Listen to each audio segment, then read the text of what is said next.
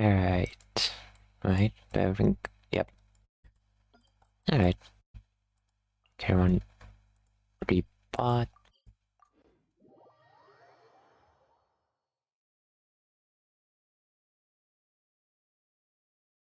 Waiting. A bit more. Alright.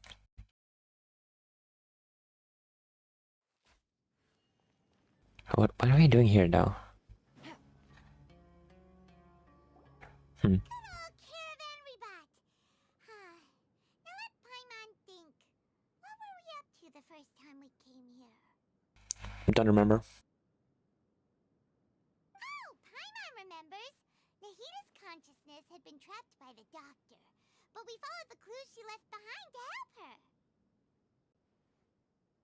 So much time has already passed since then, and it seems Sumeru's changing for the better now that Nahita's in charge, right? Yeah, I guess. Paimon just hopes this peace will last a long time, and then Nahita won't have any more new problems to deal with. Yeah. Yeah, guess you're right. We somehow always find ourselves right in the thick of it. Who knows what will happen next? I don't know. Probably anything could happen. Think of it. Maybe it's all because of you. Maybe you're just a magnet for trouble. Or the whole place is just busted. Huh? Me? Before Paimon ran into you, Paimon never ran into any trouble. At most, when she was super tired, Paimon got caught in some strange whirlpool and sucked out into sea. And even then, you fished Paimon out. Anyway, for Nahita's sake, maybe we should think about heading to our next destination for now. Yeah. Ah, look who it is. Running into you in a place like this? I can see you two still love wandering around. Yeah.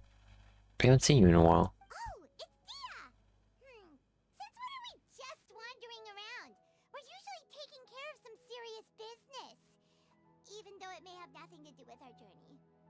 But never mind that. What brings you here? I just finished a commission in the desert for a usual client of mine. Nothing too interesting. Just escorting a shipment of goods. I'm on my way to report back. I'm not working for Dungeon Stars anymore. That's when I saw you two all the way over there, chatting away. What were you two talking about anyway? Creepy. You serious? Can't say I saw that coming. But you are travelers after all. I guess you'd never stay for too long in one place. I guess. Bumping into you like this will become a rarity. I'm starting to feel sad just thinking about it. Nah, then I still have to go through the whole desert thing. Hey, how about I gather a few mercs to escort you two? What do you say? Thanks, but no need. Oh, Paimon had no clue you'd miss us so much. But don't worry, we'll come back to see everyone when we get a chance. Sounds good. All you need to do to get to Fontaine is cross this stretch of desert and navigate some waterways. Knowing you two, I'm sure it won't be anything you can't handle.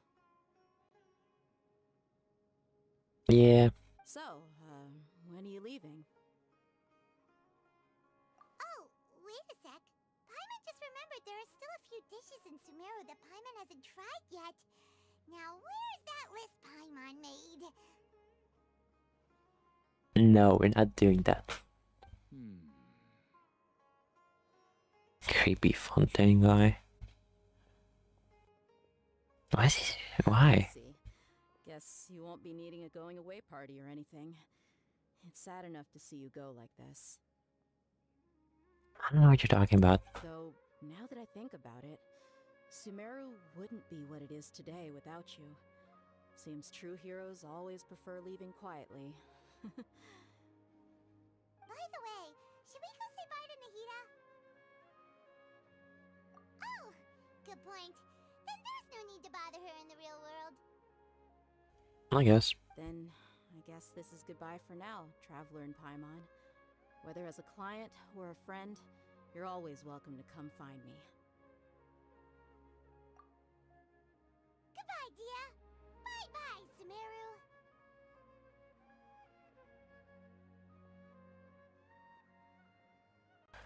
It's kind of funny about that, honestly. A little bit, at least. Maybe this is why you get this teleport point for free. Because I didn't want to make people walk all the way here.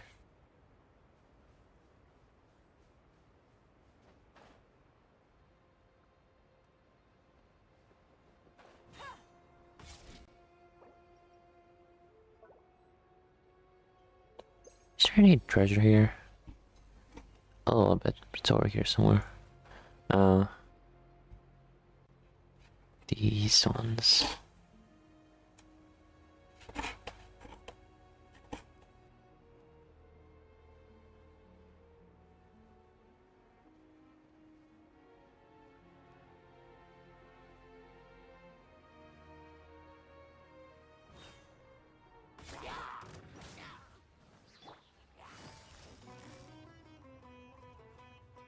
Gotcha.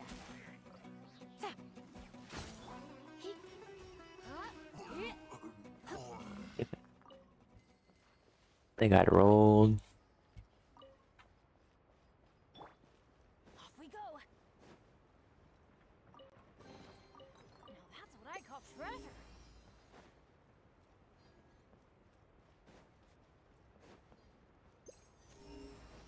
I'm surprised there's not any more treasure here. Oh well.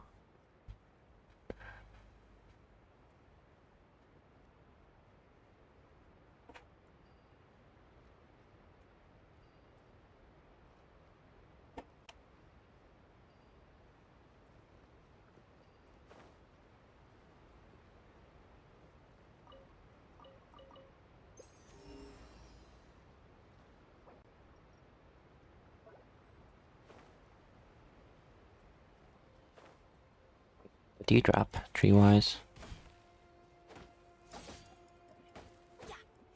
Huh, apple. I don't know how much of that I have, though. Twig. What if I attacked them from further away? Did I drop anything even? Wrong button. I'm gonna actually check one thing. Can I... Living beings. Wildlife.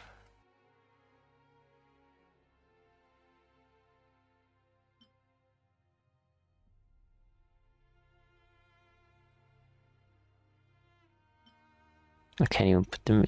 Oh man. Probably didn't... You could get them from... Crab.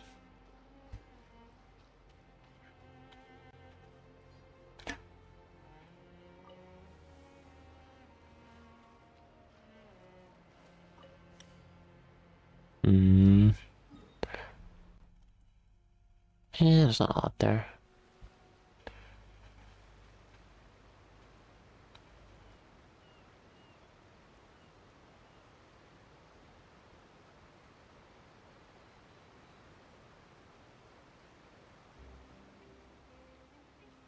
Almost there.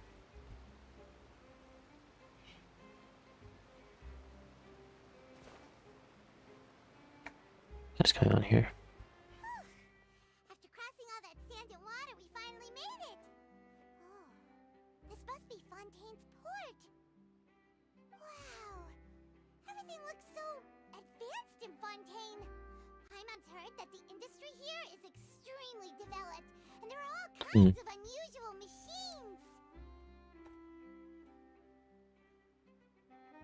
Yeah, Seeing the sights as a tourist is nice, but maybe it would be better if we found something to do. true.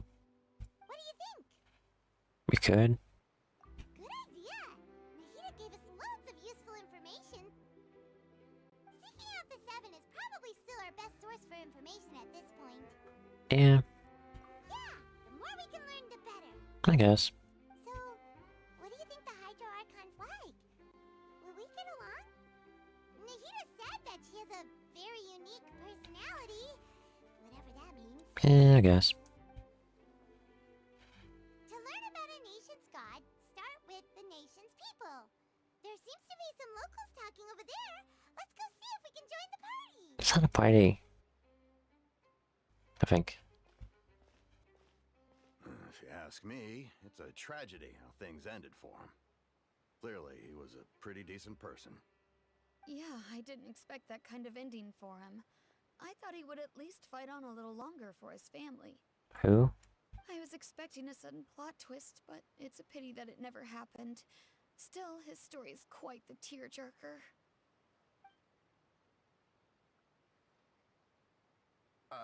Excuse me. Can I help you two?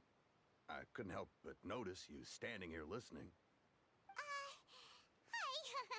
We're travelers new to Fontaine, and we had something we wanted to ask, but you seem to be really busy talking about some kind of play, so we didn't want to interrupt. Play? Oh, no, Hmm. no.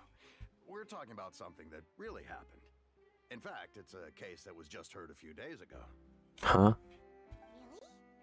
Like, a real trial? But the way you were talking about it and the words you used just now made it sound like some kind of story. Hmm. Well, good tales are often based on true stories, aren't they?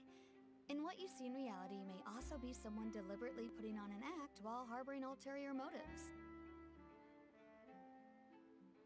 I guess. Whether something is true or not simply isn't that important. The main thing is whether the story being acted out on the stage is splendid enough. You lost me. Oh, but it looks like you're not from around here. You probably don't know that the Fontaine Court of Justice is called the Opera Epiclese, or more commonly known as just the Opera House. Okay. But, shouldn't court cases be treated a little more seriously than that? Not to question Fontaine's way of doing things. It's just that putting someone on trial is usually a very serious thing. No worries. Other visitors to Fontaine have wondered the same thing. You could say that we just don't want to waste the moving stories behind those cases. Alright. And as for your worries about whether the cases are treated with due reverence, we have the absolutely just and honorable Chief Justice Neuvillette, Okay. as well as the Oratrice Mécanique d'Analyse Cardinal, a machine created by the Archon. Between the machine and the Chief Justice, false charges and injustice are a thing of the past now. Why such a long name? Oratrice? Is it some kind of machine too? Oh, Paimon's curious. We should check it out if we get the chance. Wait, Paimon almost forgot to ask you our question. Do you know what we should do if we want to meet the Hydro Archon? Oh, that's easy. Just go to the Hmm. Opera House. Lady Farina practically lives there. You could definitely say it's her biggest passion. Alright. Huh. I think what they mean is that they wish to speak with the Archon personally. In that case, I'm afraid it's going to be a tad more difficult. You'll have to make an appointment well in advance, and it'll depend on whether or not she has any time slots available. Yeah. Huh. Is the Hydro Archon super busy taking care of official stuff? Wait, didn't you say that she's always at the Opera House? No. Lady Farina seldom takes an interest with the nation's affairs. The reason it's difficult to make an appointment is simply because she's incredibly popular. Hmm. That's right. After all, she is the Archon. Though she may tend to get a little dramatic from time to time, people can't get enough of her. Hmm. First time Paimon's ever heard of an Archon being described that way before. Wait! Paimon gets now! The Hydro Archon is kinda like a big celebrity here, right? You can say that. Yeah, I suppose you could say that. Perhaps you could even say our mascot. Hang on. This is still Fontaine's Archon you're talking about. You should show some more respect. Yes, you're right. I guess I should at least try to be a little more respectful in front of visitors. Otherwise, I might get arrested and find myself face to face with Monsieur Neuvillette. Come on. Sure, there's a lot of laws here, but nobody's going to be arrested for saying something disrespectful about the Hydro Archon. Alright, I think we get it. Thank you! At least we now know that we can find the Hydro Archon at the Opera House. But who knows how long making an appointment will take. Guess we could have a look around the city in the meantime. Alright. Hey, what are you looking over there for? Where? Huh, Um, maybe okay. something's the matter. She isn't going to jump into the water, is she? People can swim. Maybe we better go check on her. People can swim.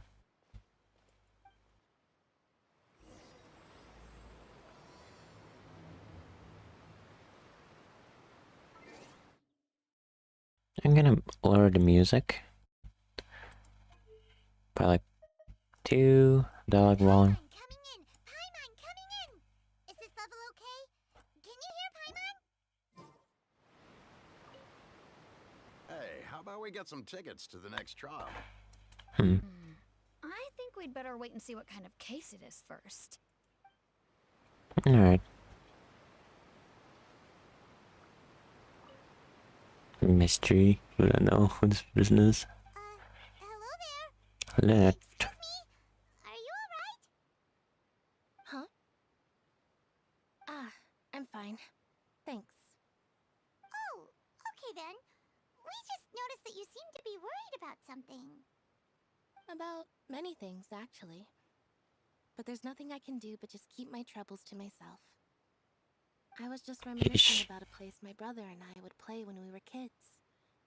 It was just atop that hill over there. See? Where? You're pointing at the sea. Wait, are you saying that you and your brother lived in the water? No, probably means that there was this wasn't all underwater before. No people call the waters around Fontaine a sea. It's actually just an inland lake that's filled with fresh water.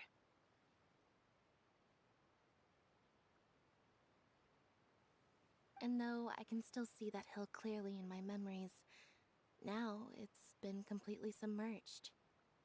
Hmm. He would skip and jump, tossing sand in the wind. The sun shone brightly, and the air was filled with the scent of the sea. Hmm. But now, the water is gradually swallowing our memories. Okay. It won't be long before it swallows us. Kinda dark. Sorry. Paimon doesn't really get what you mean. Same here.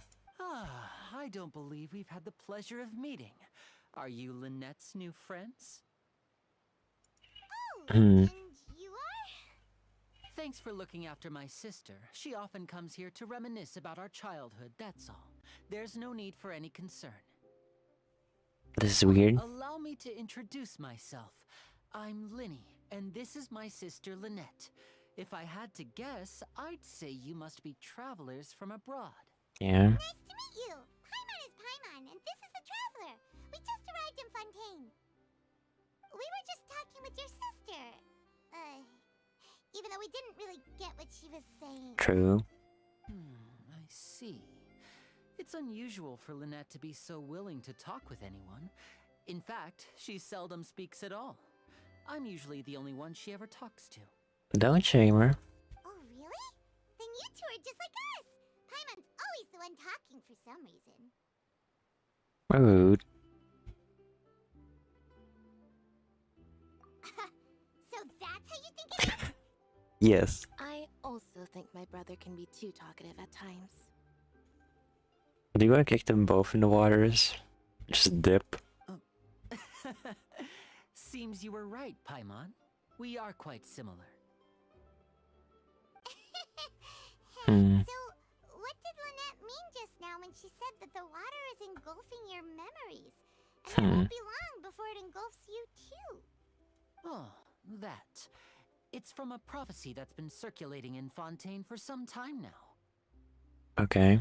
Well, I suppose prophecy isn't exactly the right word, because that implies a certain amount of uncertainty.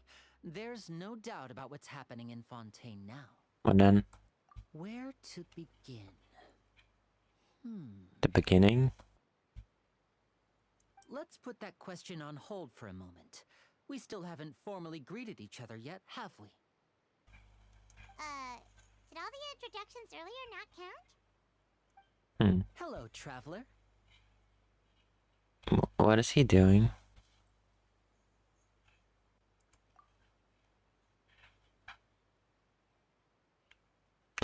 This feels sketchy. And hello, Paimon. That's not her hand, man. Hey! Why didn't Paimon get a handshake? You're not poking fun at Paimon, are you? He's being weird. Please, don't take offense. Just consider it a sort of etiquette we have here in Fontaine when making new friends. You should remember it. It might prove useful. Hmm. Oh, alright then.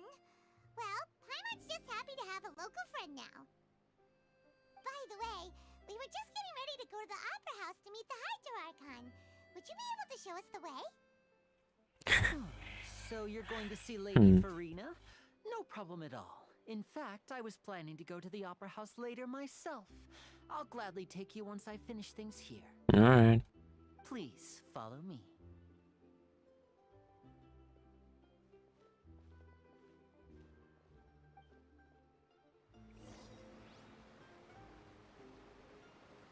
I'm gonna walk.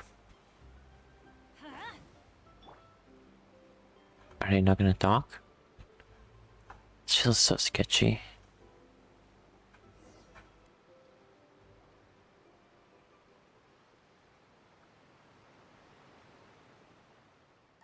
You said you were going to see Lady Farina? Well, it seems Lady Farina has come to see you. Weird.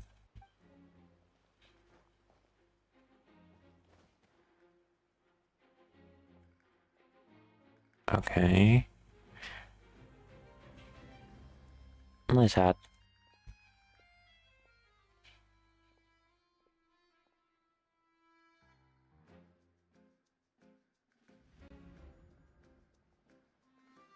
So small.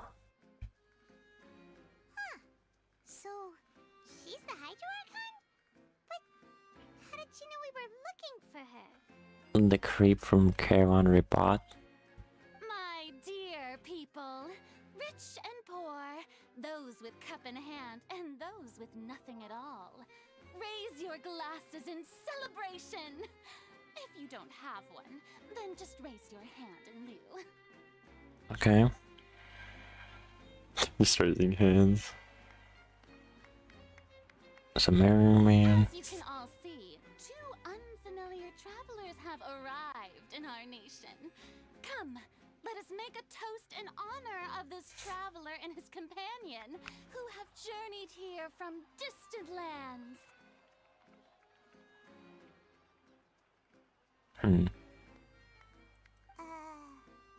Is she talking about us? Probably. I can't afford it. I've long heard of the turmoil and chaos you've left in your wake as you visited other nations. But I welcome you nevertheless. No, I have come to receive you personally. Huh. Fear is for insignificant cowards. I am a god, and I will never entertain the notion of such meaningless wariness. You can be rest assured. I see clearly your sincerity. Weird. Of course, seeking an audience with me is the most sensible thing to do. It will allow you to truly behold my power and witness my authority. Intelligent people always gather under the correct banner. I currently don't like her. I, Fosalor, hereby welcome you to the nation of Hydro and acknowledge the value and significance of your trip. Now, you may rejoice in this. Yeah, Paimon still can't believe it. Feels like we've only been here for a few minutes. Yeah. The Hydro Archon's entrance was, how should Paimon describe it? A little over the top? Yeah. Miss Hydro Archon? How did you know we were coming? Creepy stalker man. I see. As Outlanders, you inevitably lack even some of the most basic understanding. Don't forget that even the gods can be divided into the mediocre and the excellent. I suppose it's only natural for you to be awestruck by my abilities. No, it's not that striking at all. You had best stop and consider. Do you really have the noble qualities and etiquette necessary to communicate with a god? All it takes is a flick of my finger for me to know everything about you. Sure. Whoa. Talk about sounding high and mighty. Yeah, can't get over herself. Oh? What's with these looks? Perhaps the welcoming ceremony still isn't enough? What else should I say then? Is she waiting for us to start talking? I guess. Wow, I didn't expect to see Lady Farina here. What a surprise! Wait, does this mean they're the legendary blonde traveler? How did I not notice before? What are you talking about? Hey, what's all the commotion? Oh, is that Lady Farina?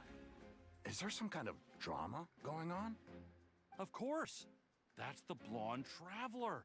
The one all those stories are about. Lady Farina came here to personally see him. Oh, I bet this is gonna be the duel of the century. Not a duel at all. Ooh, I've got to see this. I knew Lady Farina would never disappoint.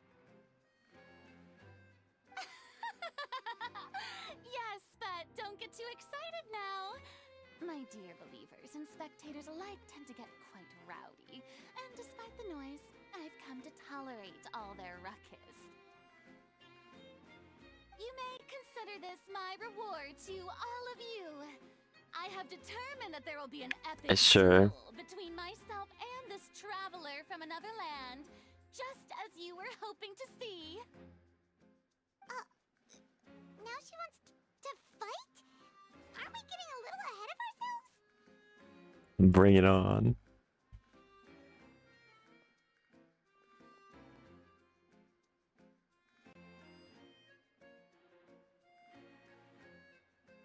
Hey.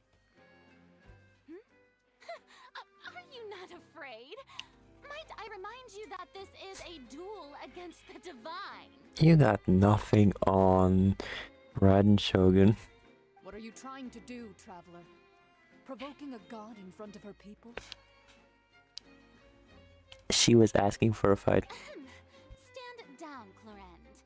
I admire his bravery. Few have the courage to draw their sword against a god. He is obviously a true warrior. And you're a coward? Unfortunately, people nowadays only crave to be thrilled, and a mere duel will not slake their thirst for excitement. Is that even a word? I gotta Google it.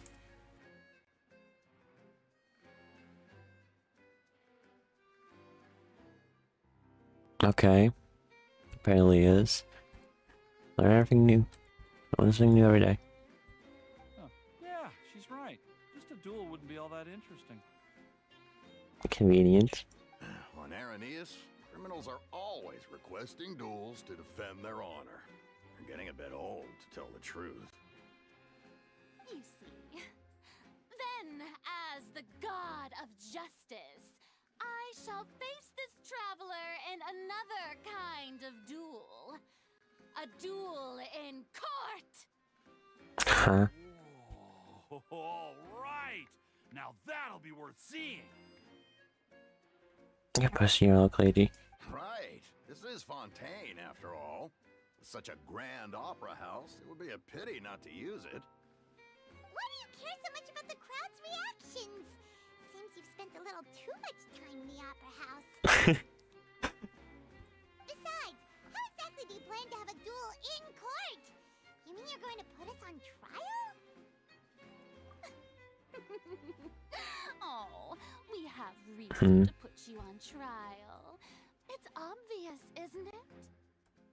According to Fontaine law, no one is permitted to release any flying objects within Fontaine city limits during the first 3 days of each month. You are clearly guilty of violating this law, no? Are you calling Paimon an object? You're kind of rude, lady. Oh, so that's what they've done wrong. That's Our Lady Farina. No one knows the laws of Fontaine like she does. You call that obvious? What kind of law is that? Wait, flying object? You mean Paimon? Precisely! Now, if you two have no objections, then in the name of the Hydro Archon, I order your arrest. My apologies, Lady Farina. I don't mean to spoil the fun, but if you would allow me to interject, I don't think that Paimon here meets the definition of a flying object. True. You tell her, Linny! Finally someone who's not crazy. How could anyone call Paimon a flying object? Ah, great magician Linny, my beloved citizen. I'll permit you to object, but how exactly do you plan to prove your claim? As a magician who just rained on your parade, I naturally should shoulder the responsibility of saving the show. What do you mean? So, with such an audience gathered here, allow me to perform a trick for everyone.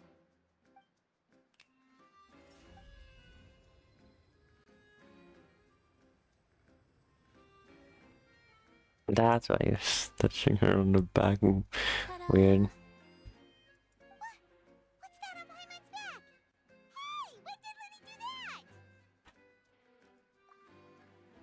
that? Too many cutscenes back, I guess.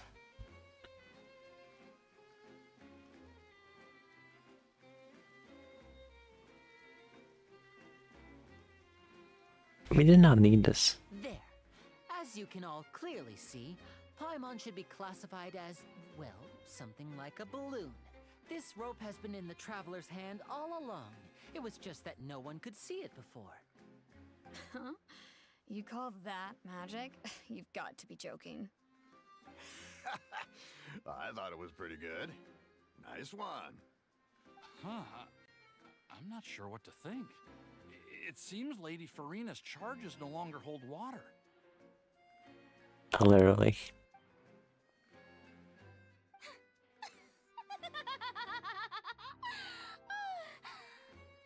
Amusing.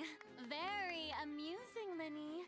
Just the sort of unexpected twist that I enjoy. With you here, today's performance can finally be called complete. Performance? You see all this as a performance?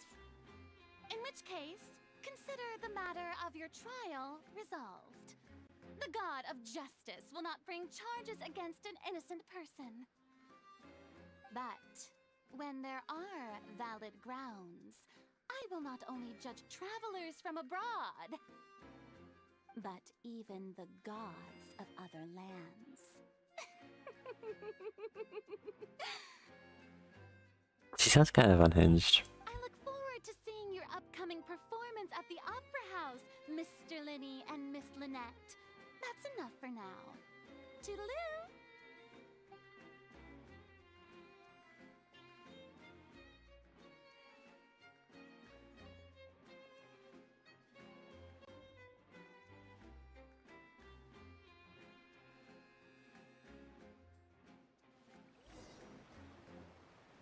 And just like that, Mm. she's gone. Well, that's the most unpredictable Archon Paimon's ever seen. We never even had a chance to ask her anything. But that's a problem for future Paimon. That whole scene just now was really... Yeah. Don't mention it. I just happened to remember that there was such a law, so I did a little preparation, just in case. I didn't think it would actually come in handy. Mm. So, now do you see what kind of god Lady Farina is? Unstable? She can be a bit confusing at times, but she is still amenable to reason.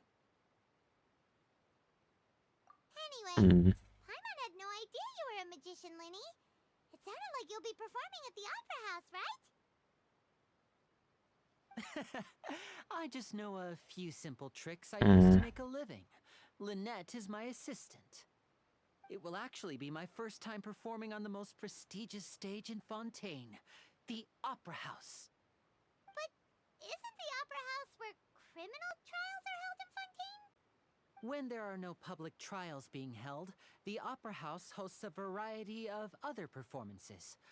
To the people of Fontaine, the line between a trial and a performance can be a little blurry. Yeah, not surprised. And speaking of performances, I would be remiss to forego this opportunity gifted by fate. Might I invite the two of you to see my performance? Sure. My brother's always excited to make new friends. Oh, sure. We don't really have anything to do now, and we wanted to go to the Opera House anyway. Splendid. In that case, why don't we go together? I'll show you the way. I just have something to take care of first. Okay. Oh, you really mean it? Then I'll take you up on your offer. This is a magical item known as a magic pocket. Perhaps you can help me distribute them to the people here. Okay. Huh? What are they going to use it for? About that... You asked me before about the prophecy, right? Let me start by telling you a little more about what it entails. Sure.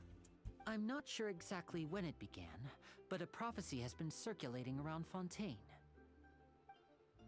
It says that every person in Fontaine is born with sin. No matter how the nation of justice holds trial after trial, this sin cannot be absolved. Until one day, the water levels in Fontaine will rise, and the sinful people will slowly be drowned. Okay. In the end, the people will all be dissolved into the waters, and only the Hydro Archon will remain, weeping on her throne. Only then will the sins of the people of Fontaine be washed away.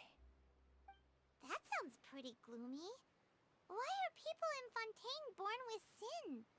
What is that supposed to mean? No idea. There are lots of guesses. Some say that the ancestors of Fontaine stole the power of the seas and stirred its wrath. Others say that the people of Fontaine never heeded the first Hydro Archon's warnings and offended Celestia. But here in Fontaine, evidence is what matters. There hasn't been concrete evidence for any of these claims, so they can only be regarded as conjecture. If even the people in Fontaine don't know what sin they committed, wouldn't it be better just to ignore the prophecy completely? Why bother feeling guilty all the time?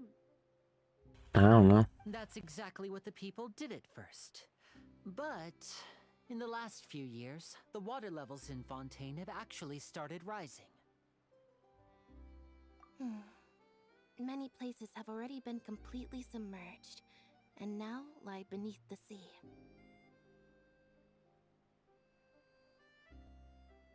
Many people Alright. carry on with their lives as before and shrug it off as a natural phenomenon. But my family and I think that the people of Fontaine shouldn't ignore the possibility, which would end up sentencing them to death. Weird.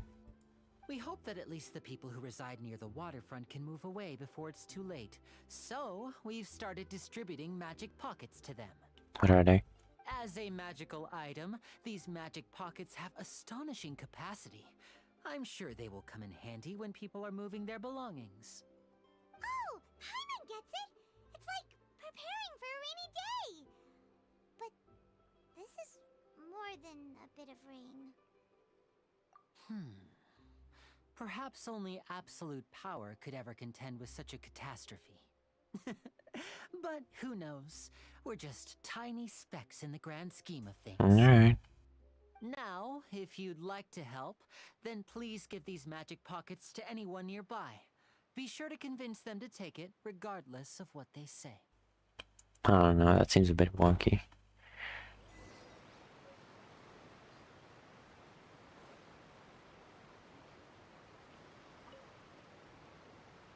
What's this? So you also believe in the prophecy. Keep it. I won't have any use for I it. don't know. What? You mean you don't believe in the prophecy? No, I believe in the prophecy. But I also believe in another story. Which is? The story says that people once lived in the ocean. They were one with the ocean and couldn't live apart from it. But as time wore on, people desired to live on land and developed blood vessels, encapsulating the sea within their bodies. Thus could people set foot on land. Okay. So, if you ask me, when the water rises and takes us all, it'll be like we're going home.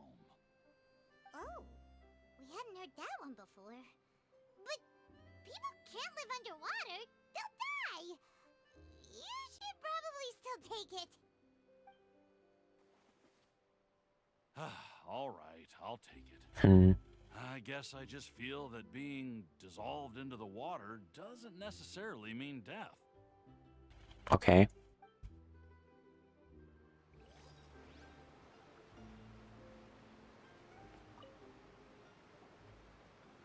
So you're the blonde traveler that everyone's been talking about. My apologies for not recognizing you earlier. Nah, it's fine. Oh, a magic pocket? Seems you really thought of everything. I guess it's better to prepare for the worst and hope for the best. Yeah. Thanks. Please, also thank the magician on my behalf when you get the chance. Sure.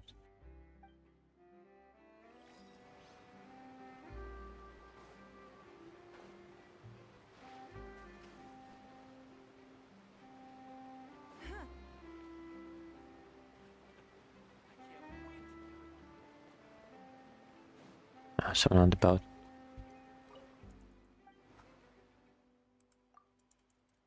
Yeah, I'm not gonna talk to people. Gallifrey? Huh? I don't want that thing. Way I see it, if the prophecy's true, it's still gonna be a long time before the water can cover everything. Yeah, we can still use it. Life is all about living in the moment. What use is there in worrying about the future all the time? We'll cross that bridge when we get to it. You should still take it. You never know when it'll come in handy. Oh, all right, fine. Thanks. It's just that if I start moving, that means I've already given up on the life I have now. I'd really rather not. Yeah, understandable.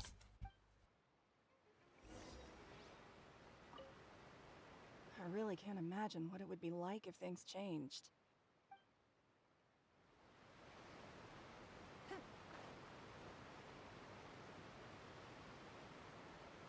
Can't avoid him. Oh, you already handed out all of the magic pockets? That was fast.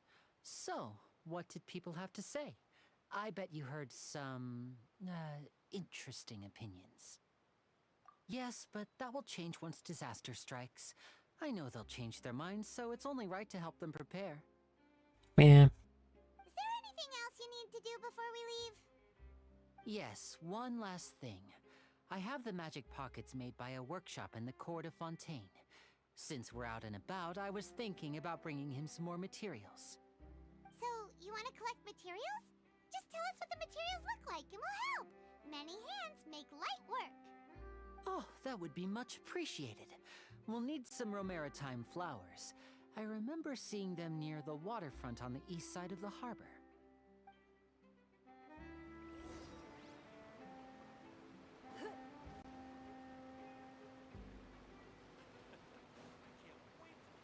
Where? Over here?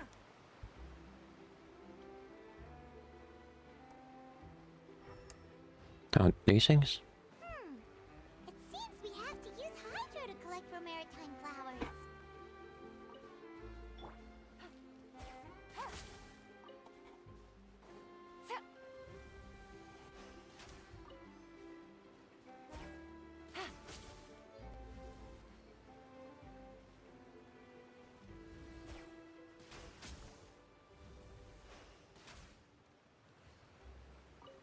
Hmm?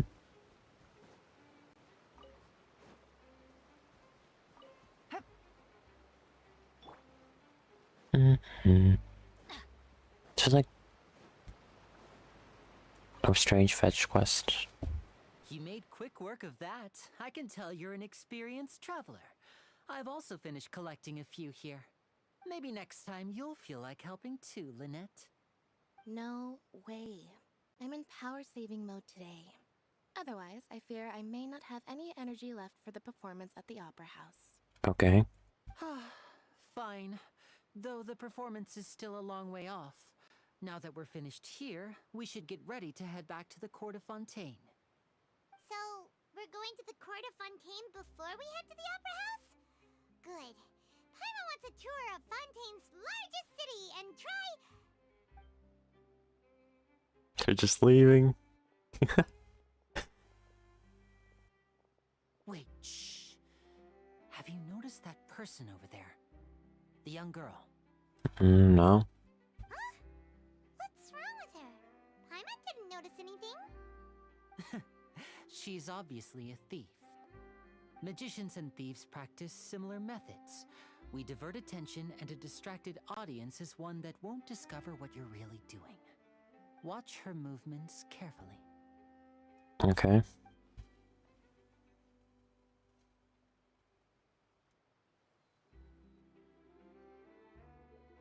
Oh, he's right! Shh, keep your voice down.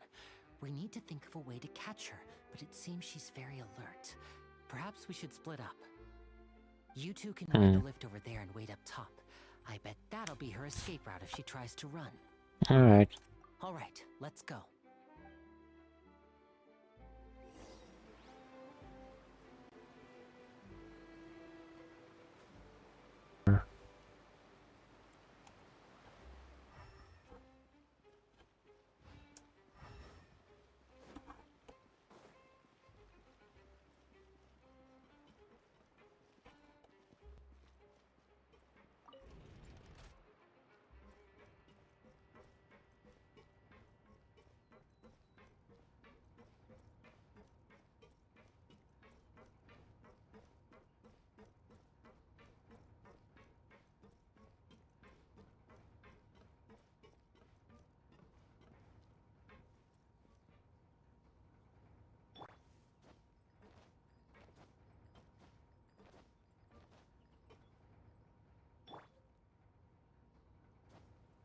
Really waiting.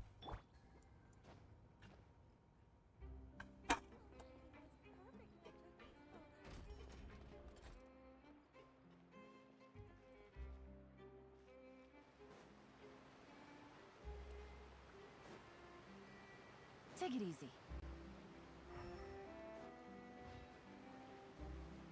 Wondering if there's anything up. Can you even get upstairs somewhere? Probably not. This is the spot where Linny wanted us to wait. Yeah. Oh, look! Isn't that her?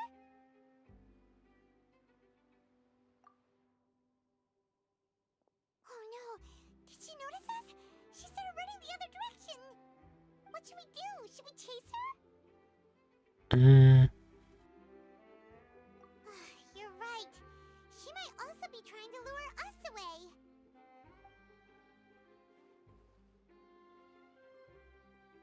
Nothing's happened for a while now.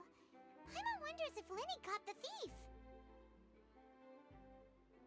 Yeah, let's go.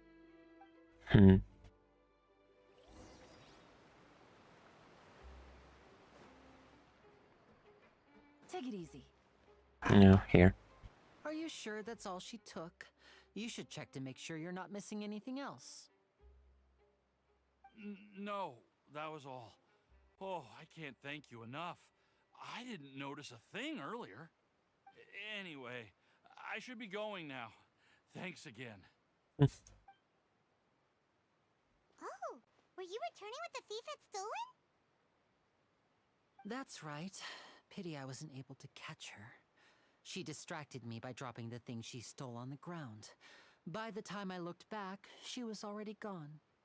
I saw the general direction she went, but Linny twisted his ankle, and I needed to make sure he was okay.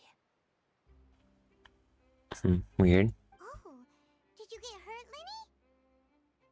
I'll I'll be alright. It's just a twisted ankle, that's all. In fact, it's feeling better already.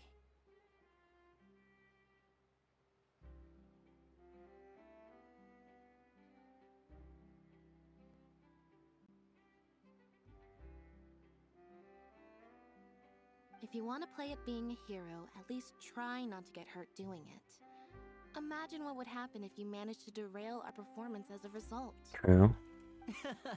You're right, you're right. Sorry, Lynette.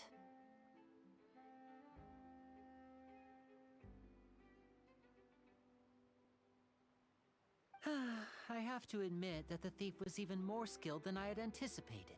Happens. But at least we were able to get the stolen items back, so it wasn't a complete failure. What a slippery little thief. Guess things turned out all right in the end, though. Lily's initiative paid off. Alright, let's put this little detour behind us. We should go to the court of Fontaine now. Alright.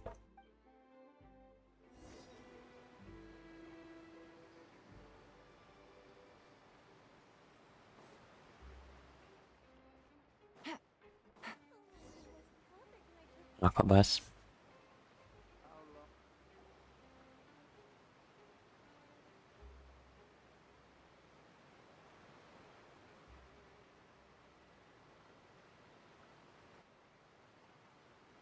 So, we ride this thing to go into the city?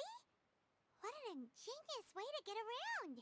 People in Fontaine really know how to use water. I guess. This is an aqua bus. It allows people to travel between several key locations around Fontaine. It's pretty convenient, but the ride can become a little dull after a while. The scenery is always the same. That's why it's better to travel with friends. So you mean it's still boring even when I'm riding with you? Weird phrase. No, that's not what I meant. It's just that, well, you don't really talk that much. Dude. It's a bit. Besides, it doesn't really feel like a real trip when it's just the two of us. It's the same as being at home. Whatever. You want me to push him off? Blink twice.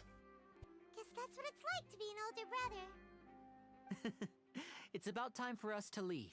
Let's get on board.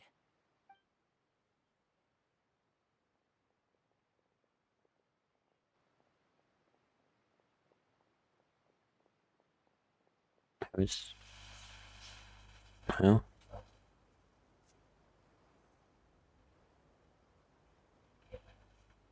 Oh, excuse me. Aren't you the great magician Linny and his assistant Lynette? Oh no. Hello. I don't believe we've...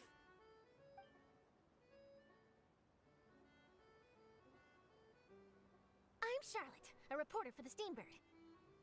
Oh no. Paparazzi. Nice to meet you. From the Steambird, huh? We've often relied on your paper to promote our performances. It's an honor to meet you. Wait, could that be the legendary traveler who's been making headline after headline in their journey across Tibet? Amazing! You recognize everybody almost immediately! I wouldn't be much of a reporter if I didn't know who's who, would I? Wow, today must be my day! Who knew I would end up on the same boat as so many VIPs? Could my vision finally be showing me some favor? So, Charlotte, what do you usually report on? Well, when there isn't any breaking news, I mainly cover the trials at the Opera House. And when there is? You can still manage to keep readers' attention as long as you tell things from a clever enough angle, even if it's the same old topics.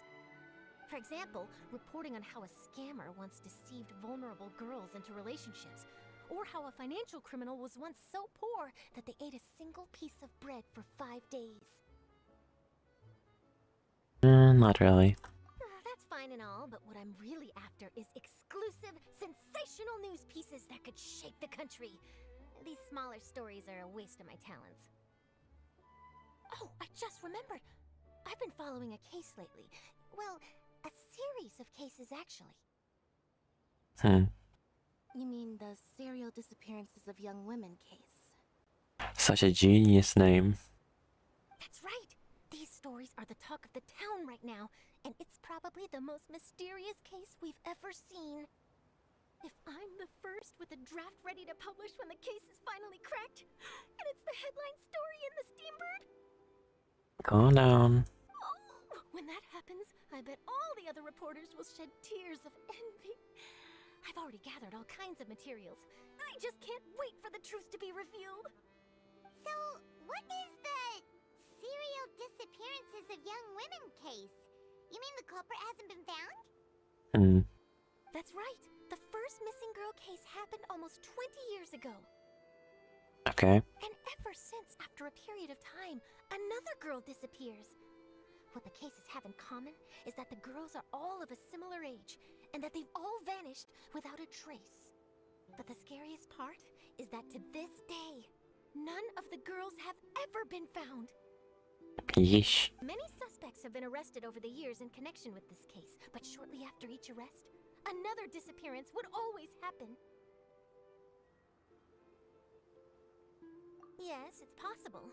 But either way, I believe that every case has some precise truth behind it, waiting to be exposed. Alright. Yes, I agree. And at the very least, the family of those missing girls deserves some sort of explanation. I just imagined for a second what I would do if Lynette were to suddenly disappear. I'd pay any price to get her back, and then find a way to track down the culprit. Please don't imagine that, Lenny. Yeah, though, that's weird.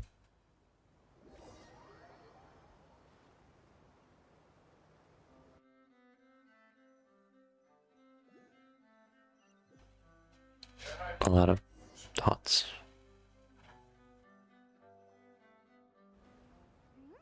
Hey, we're almost there, look! Okay.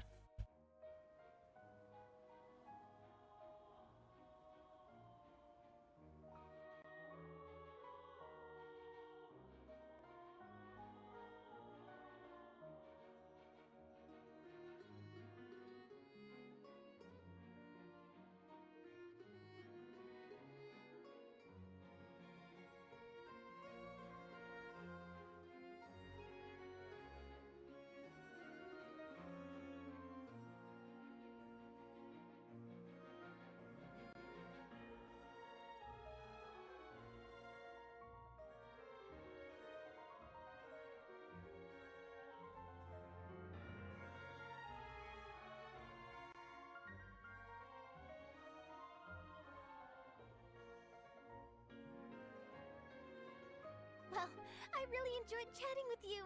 Life should be full of pleasant little surprises like this. I guess. Yeah, us as well. The ride went by too quickly.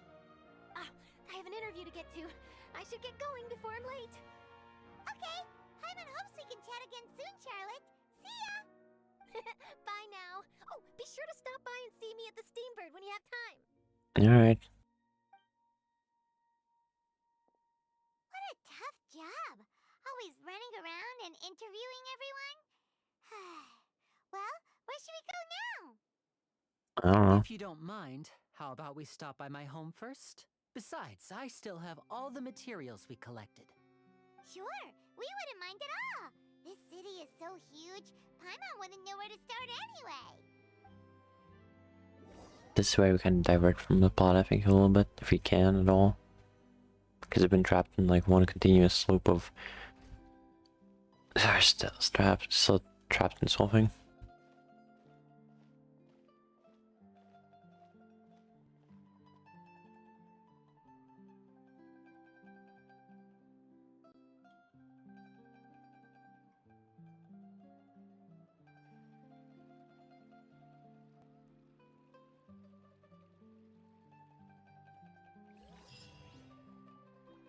I know, we're free.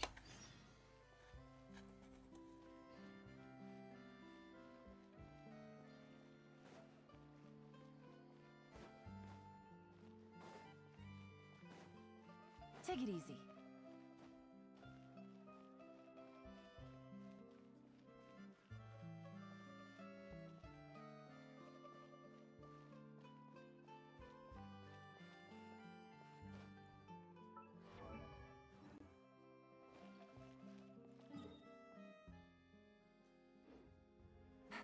Alright. Take it easy.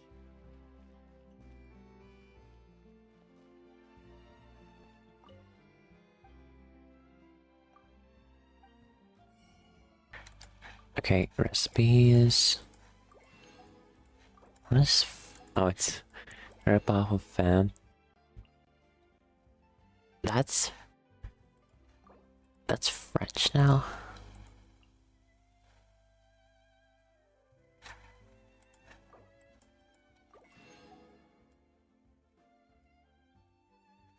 Okay, that's weird.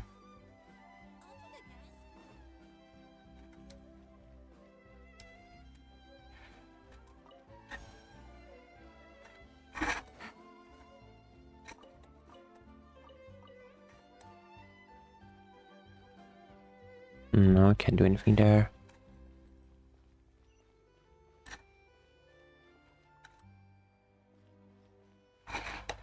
Usually these places would have books or something on the tables or something. Can you go in here? No.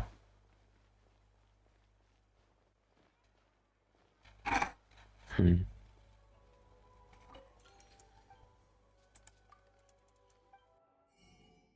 Okay, more recipes.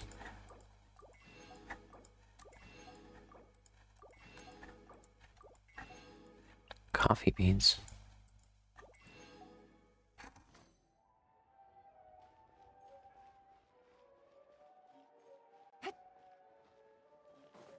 Take it easy.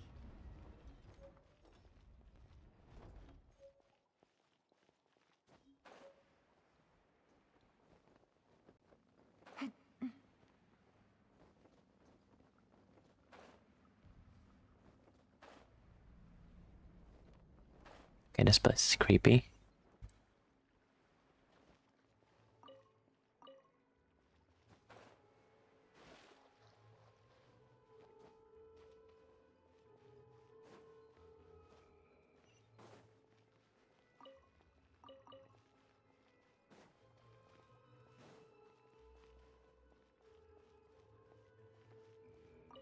Lizard. Why is this place full of lizards? That's a bit strange. Why did we jump in the sewage?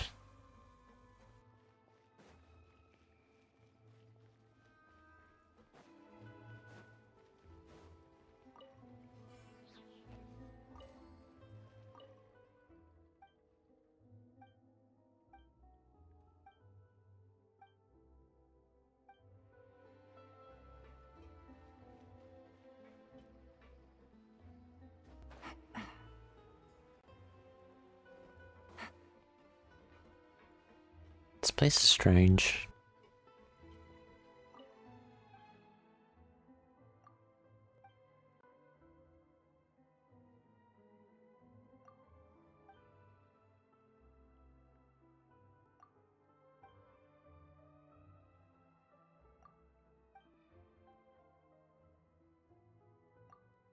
Just keep talking.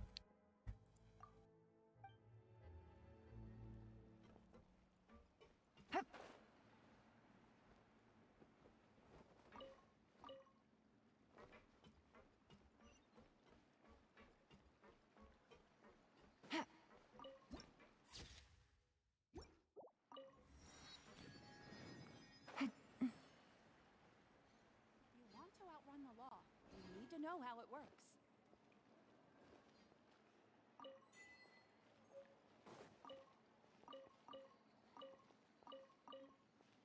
Take it easy.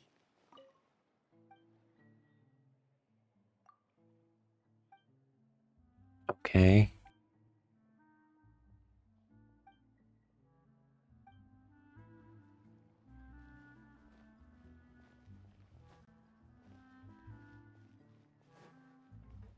Just say what you mean. No problem's too big to solve.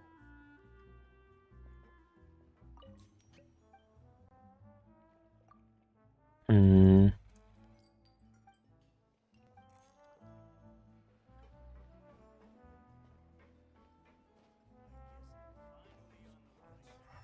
What's taking him so long?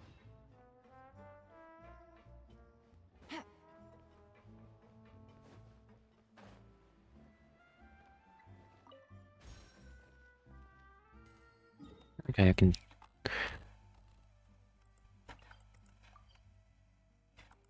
Hold them here. Since underwater.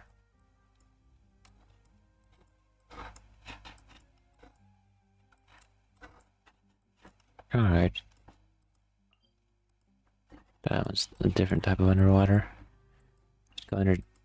You go here and then there, okay. Teleport there.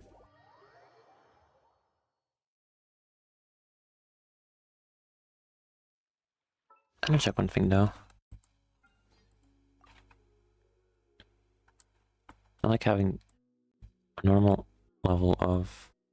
I need one. I need to drop one more for equilibrium.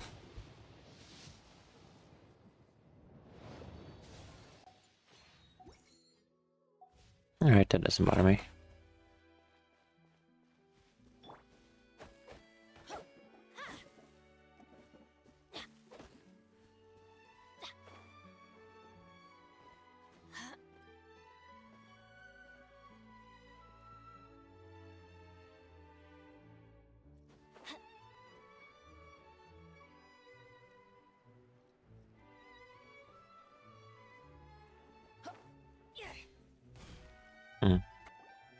This is our current abode. Ah, Fremine, you're home. Where did everyone else go? I have some new friends that I would like to introduce. Weird. Oh, they all just went out a moment ago. I see. Everyone is getting busier now that Father will be returning soon. I suppose that can't be helped. What's in air quotes? Allow me to introduce you to my little brother, Fremine. He is a phenomenal diver. Okay. Hello. Nice to meet you. Paimon is Paimon, and this is the Traveler. Oh, you sound very proud to have a diver as a brother, Linny. Linny, could you come here for a moment? Weird. What is it, Fremine? Do you have something to tell me?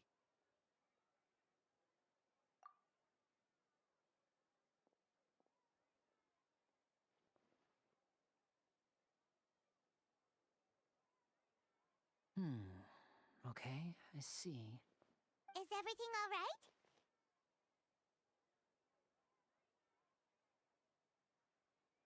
Oh, it's nothing. We were just discussing a little housework. Sorry for the interruption. I'm not sure about that. Before I forget, the Traveler and I collected more materials to make magic pockets. Were you able to get any, Fremine? Yes, I went diving and gathered lots of materials. I was about to give them to you. That's our Fremine, always quick with the underwater work. All right, I'll take these to the workshop. It's raining.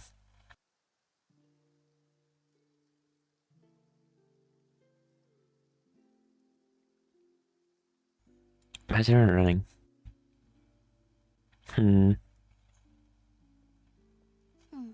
Looks like rain. Yeah. Oh, you're right. But wasn't it clear and sunny just a moment ago? Fontaine's weather sure is weird. I'm afraid that's just how it is here. It often rains on days where there are trials being held in the Opera House, but don't worry, it'll clear up soon enough.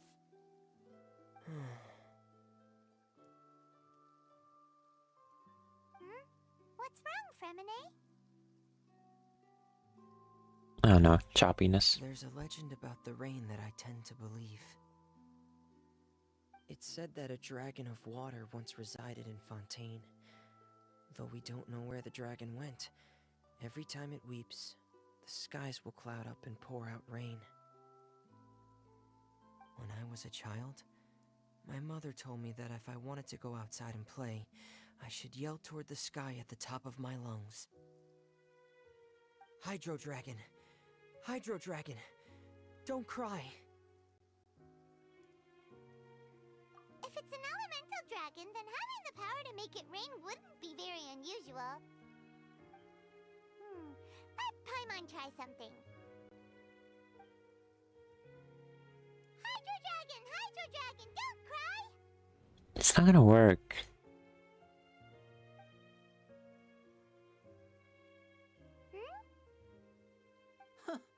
Doesn't seem to be of any use. It is just a legend after all. You know, you might be a more popular magician if you understood the concept of romanticism. Or could at least play along. Yeesh. Sorry, it might be because we've never met the Hydro Dragon. Perhaps it can't be comforted by the words of strangers.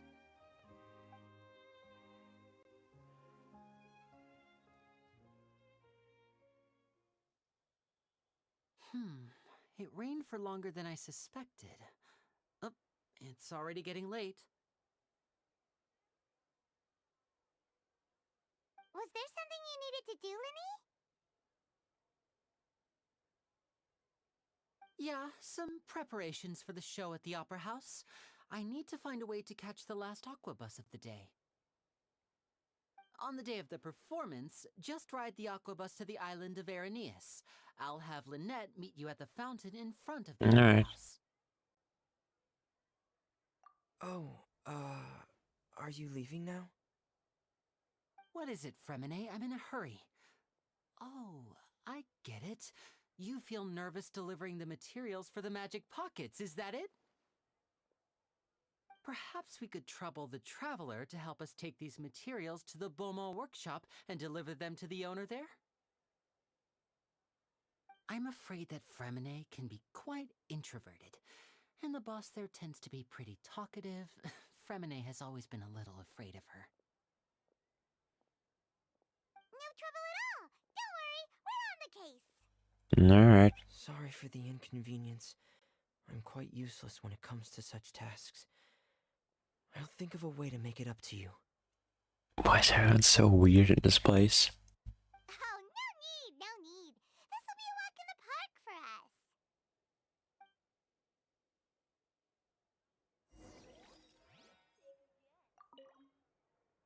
Thanks again, you two. I really can't deal with that lady. That's funny.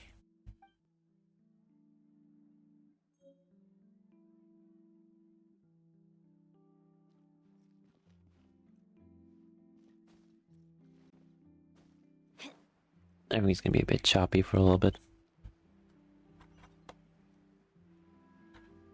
I think I'm pinging a side quest of some sort.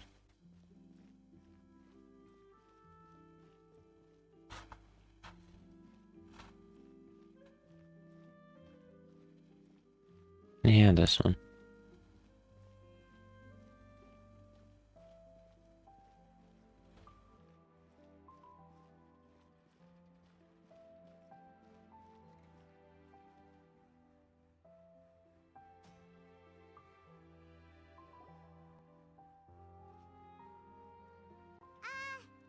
Hello?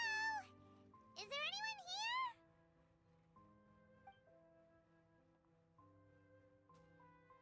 Oh, hello there. New customers? Looking to buy, or do you need something made? Or perhaps you're just looking for a chat with me.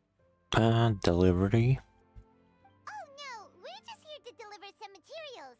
Here they are. They're for making... what were they called again? Ah, these must be for Magic Pockets. I could tell right away. I've already made several orders worth now. No need. They've already prepaid several batches worth. When they told me what they'd be using them for, I even offered them a discount. But they insisted on paying the full amount, saying that I had a business to run. It seems both their hearts and their pockets are made of gold. Okay. Whoa. So, is Linny actually loaded? I can't say for sure, but who knows? Maybe there's good money to be made being a magician in Fontaine. Maybe. Hey, is this machine what you use to make stuff here? It looks really advanced. Why use your hands when a machine can do the work? It would be a waste not to use the latest technology, and wasting is a kind of crime. But where does a big machine like that get its power from? Well, it's a little complicated. I'm not sure I can put it in layman's terms for you. But basically, Everything we usually use here in the city is powered by indemnitium. It's a type of energy that's produced from trials. Huh? How can trials produce energy? Wonky mechanics of some sort. Well, I'm not completely sure of all the details myself, but basically, when a trial is in session, the Oratrice Mécanique d'Analyse Cardinale harvests people's belief in justice and converts it into energy to be used all around Fontaine. I find it funny that's the only thing that goes like in a French accent. Dress is just like normal. Why? So that's what its other function is? Paimon heard that the Oratrice was created by the Archon to make judgments. But Paimon still doesn't get it. How could something unreliable like people's beliefs be turned into a stable power source for these machines? Damn. Yeah! So that means the Hydro Archon relies on the machine to take the energy created by belief and turn it into power for all of Fontaine, right?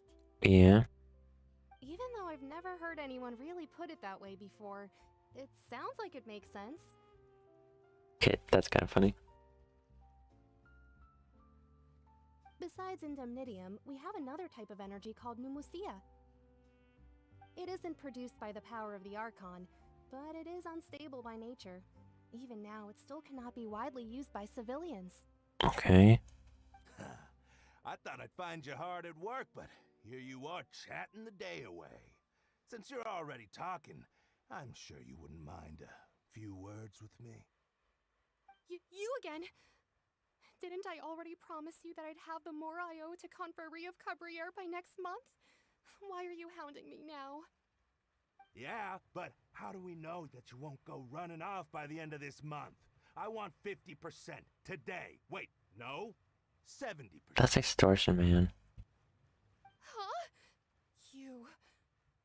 Seems business isn't so great for the workshop. We've already finished our job and delivered the materials.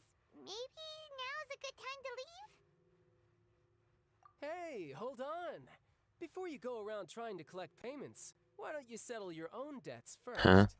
If Confrérie of Cabriere wants to poach clients from Northland Bank, that's fine. But I'm afraid you still owe the bank a hefty sum of mora. So why don't we work things out between us first, before you get back Him to again? the conversation here?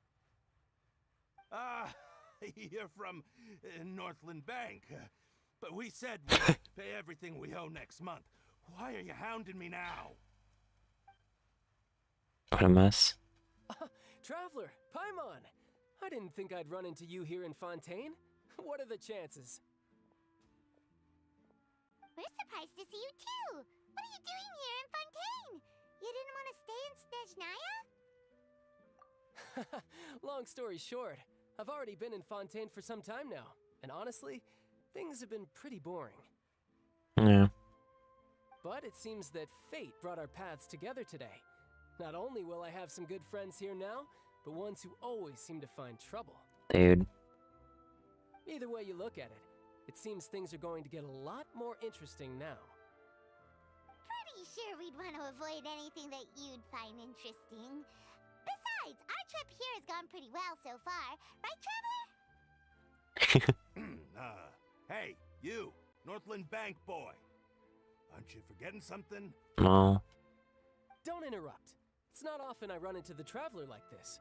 Why don't you wait for me over there for a while? Just ignored. You kidding? Aren't you the one looking for us? You really expect us to sit and twiddle our thumbs while you catch up with your friends? Listen to me, boy. If you want your Mora, fine. Why don't you come and take it? Bad choice, man. Hey, I just said not to interrupt. Oh, by the way, Traveler, the last time I took Tonya and Tusser ice fishing, Tusser said... Hey! That's way over the line! All right, boys, let's see who has to pay up now! Why are they so angry about nothing? Can you at least let me finish one sentence? Fine. Though the bank told me not to get rough with our clients. You're the ones who started it. This is an act of self-defense. You two will have to be my witnesses, okay?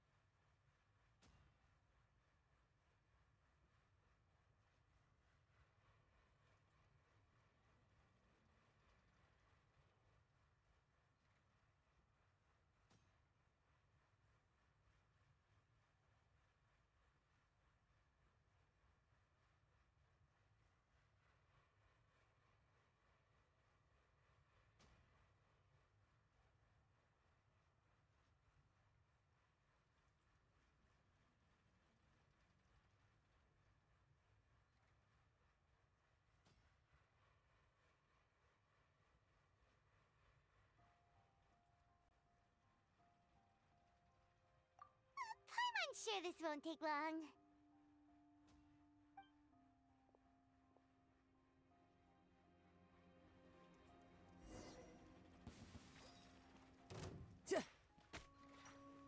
Ha! Tidal wave. Riptide.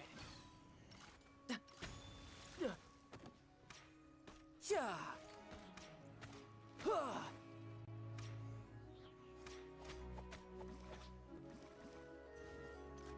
Yeah. No time to lose. Ta. Yeah. Yeah. Yeah. Huh. Ta. Yeah. Brace yourself. This is gonna hurt. It's bugging out.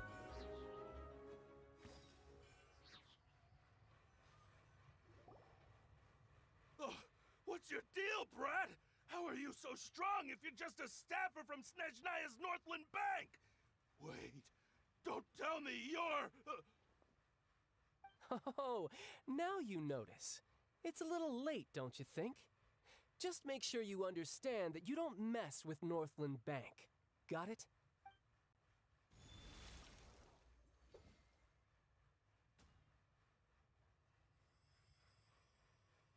Huh?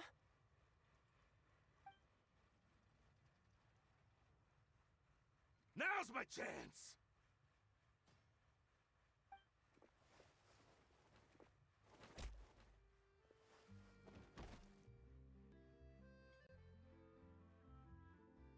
Huh. That was weird.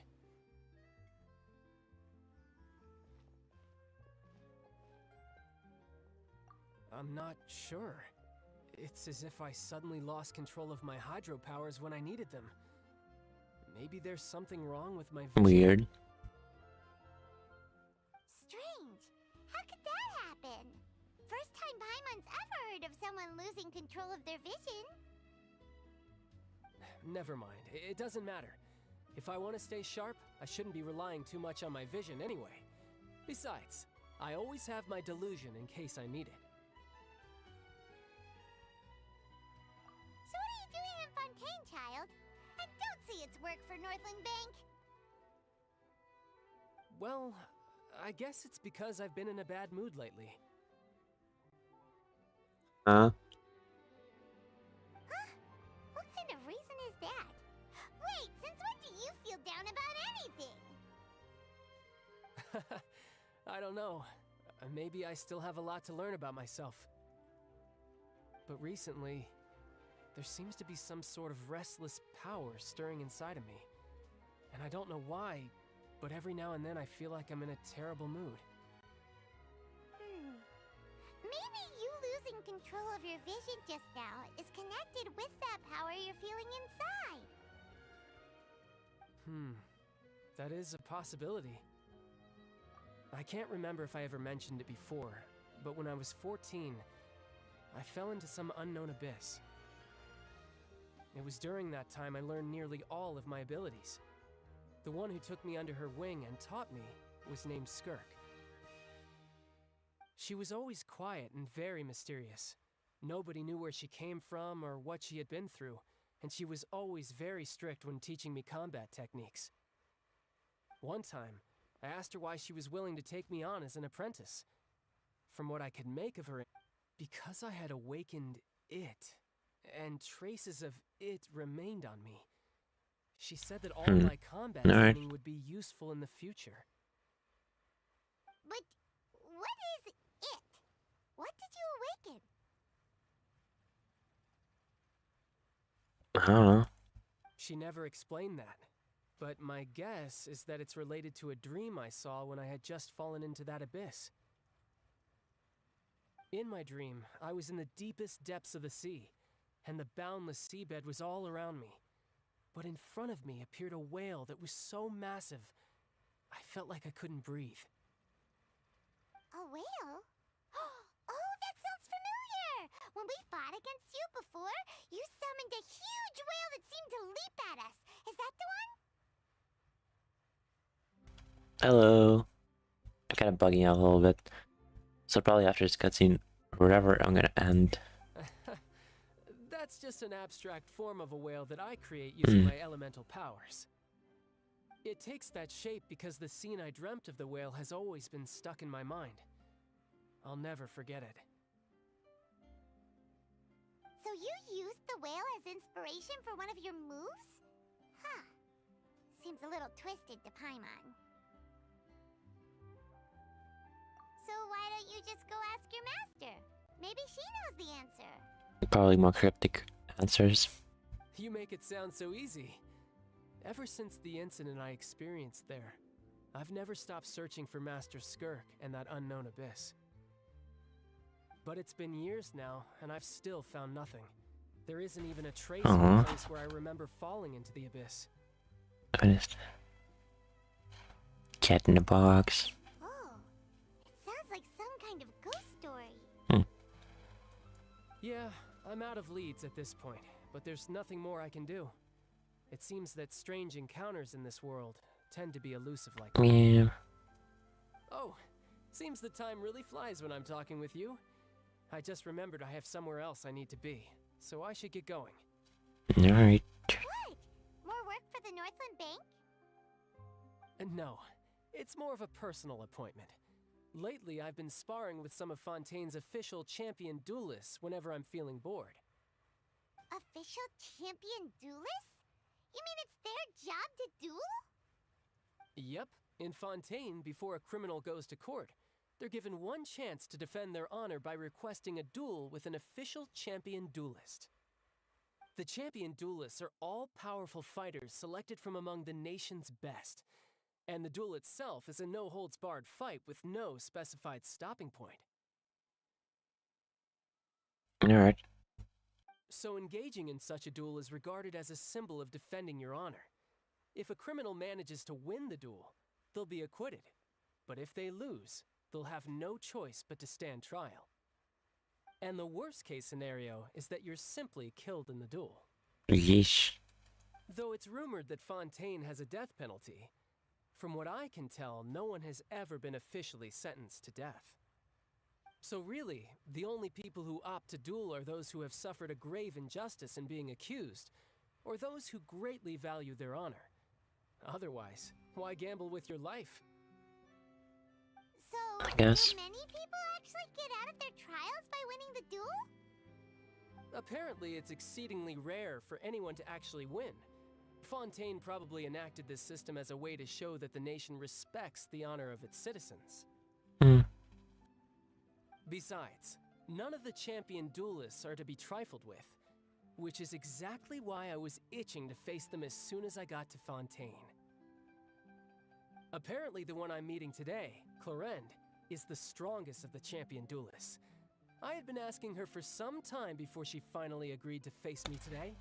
A code word for he annoyed her so many times that she was like, fine, just stop whining. Well, that's child for ya. Paimon feels like we heard that name somewhere before. Clorinde. Huh. Oh, before I forget, I want you to have this.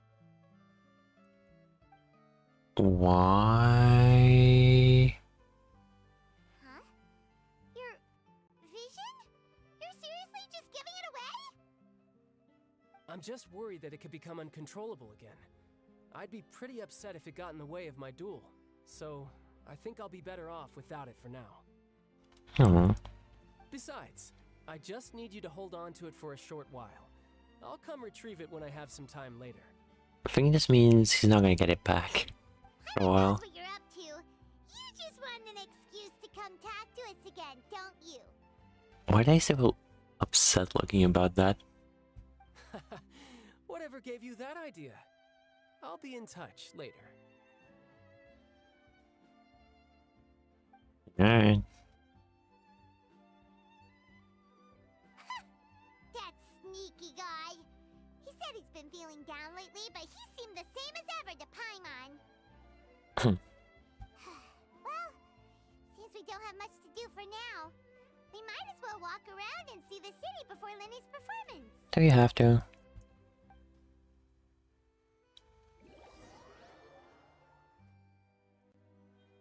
It's like I'm trapped in cutscenes or dialogue options.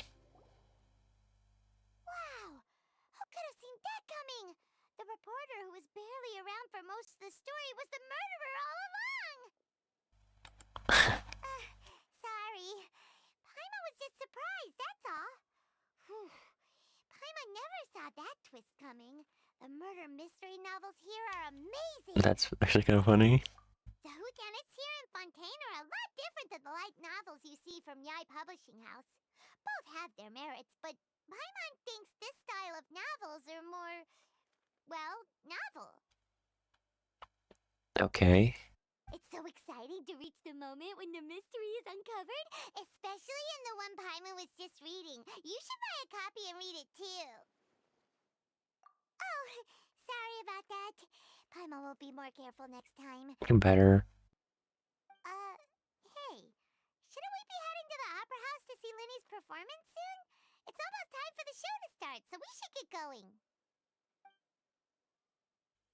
Moment of truth, how laggy is it? Linny said that the Opera House is on Areneas, so let's go ride the Aqua Bus. Yeah.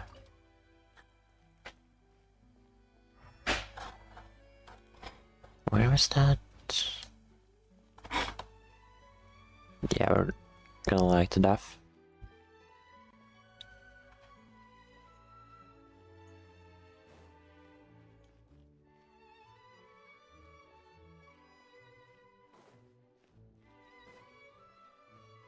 It also just be this area in particular.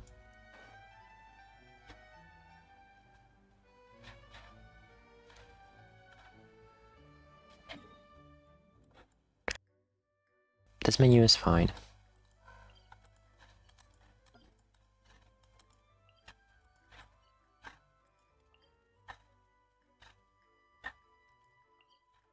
Should be like an entrance somewhere. Should be, maybe it's somewhere there, and then there's there. I guess I can just knock out a few more teleport waypoints, so I have to deal with them later. Okay, that's laggy.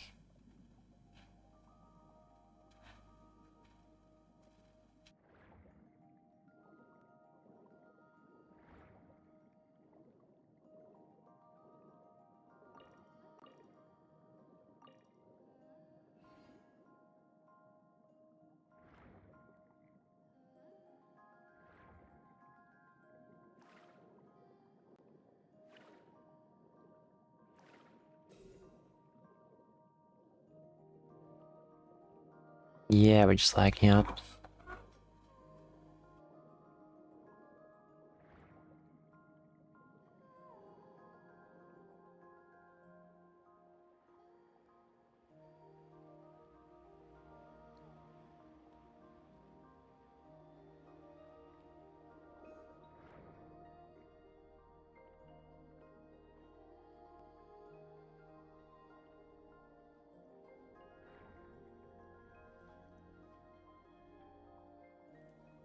The conch.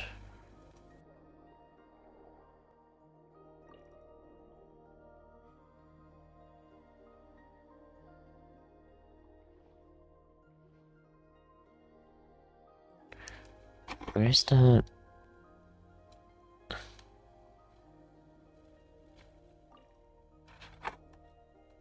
Turn around.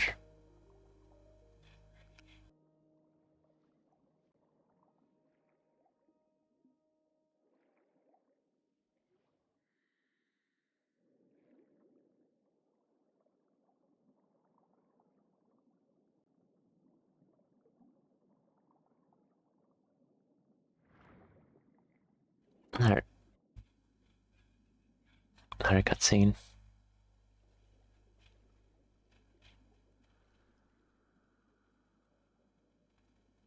Huh? Where are you going?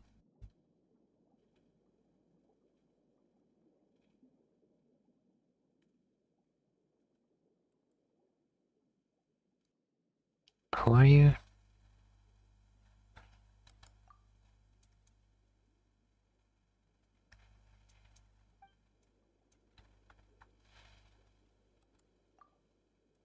Hmm.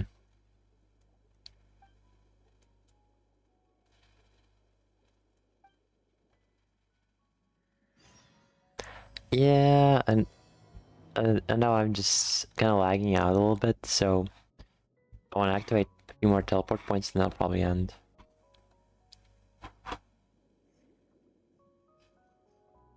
Because this is kind of unplayable.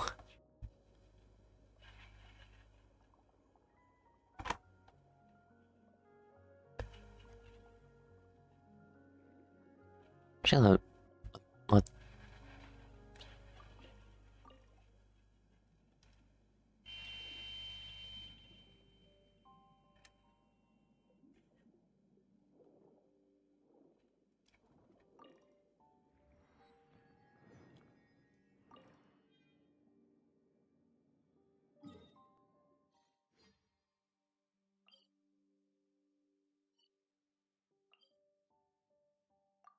we're gonna go over there.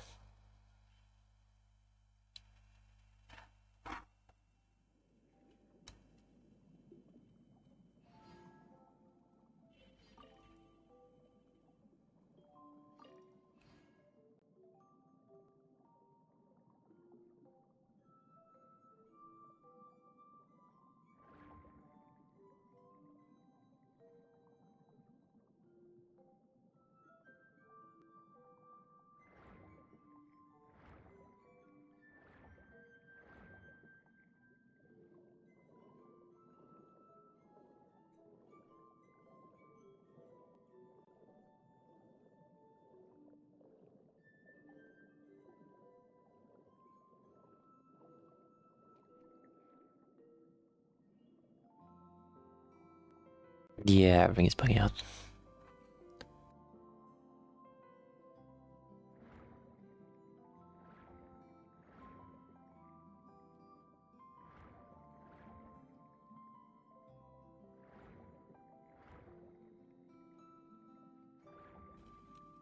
Beforehand, I really just want to, at minimum, that teleport point. I don't know how to get these two. And then maybe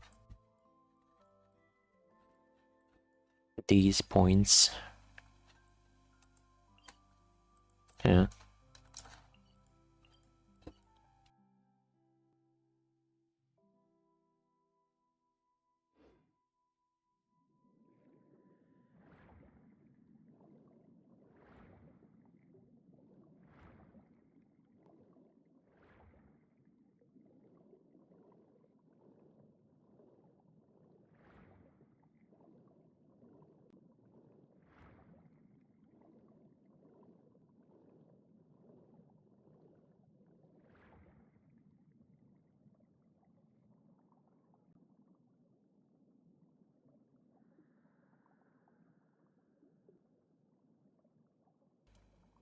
Okay, we're gonna get through this eventually.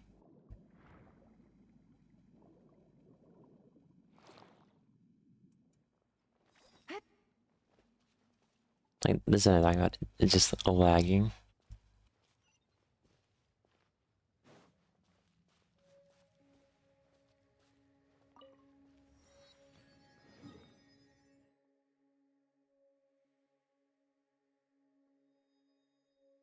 Okay, next. Get her there. Start here, there, there, there. Or we could go the other way around. Should be closer. I think this one is closer to that, but this one is still closer. Maybe a bit further, but still, it's close enough.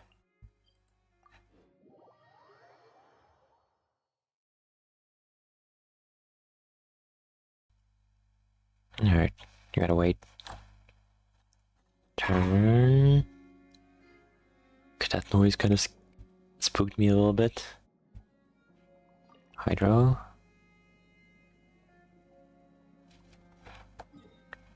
Wait, does it go? No, it's not lower. I think. Should be... or is it underground? Like deeper ground, underground? So that's a bit annoying.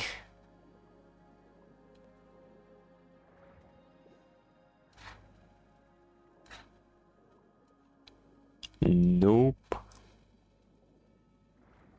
I'm not dealing with monsters.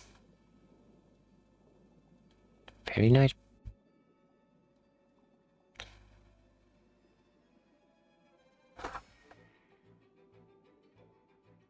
One, two. Why should be underground in that area?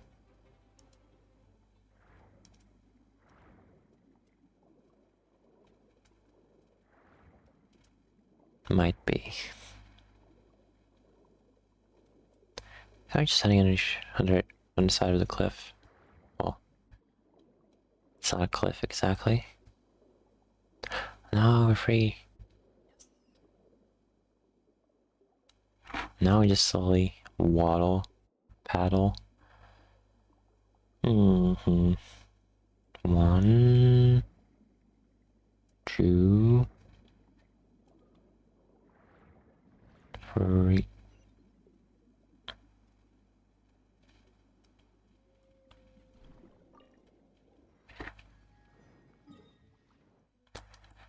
And there.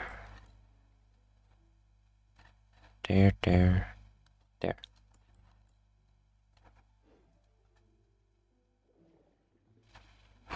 So at least I mark the map a bit better. And I have jumping points whenever I need to explore.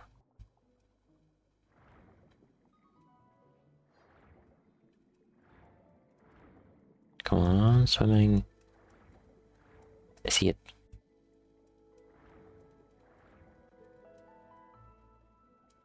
Going.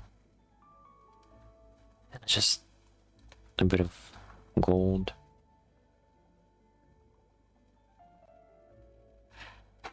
Need both of them.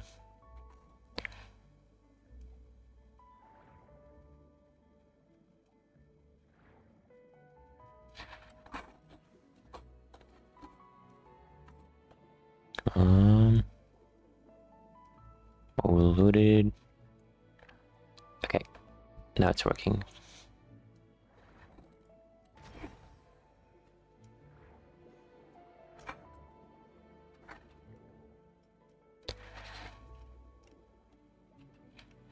It's weird like that.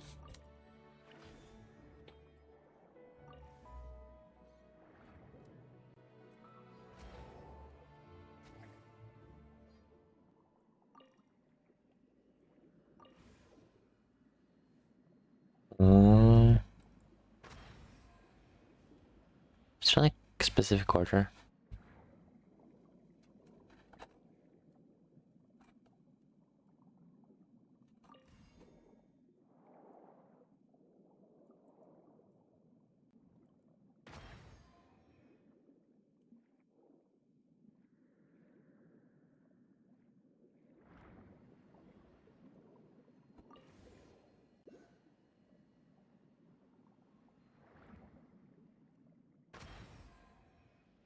Okay, no. They have a specific order. Of course they do. One of the...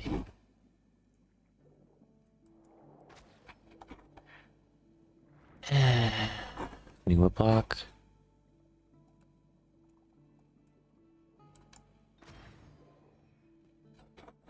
Is it two of them? Probably two of them.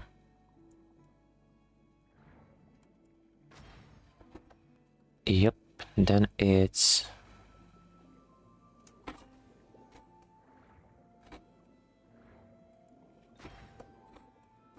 Okay, it's not that bad.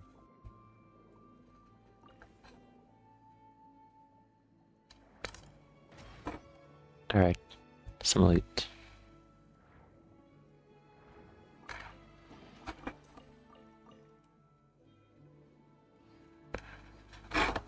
question is, where is...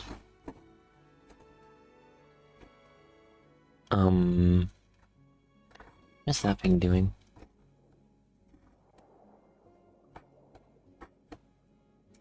Stay here. Nope, that's just a small investigation spot. There you are.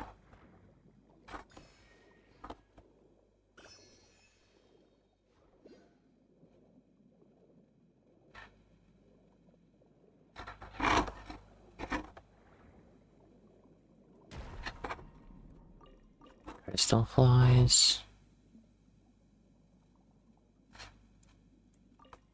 Alga. Isn't this thing? Oh, it's higher.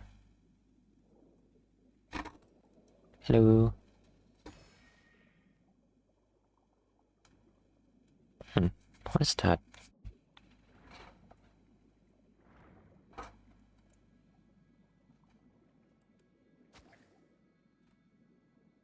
Weird.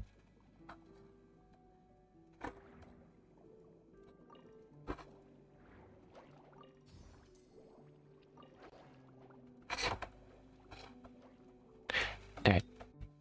Continue with the goal, getting there.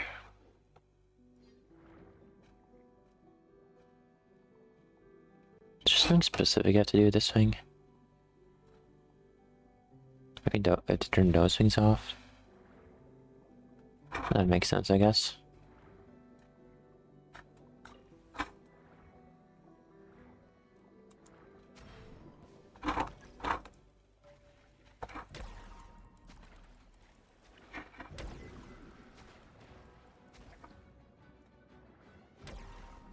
Turn them off.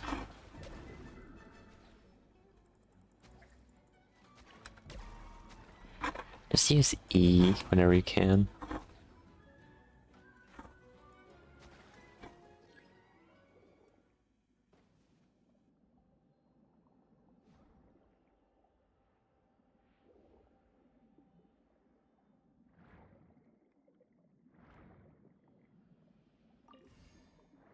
Okay.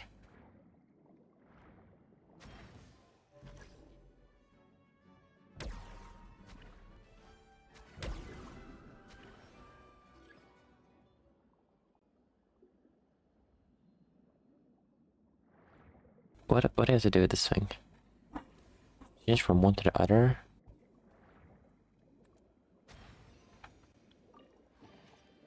Instead of just... Okay, that's just weird. You can do this as well. I have no idea what this thing does or... Yeah. Challenge first.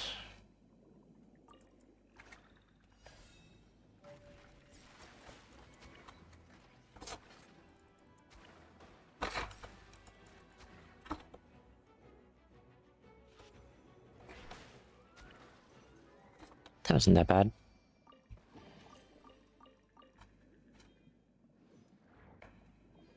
Two, three, four.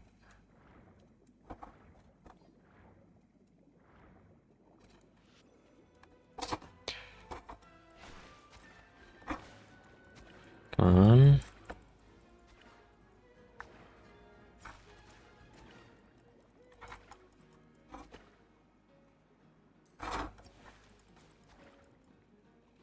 Not my favorite ability, but still okay.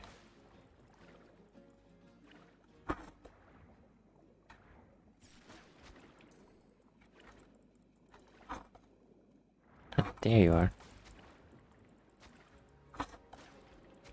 I feel like the crab ability better. It's only by a little bit.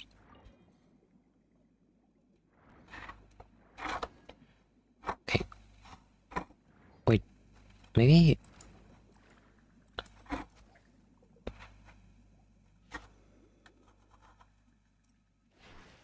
Okay, that's what I have to do.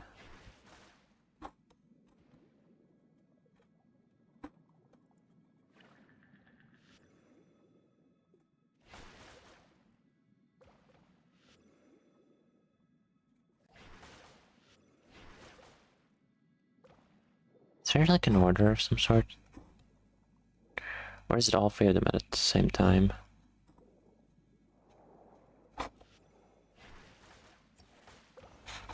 Okay, fast enough words. Okay, I can go back to this then.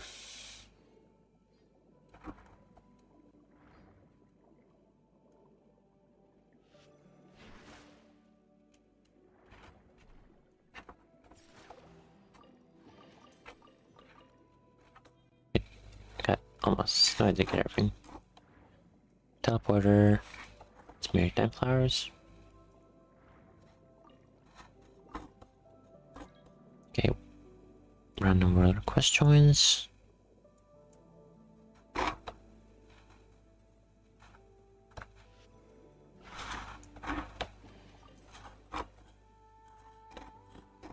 Is there anything? Oh no, it's somewhere. We're just here. Is there anything down here? No, it's just a weird spot. Why is it aggressive towards me if I just swim past?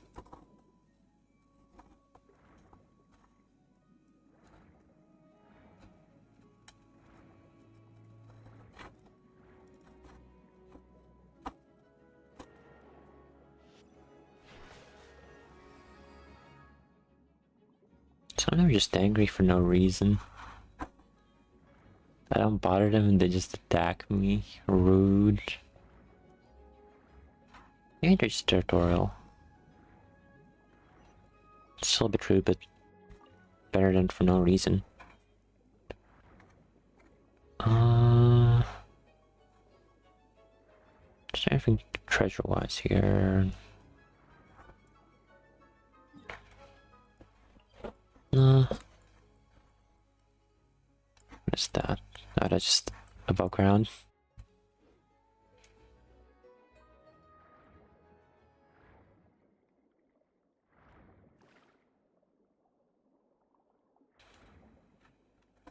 We're in permanent hydro in this area. Down. Lower. Loot.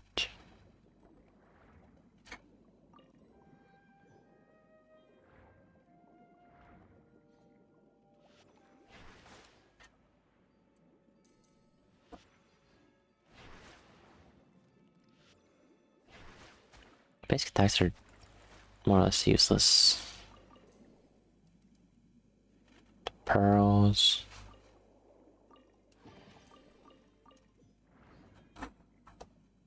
Can I even break you this or no? No. I don't even see that worth it that much. At least for these things. Is that a weird Sealy? Yes. No, it's just a Sealy.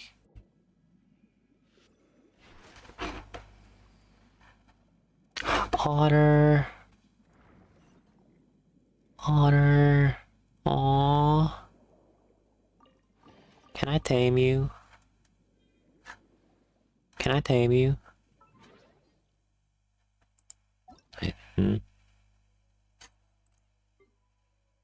Oh. Hello. Let me check if I can actually tame it. Like beings? Do I befriend you or do I have to attack you first? Because I don't want to attack you. I can't tame you. I can't catch you anything. Oh man. But I want one. Fine. Come on, Sealy.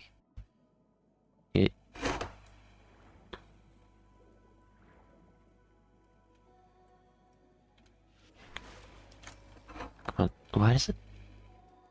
What a weird Sealy. Oh. They're probably gonna unlock the seal. Are they not? They're bound to. Up.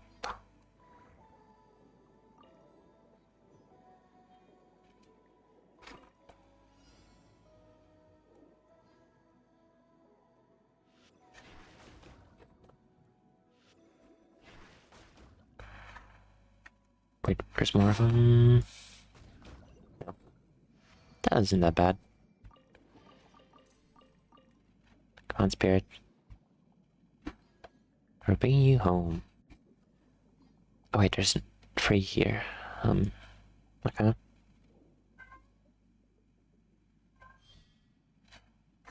Wait. Is that one the... That's a bit weird.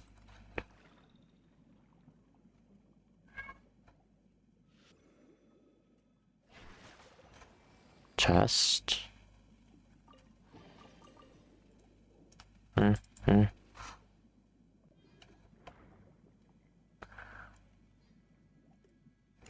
Wrong button. Oh.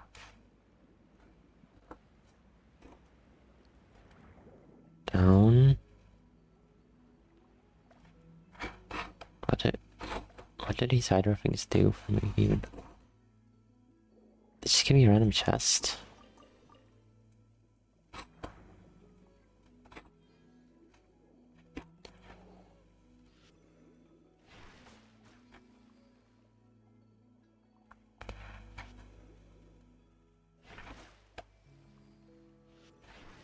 Okay. Which one left?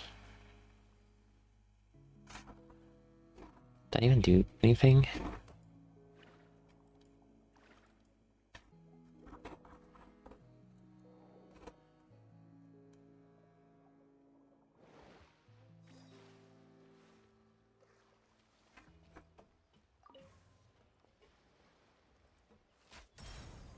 Oh. It's the flying machine again.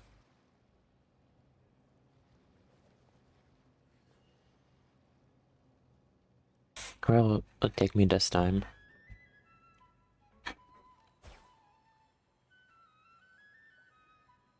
Main practice or no? Or is it just taking me in the skies again?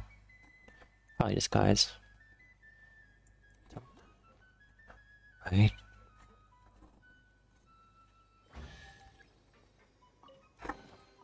Treasure. One way to draw your target out of hiding. Why are we going here? This place is so weird. Okay. Got those. Let me go back to the desert quickly for one thing. Where was it? Was it this place? Might be. There's the whole chest thing. Then I'm gonna continue with the Fontaine quest, if it doesn't bug out again. Because otherwise I think Fontaine might be the main issue where everything is bugging out.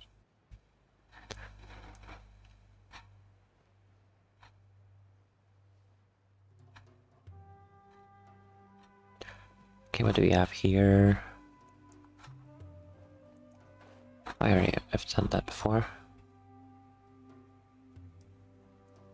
Don't bother them.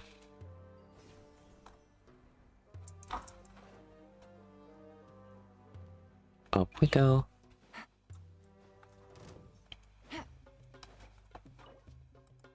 I don't have all of them. Oh no. I have some of them, I guess.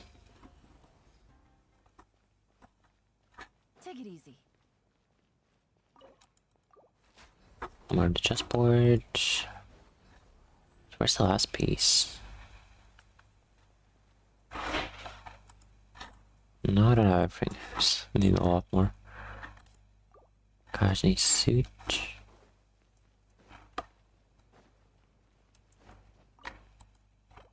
What? Okay, I don't have even half of what I need for that.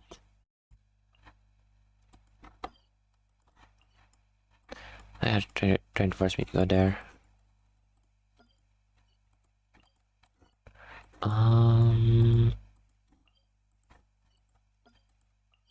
I'm just gonna continue with the main quest for now.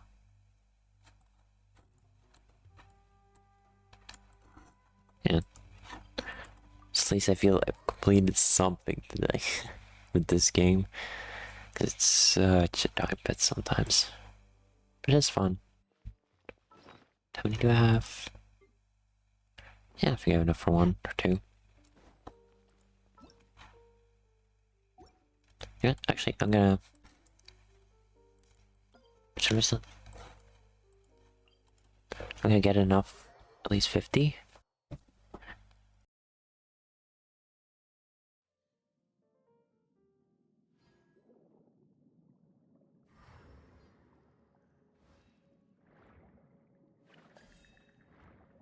Okay, I'm gonna feed these guys for that.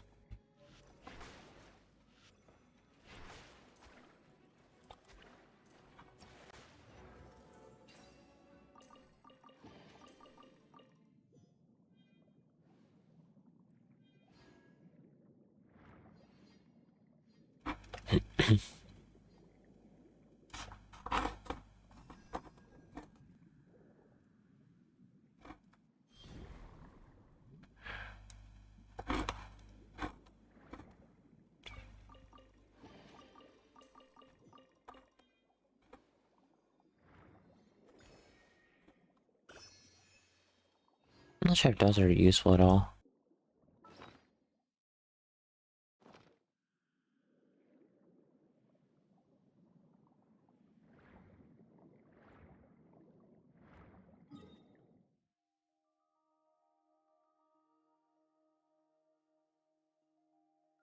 I'm gonna go for... Which smaller one should I go for? Because I don't feel like going on land that much for now. I guess I can go for that.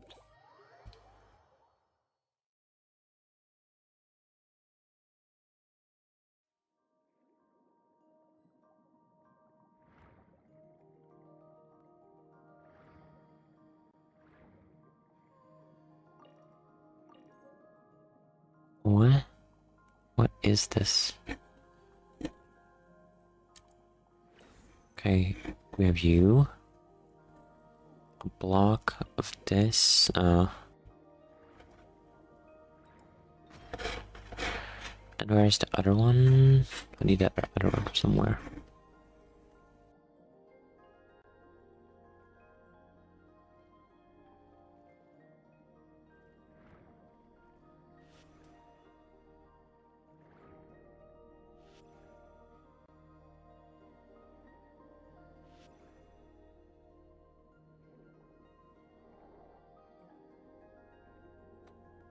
I'm probably missing something then.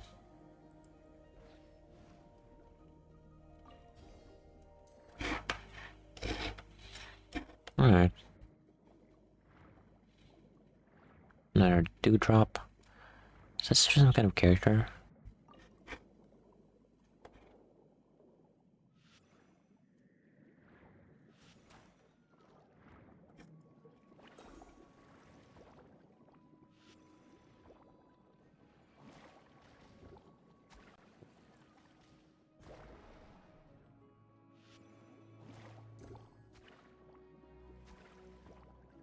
Avoid them.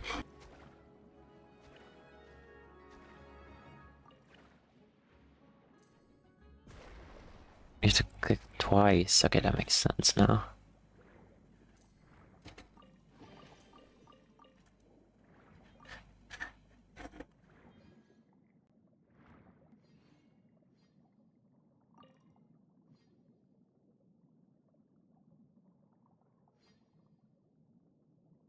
What did the dewdrops do though? Okay, that's a mouthful. Recipes. Are they in here somewhere? Yes. Hmm.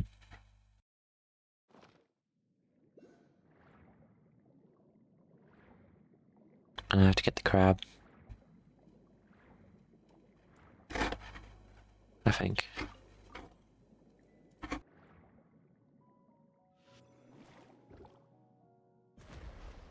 Okay, it's okay. I don't need the crab.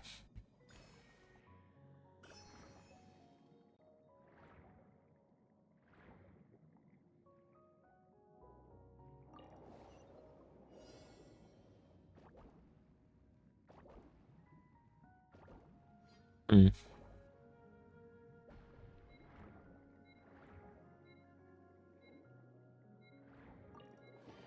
I almost missed it. That would've been funny. Going up.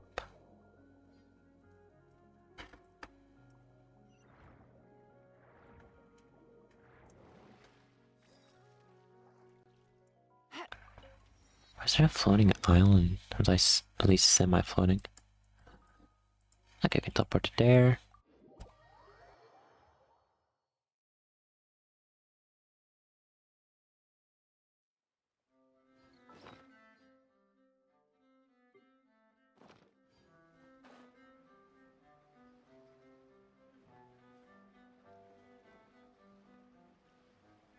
Of course, I'm going the wrong direction.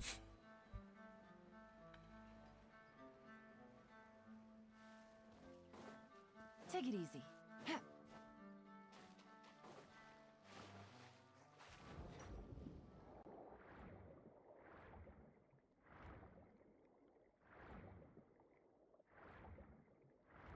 Clam.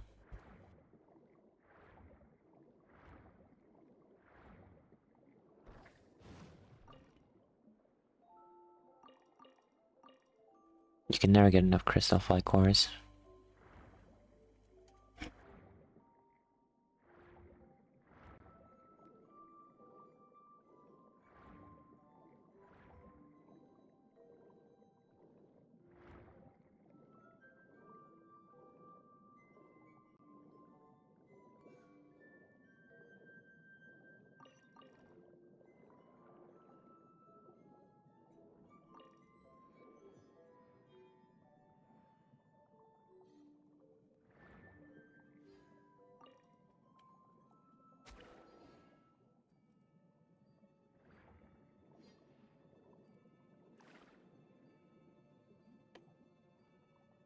What did I do with these things?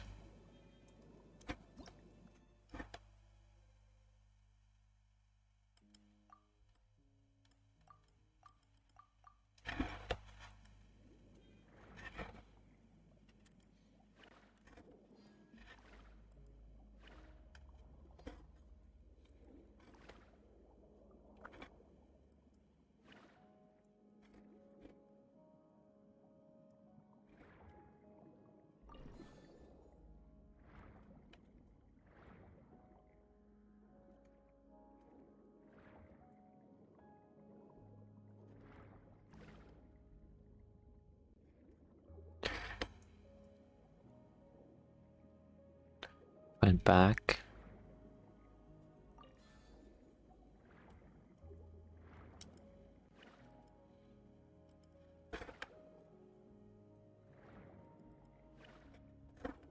No. Where do I bring this thing?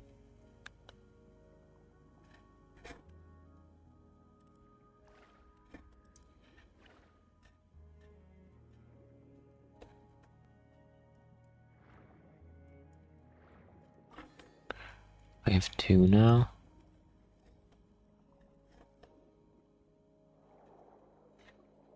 No, this doesn't look like the right spot at all.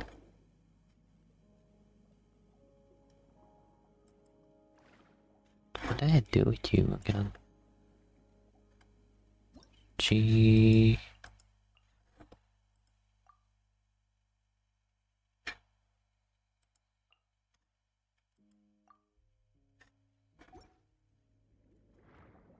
That's kind of weird. Okay, I have two.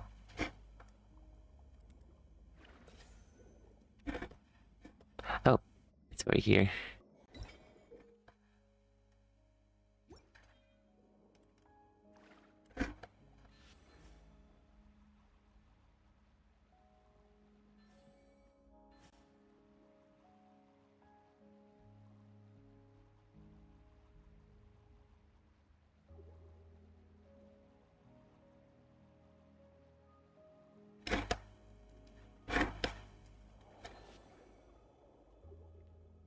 Oh, this way.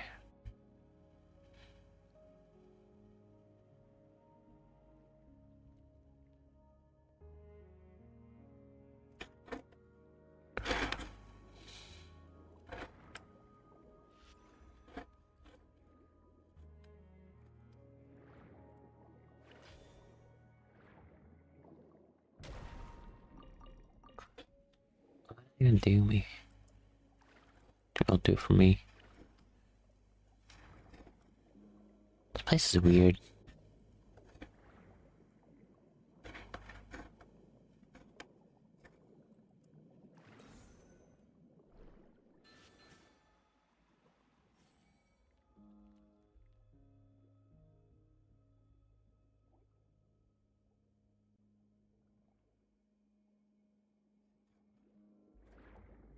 I have to use on these.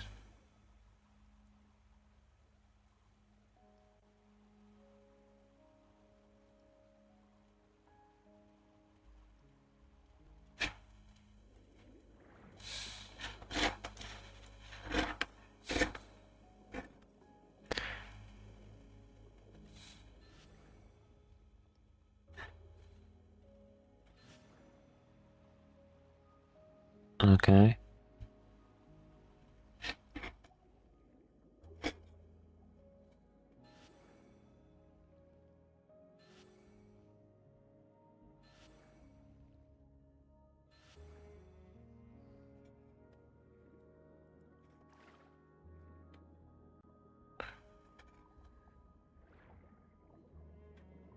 Alright, I have another place to break with the crab.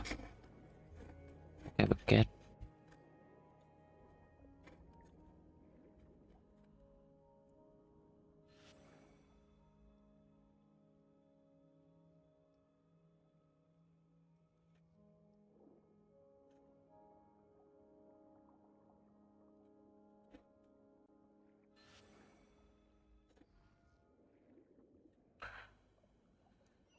This is a bit of an annoying thing, but oh well. This comes with the territory.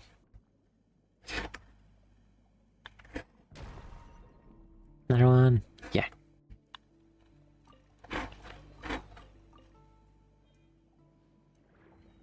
Through. Question is, where is the... Should be somewhere here. Is it... How low is it? It's not on the ceiling. Somewhere lower.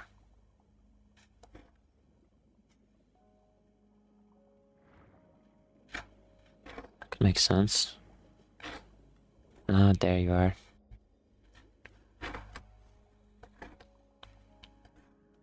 Well, I can deal with that later. Put down a marker for now. Up. Done. Go with this place.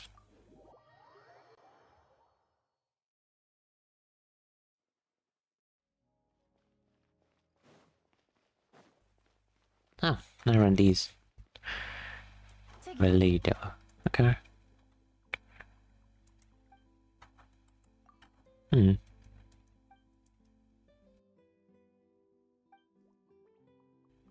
Probably created in this game.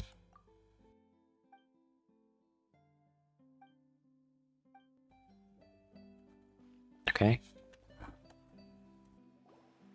Whoa! Now this is fancy! The Opera Epiclese. What a place to hold a performance! No wonder Linny and Lynette were looking forward to it. Wait. Did that Melisande give me a sword? Looks like there's a lot of people standing around the fountain up ahead. Oh, Archon, please bless us with a bright and healthy child. We pray. I don't know why you always feel the need to ask so much. I'll be happy as long as our child is healthy and lives a peaceful life. I guess if they're our kid, then there's no doubt they'll turn out smart. Oh no. Maybe this is one of the customs in Fontaine. There sure are a lot of couples here. Don't get any funny ideas. Huh? Same reaction. What's wrong?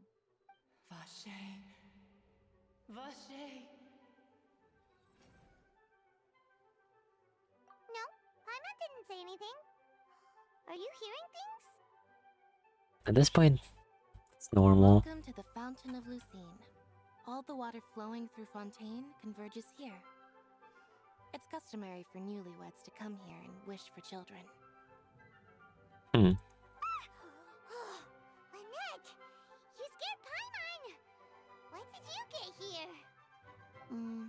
Lenny asked me to wait here for you, remember? I don't know. Right. What do you mean? There are a lot of people here right now. Hey, you're not trying to scare Paimon, are you? Besides, it's the middle of the day. It's not the time for eerie things.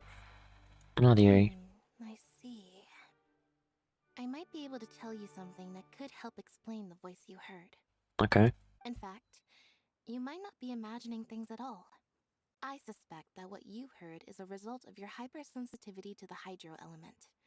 Others in my family have had similar experiences. It's because of his sensitivity to the hydro element? But what would hearing a voice have to do with elemental power? When do you cry, Paimon? Wait, what? What does that have to do with anything? Yeah, that's kind of random. Just answer me. When do you cry? When doesn't she? When Paimon's really sad? Oh, and when Paimon's super happy. Oh, and also when Paimon's really, really scared.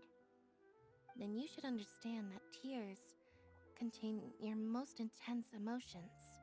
Like I just mentioned, the Fountain of Lucine is where all the flowing water in Fontaine converges. Even the tears that fall to the ground will eventually gather here. So maybe what you heard was the intense emotion coming from someone's tears. That's actually funny that we're skeptics. What did the voice say? Huh. If you were hearing their emotions, then Paimon wonders what happened to them. Rather than worrying about them, we should worry about my brother first. Alright. Don't let that calm look of his fool you. He tends to get pretty nervous just before a performance.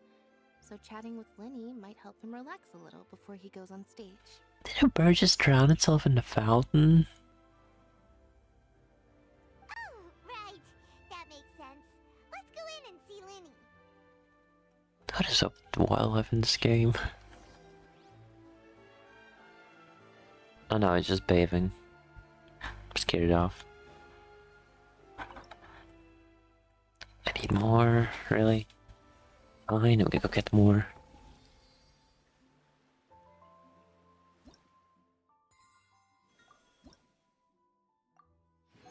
I could also leave it. No, I need it's just 6 more. Oh.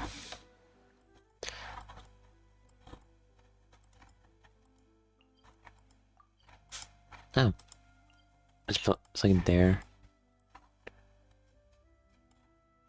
I can go from here to there first.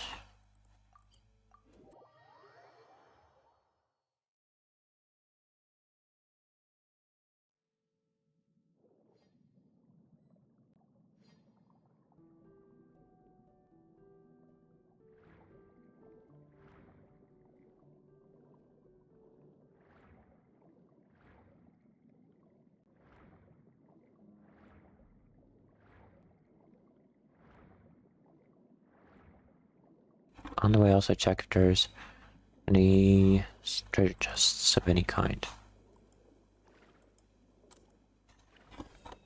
Alright, cut that.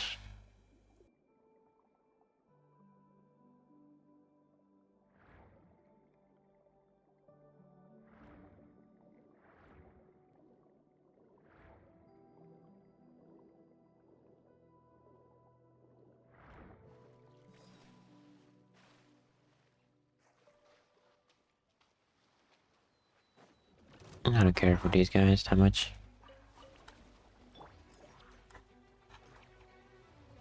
That's just a barrel. More flowers. Around. What kind of tree are you? New or already found? No.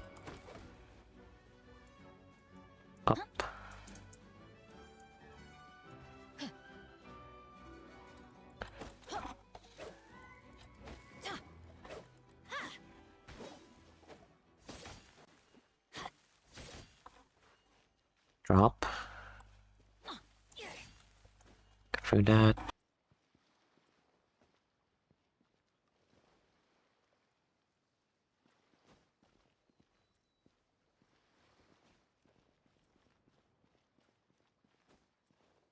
Okay, it's somewhere higher.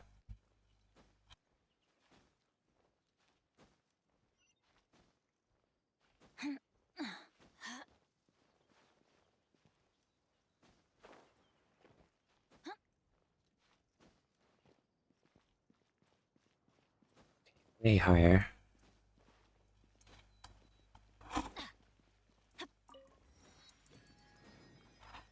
Bird. Okay, you can at least teleport up there. Need be. Search the floating pillar.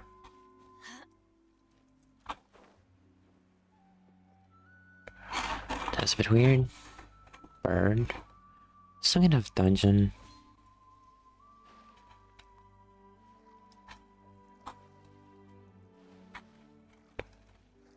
I think this might be some kind of restricted area then. Alright. There's gonna be something there later. Would make sense. Yeah,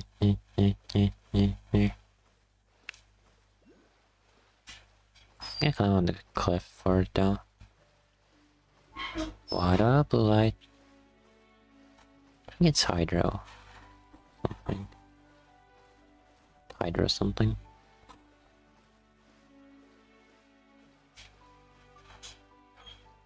I'm not gonna be high enough.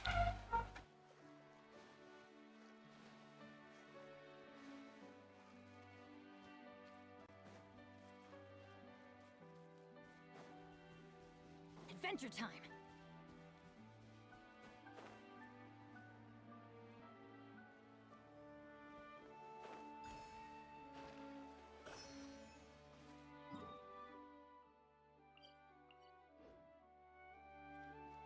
I'm gonna start the one up. Staying below, we can always jump down and get. The other one we have to climb up for. Off we go.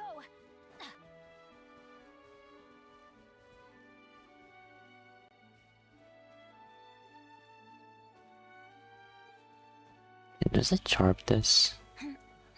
That's not French either, that's Greek. Okay, this place is a mess of everything.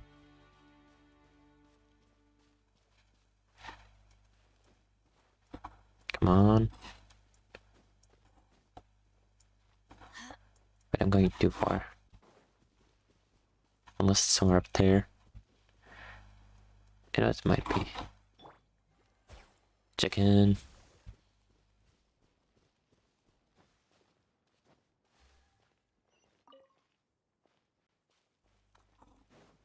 More problem.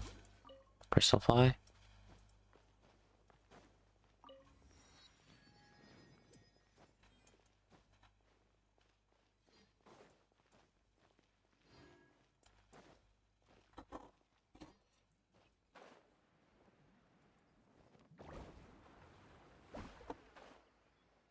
We had over it. What is that tower? Do I see any treasure? No.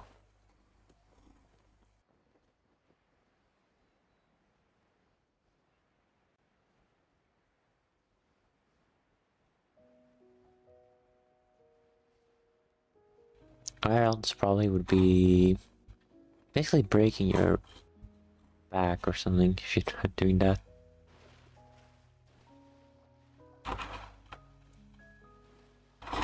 Box.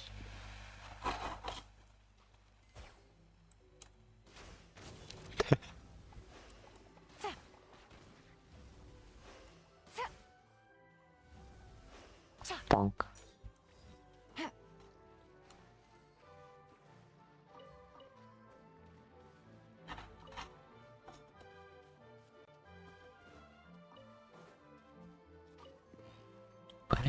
Why do I need to explode that thing?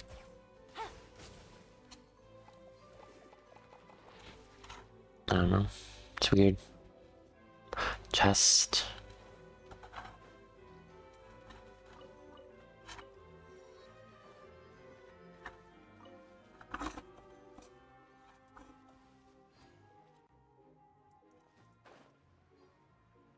Cool.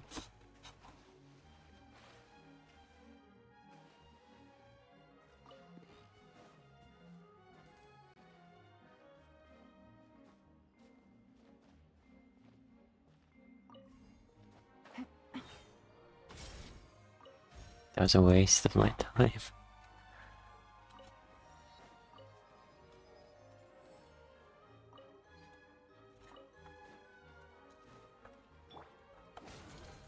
Busted.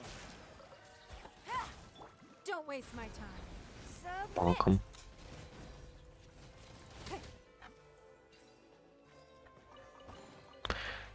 How much I need? Why? 5 more. Some more. I keep it activating ruins.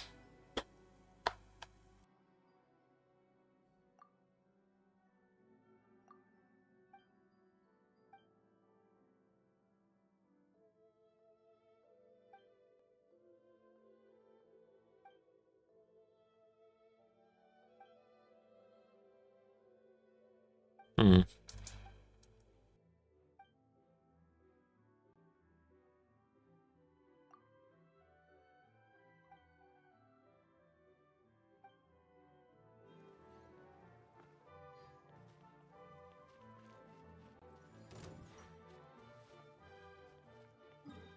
I don't want to deal with this for now, man.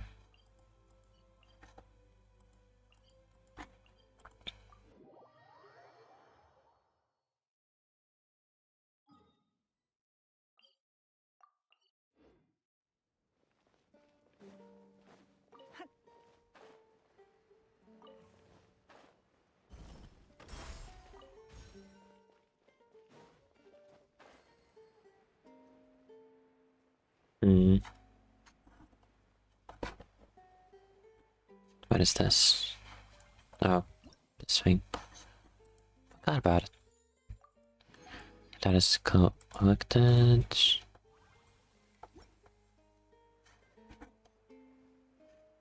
you see any rewards for being enemies nearby? That thing.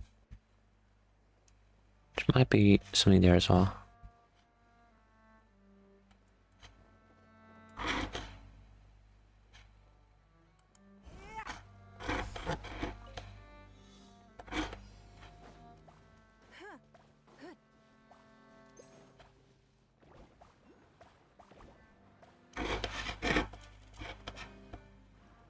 Hmm.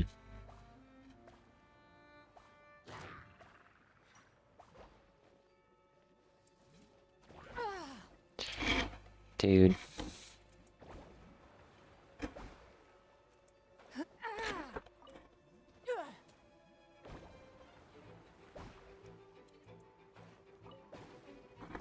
Okay, that's a bit annoying.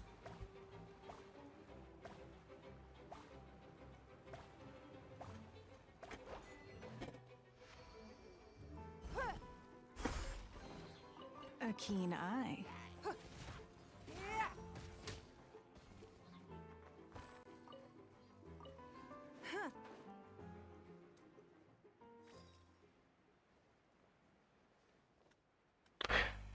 Another thing to do.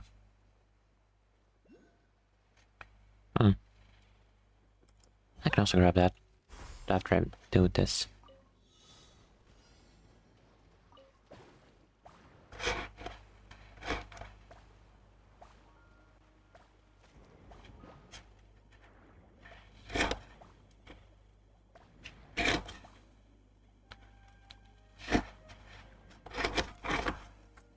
Up. Down.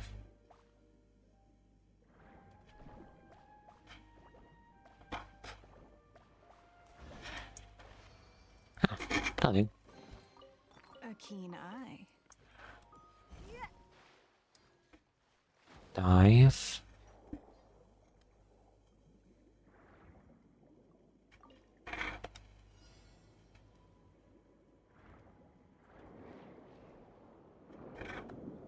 Current.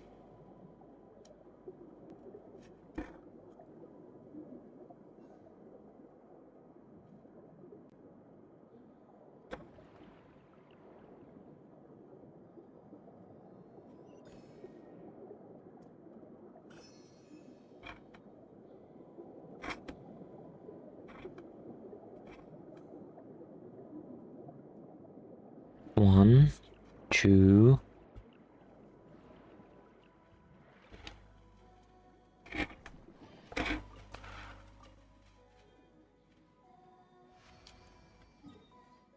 Alright. Statue. We can heal and also deposit the things that we got.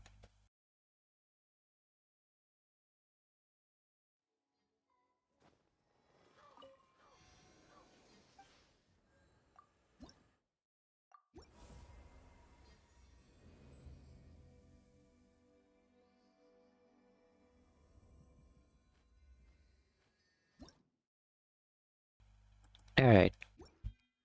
I should probably also finally get the element. Because I haven't activated it on the Traveler. Just what will we Resonate.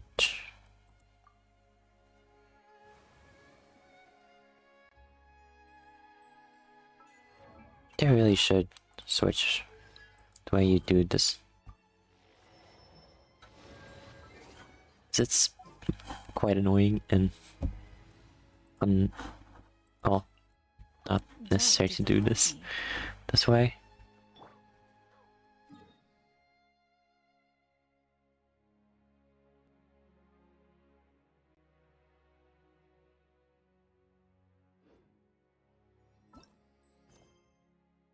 Cancel navigation. Alpha Epic Class. Fountain of Lucine. We're gonna still have to run. Off we go. Adventure time. Is that flowers? Yeah, I see flowers. I don't know if they'll be useful, but still, you can never have enough. Okay, I'm in water. No, I'm not yet. I was near water. Fountain or fountains?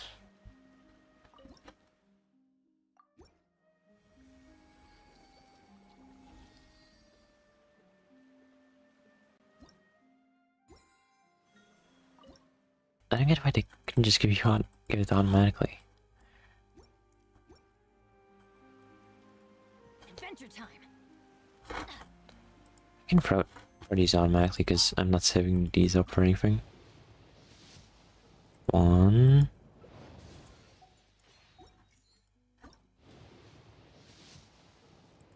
Yeah. Up we go. Adventure time. Magazine.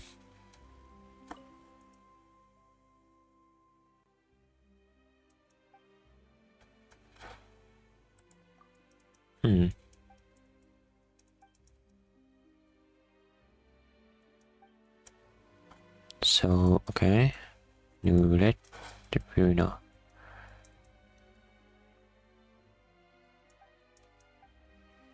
I guess.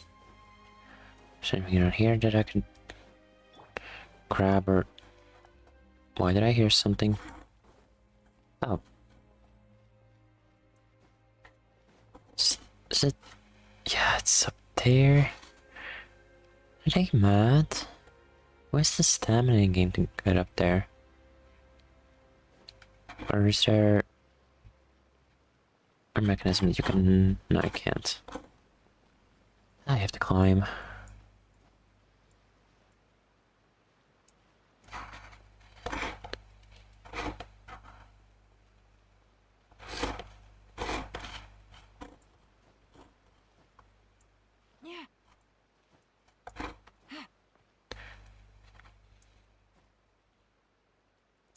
Get up here. Then we're gonna go into the backpack. There is... Where is it? Climbing... They don't have a sorting way to get the right food though in game. Eh. Sprinting. Guiding, sprinting. No, I'm not wasting that.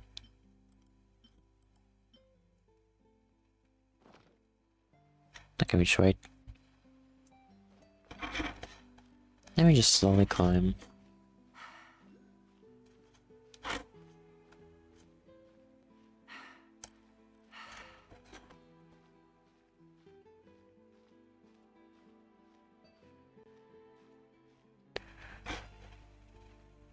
Hopefully.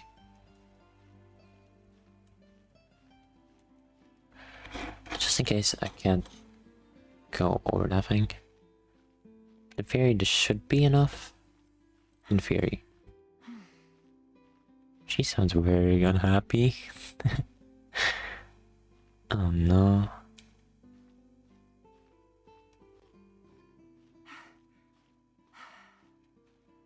Well, you are climbing quite high. You're almost there.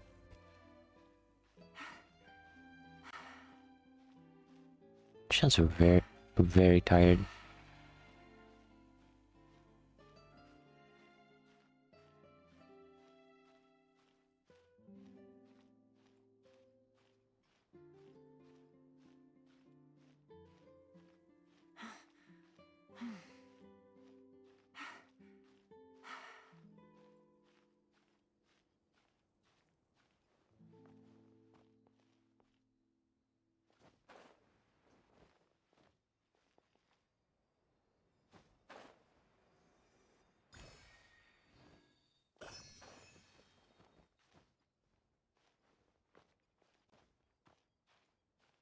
Just in case, I'm gonna check if there's anything higher, because I don't feel like climbing up here again.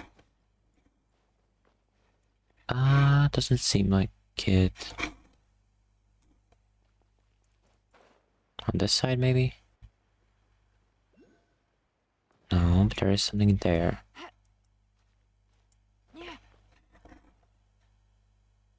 See a chest.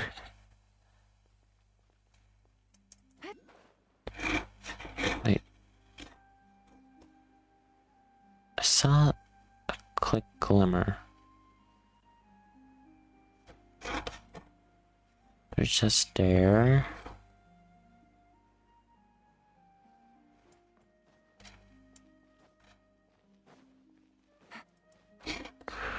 Okay, nothing there. But where is there?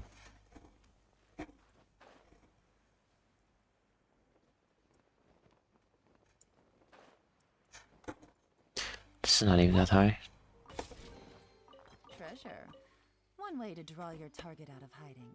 I guess.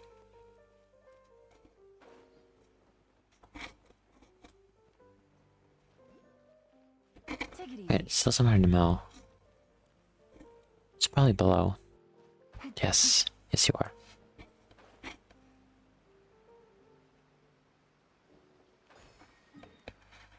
I'm gonna move this from my navigation so it's less cluttered. And then I'm gonna go here.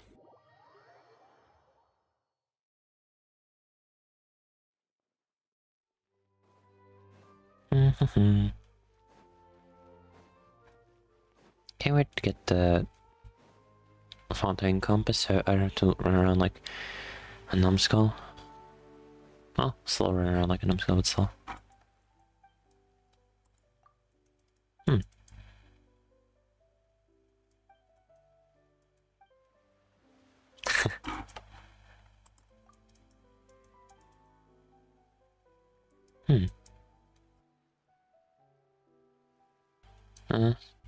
Alright.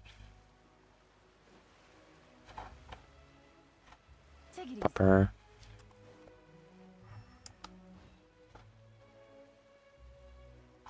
Receptionist.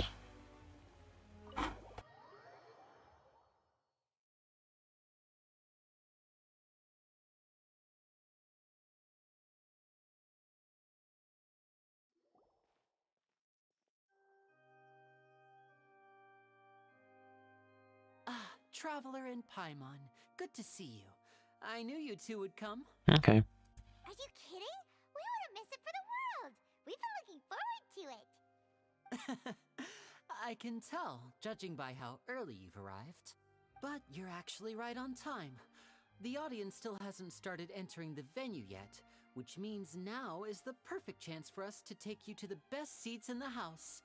Wait just a moment, I'll fetch the tickets.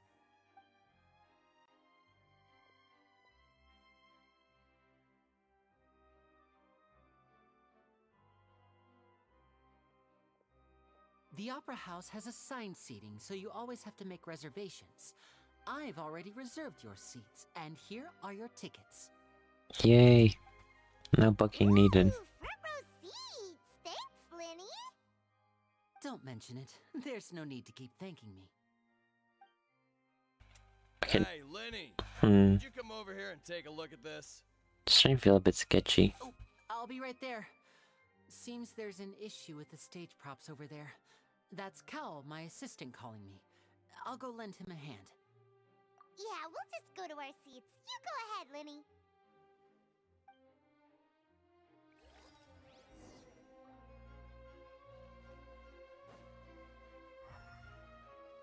There's no books to grab.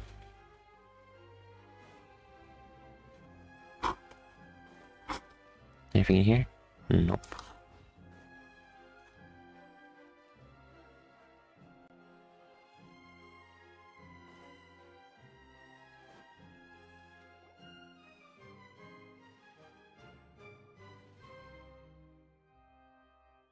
Oh, these should be our seats. Come on, let's sit down. They look kind of uncomfortable. I don't know, these are much better looking. From back, I thought it was just wooden seats. Oh, hello.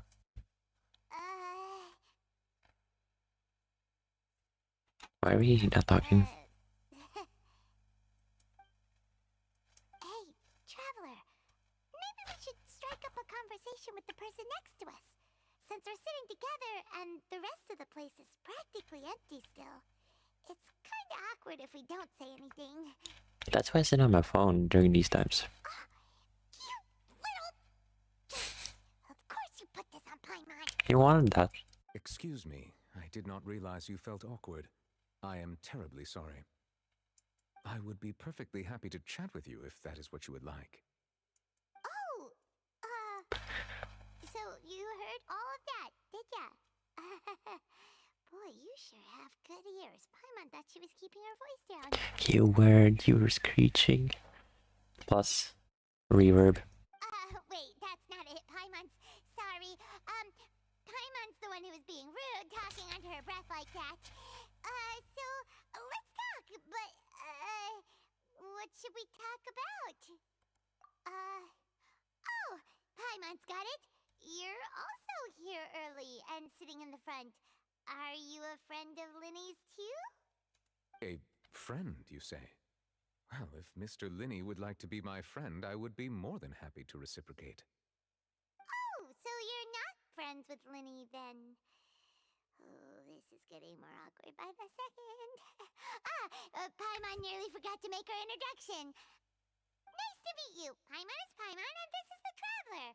We just arrived in Fontaine. It is an honor to meet you two. I have heard of your deeds across Tevat. Okay. And as required by proper etiquette, I will also introduce myself. I am... Oh, Monsieur Nervillet. What an honor it is to have you here to see my show. Ah, Mr. Linney. I should say it is in fact an honor for me to see your performance in person. Wait, Nervillet? Could he be... Hmm? I saw you all chatting just now, but it seems you still don't know who Monsieur Nervillet is. Kind of weird way Allow to me say to that guy. introduce you to Fontaine's Chief Justice. That seat is always reserved for him. It wouldn't be too much to say that he's the symbol of justice and honesty here in Fontaine. Alright. Whoa! Sorry for being so rude just now. Paimon had no idea you were such an important person. No offense taken. Being Chief Justice is merely what I do for work. Nearly every person has their usual reserved seat, so I'm not so special, really. And by the way, I should probably let you know, even though I would prefer not to, there's someone sitting up there in the VIP seats that has been striking a pose for quite a while now. Her. I believe she is trying to give you a most elegant and impressive first impression. Second impression. So I think you should take notice of her sooner rather than later. Otherwise, she may become flustered. So she's stalking me, is all I'm hearing.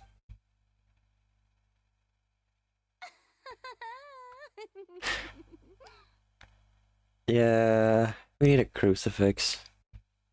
Huh? Oh, it's Farina, the Hydro Archon. Huh. She sure has a smug and satisfied look on her face. Guess she has no idea that you saw right through her act. Very good. That is for the best. No need to pay her any more attention. We may now enjoy the show. No, usually don't involve yourself with a stalker. Huh? So is this what things are like between the Chief Justice and the Hydro Archon? It's for the best. Alright, please wait just a moment longer. I've pretty much finished my preparations, and the performance will start as soon as the audience has made their way to their seats. Yay! The show's finally about to start! Paimon can hardly wait!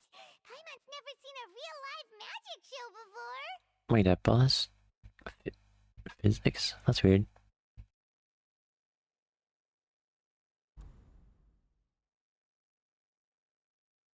Oh! They're dimming the lights! The show must be starting! You are what we call someone who should be taught how to shut up for a few moments. Sorry. Paimon will try to stay quiet.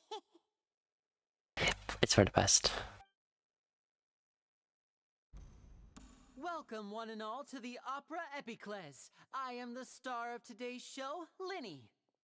Okay, that's not for And me. here is my sister, Lynette, who will be working as my wonderful assistant. Please, let's give her a warm welcome. Hello, everyone. She sounds so done with all of this. I know she may seem to be a little sleepy right now, but that's just a sign that she... Whatever. Didn't mean to click that at You all. may be thinking, two vision holders who can freely manipulate elemental powers performing magic is not true magic at all. So, I would like to take a moment to assure you that elemental powers will have nothing to do with what you will witness on the stage today. Sure.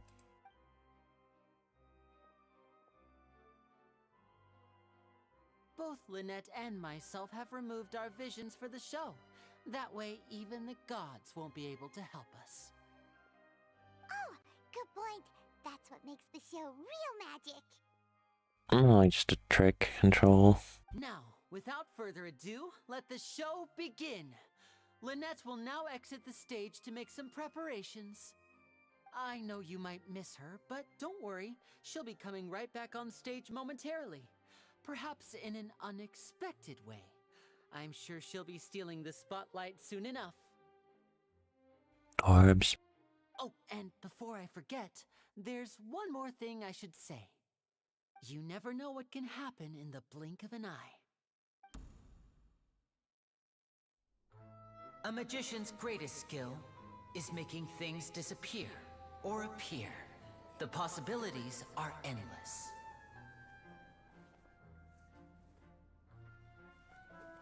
Huh?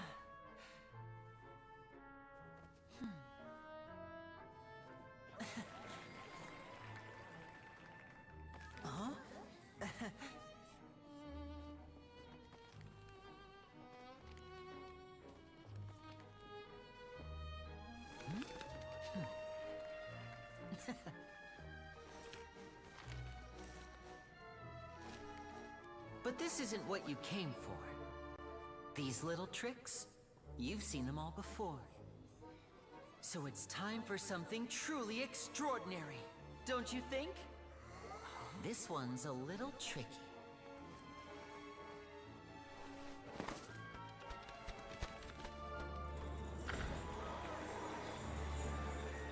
Using this water tank, I shall make my sister vanish completely, right before your very eyes.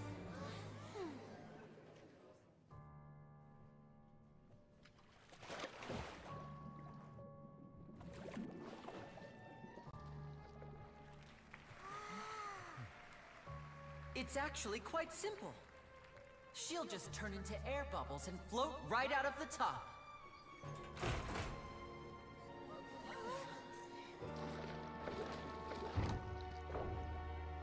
Oh no! I told them to check all the props carefully. With the lid on, even air can't escape. An amateur magician would be getting very nervous right around now. Luckily, it's me on stage, so let me show you what a true virtuoso can do.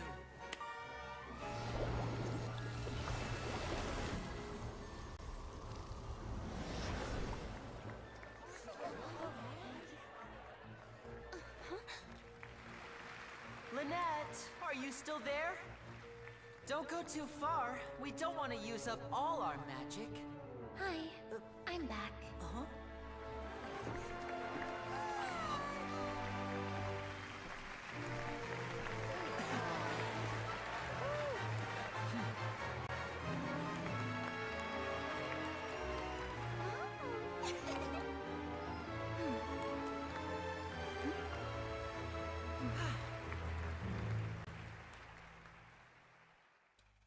Would have been better if she came out of that.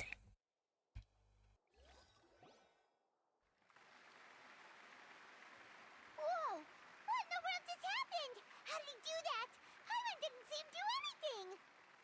Wasn't Lynette inside the water tank? How did she disappear and then reappear out of nowhere? I don't know.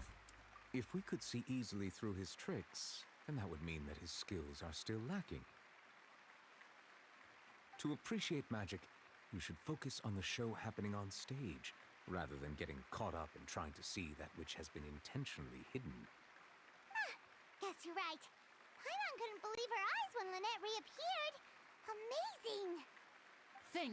Thank you everyone. I'm glad you enjoyed that performance. But our magical journey has only just begun. I've prepared even more astonishing surprises for everyone here. The magic of transformation and disappearance can go far beyond what you've just seen. Weird cat thing. I'm sure many of you are thinking that escaping the water tank was impressive enough.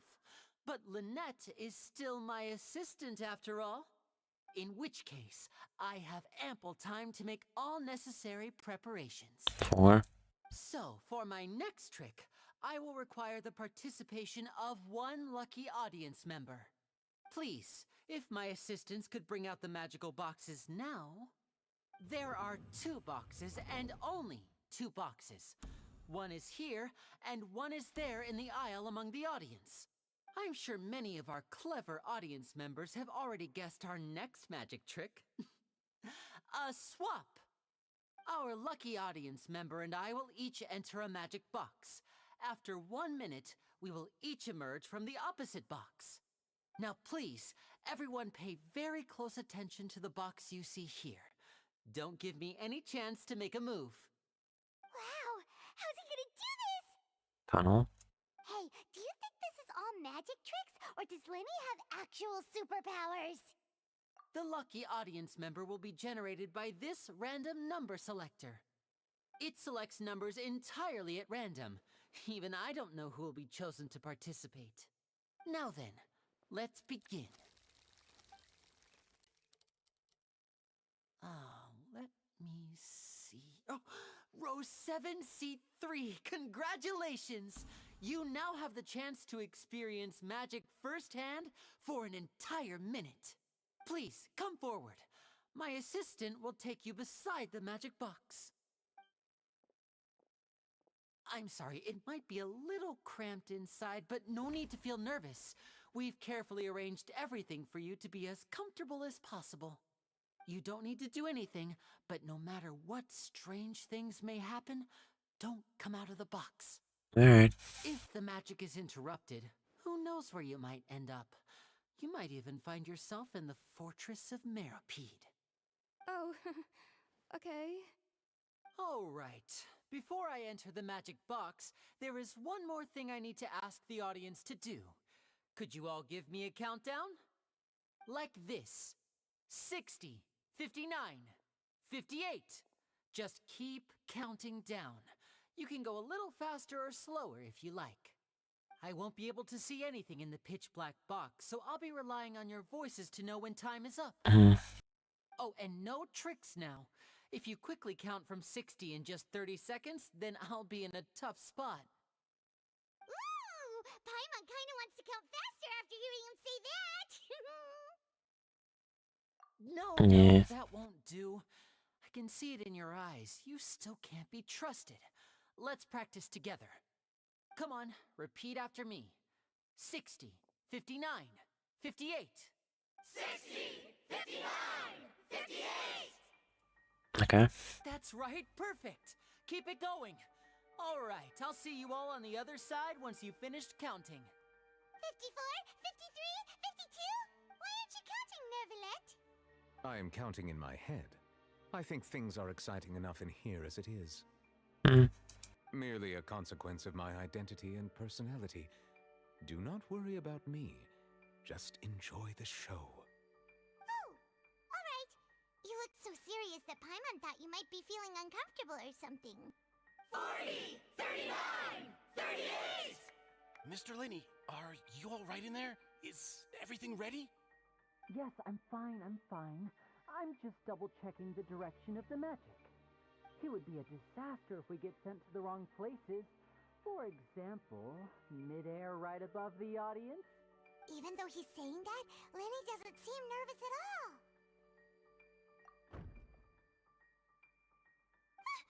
What was that noise? Did you hear it too? Yep. Not sure. Anyway, it doesn't seem like anyone's worried about it. 25, 24, 23! What's wrong, Mr. Linney? I can still hear you moving in there. I seem to have accidentally knocked over a decoration. I'm trying to fix it, but it's pitch black in here. I can't tell left from right. Never mind the decorations. There's no time for that. The show is what's important. No, that's unacceptable. I want my show to be perfect. Don't worry, we still have 20 seconds. Hear them counting? 19, 18, 17! It seems things aren't quite going as planned. I apologize, everyone. It feels like you're all starting to count faster, but that's alright. I know it can be tiring to do such a long countdown. So muffled.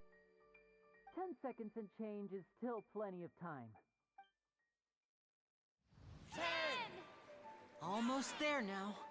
Whew. Swapping two people is harder work than you might think. Even a master magician like me can't guarantee I'll get it right the first time. Hey, wait! Is this the back one? I can't tell. They both look the same inside. Huh? No, that's not it. I'll try again.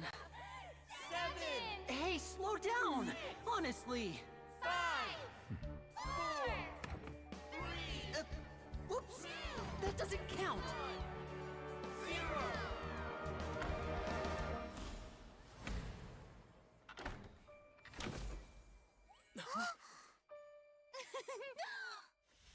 Ta-da!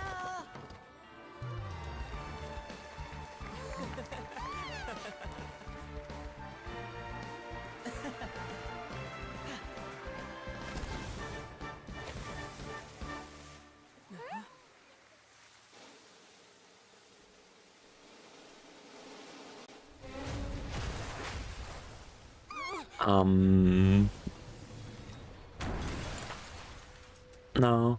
No.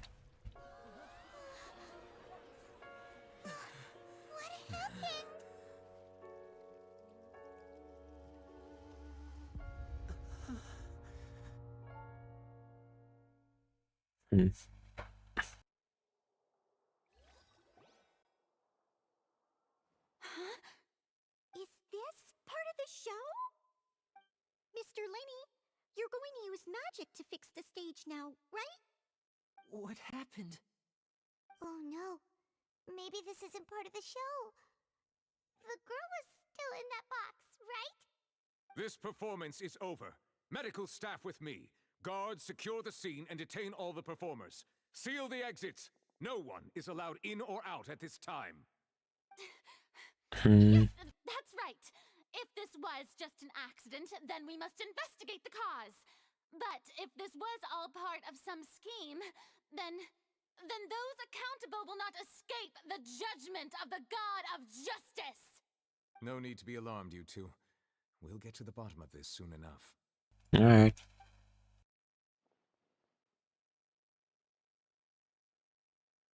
Unfortunately, the person who is in the magic box has been pronounced dead. His name was Cowell, one of the assistants in Linny's magic troupe. Apparently, the fireworks on stage ignited the ropes that were suspending the water tank, which then caused the tank to fall onto the stage. As of now, we are still not sure why we found Cowell in the box, rather than the guest from the audience. And after an initial search of the area, the guards have confirmed that the girl is nowhere to be found. It appears that this incident was not merely some mishap with the performance. and there are many indications that it is connected with the case of the serial disappearances of young women. The serial disappearances case? That's the case that Charlotte mentioned before. I know the truth. I can see through the whole thing. Really, using such a shallow and obvious mystery as his finale. Did he really underestimate us that badly? I say that our powerful magician, Mr. Linney, is now the prime suspect for the serial disappearances case. Okay. Huh? Why me? This whole thing was an accident. Oh, this all occurred during your magic show, did it not? The missing girl disappeared after being chosen, did she not? The deceased is one of your assistants, is he not? That doesn't really make much sense. Now that I think about it, that whole speech about magicians making things disappear was nothing more than a provocation, a bald-faced challenge. That can't be right. How could Linny do this? He was in the box on the stage the entire time. We could even hear his voice. Besides, before the show, he told us that he would like to catch the criminal behind the disappearances. He couldn't possibly be catching himself. Save discussion for a later time, please. Lady Farina, may I assume that your comments just now constitute an accusation against Mr. Linney and his associates, and that you are pressing charges? I just think that he... Well, I think it might be a little early to talk about formally pressing charges. But what Lady Farina said just now makes perfect sense. Looks like she's gonna personally deliver justice. A kidnapping and murder carried out under the cover of a magic show. Lady Farina said it all. Sounds like she backtracked pretty quickly afterwards, though. I mean, of course, my dear people. But what excites me even more than the obvious truth before our eyes is the opponent I'll be facing. That's right. I mean you, Traveler. You'll support Linny, won't you? After all, he was the one who helped you the first time we met. Fine. Then there's no problem at all. You know, the Traveler and I already had a duel the first time we met. That one kind of just a duel, though. But with Linny's help, our little duel ended in a draw. But draws really are the most boring possible outcome. So, no more draws. Between the two of us, there must be a clear winner and loser. And what better place to hold such a riveting showdown and decide the true victor than here, on the grandest of stages, the Opera Epiclese. Alright. It wasn't a draw. She obviously lost last time. I understand. Charges have now been pressed, and as such, a trial is in order. Well, Traveler, seems Lady Farina has set you in her sights. But putting her dramatic rhetoric aside for a moment, I would like to ask you, how do are you willing to act as Mr. Linney's attorney and defend him in this case? We have no law practice and we're like a lawyer now. The trial will be held a day from now in the Opera House. Both sides may investigate the scene to build their cases and search for the truth. Linney and his troupe are all potential suspects and shall remain within the Opera House. The audience may begin to leave in an orderly fashion once they have been cleared by the guards. A day isn't that long. Let's see what kind of case this big shot Outlander can build in such a short amount of time. I'm really quite looking forward to hearing it. Alright.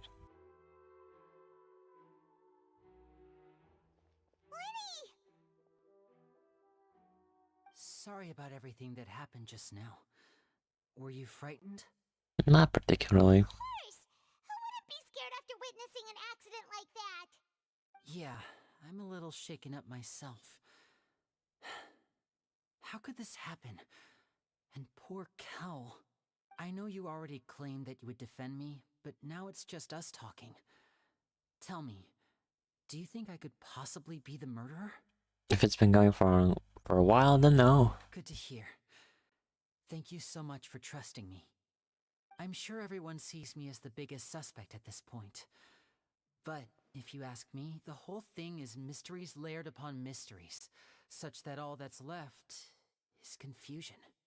I don't know whether what happened there on the stage was purely an accident or not, and I don't know why poor Cal was in the box.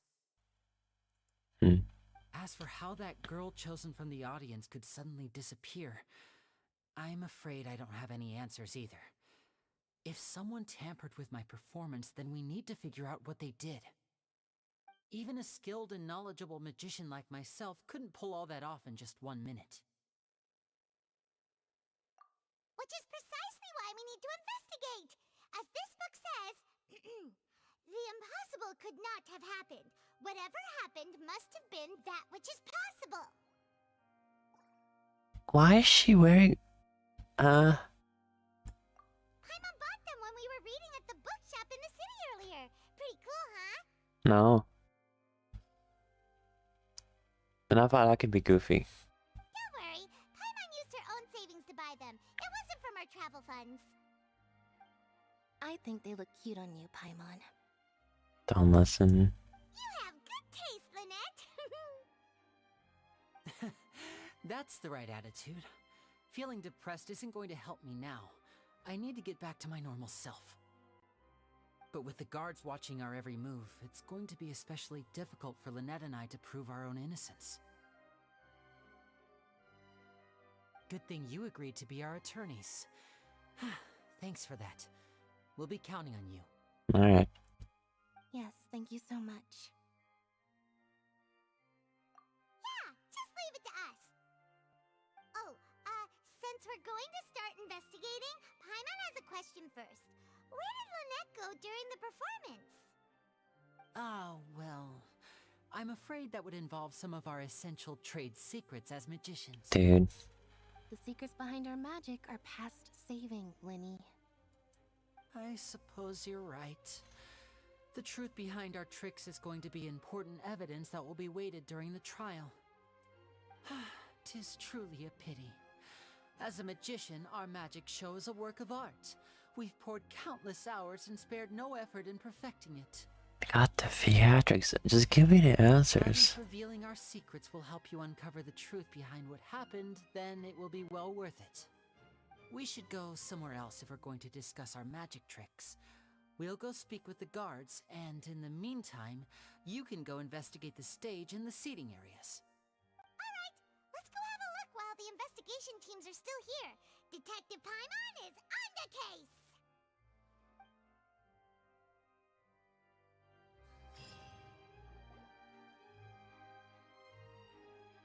Hello, officer. How's the investigation going? Laggy. Ah, I see. You must be the traveler that Lady Farina mentioned. Listen, I'll be perfectly honest with you. I'd avoid getting mixed up in this whirlpool of a mess if I were you. Huh? What do you mean? Come with me and you'll see. What do you mean? The deceased is one of Linny's assistants named Cal. Even though he hadn't joined the troupe long, he was hardworking and everyone generally liked him. Alright.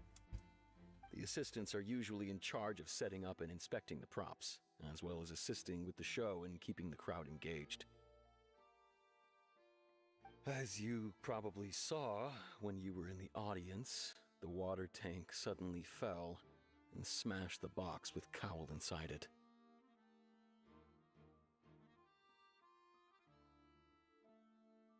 This is the real mystery. We've already searched the scene and were unable to find any traces of the girl. Weird. However, if you look carefully, the box was positioned directly under the water tank. The ropes holding the tank were then burned by the pyrotechnics on stage, causing them to snap. All these factors lining up so perfectly makes it hard to see this as a mere accident. If anything, the more logical explanation is that the whole incident was intentionally planned, and Linny is the most likely person to have access to all these areas. Maybe. But he doesn't have a motive. Are you both good friends of his? No. Well, you can't say we're good friends, but we've known each other for a little while. So in just a short time, he was not only able to win your trust, but even convince you to act as his attorneys. No, we were kind of forced into it. I know there's no such thing as magic. The real trick of a magician is holding the audience in the palm of their hand. I've seen a lot of cases, and I can tell you that people are the least reliable kind of evidence.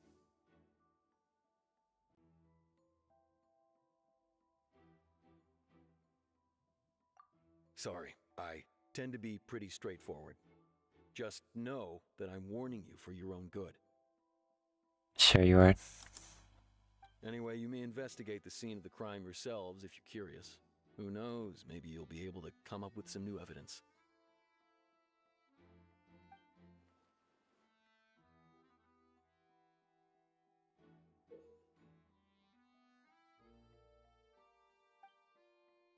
Okay.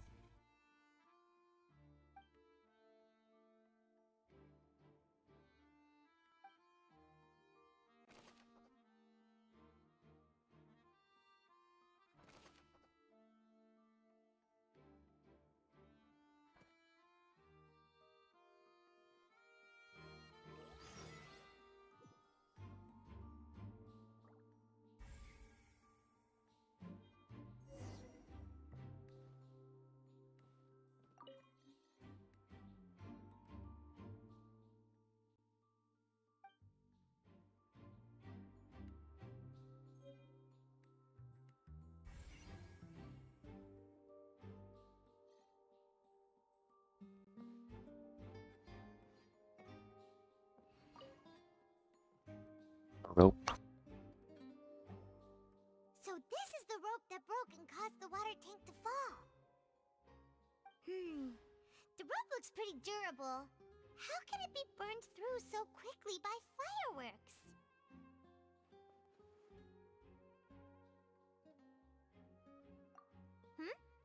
Why are you suddenly so serious, Traveler?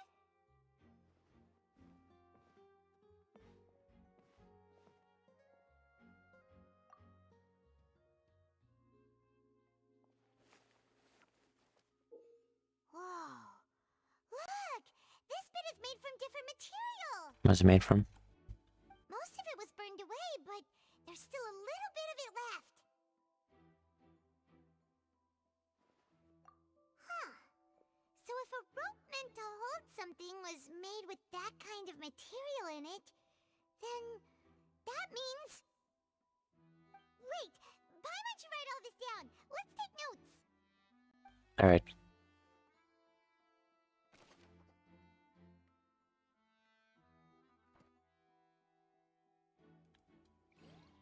Clearly seems a bit bad.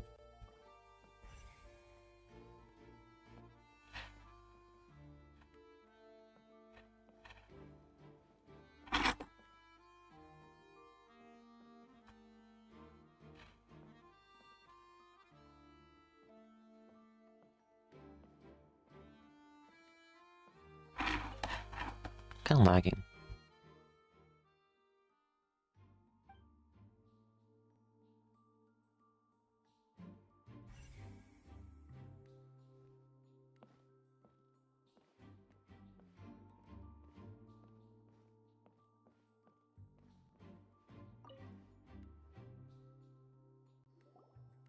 I got the bathroom after this clue. The investigation team has some new findings.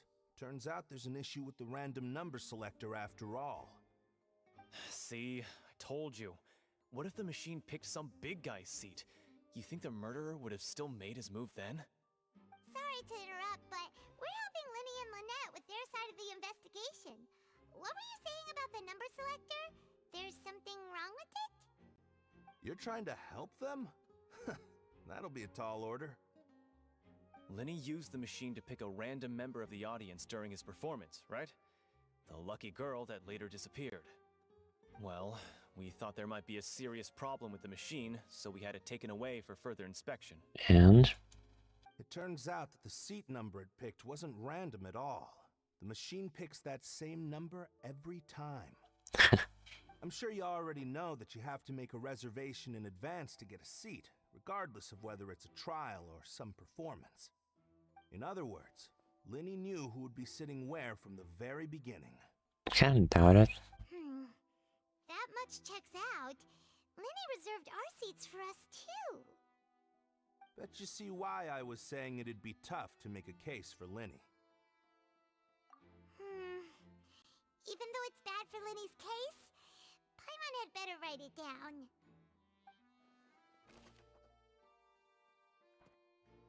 Or the real person who was behind it did it.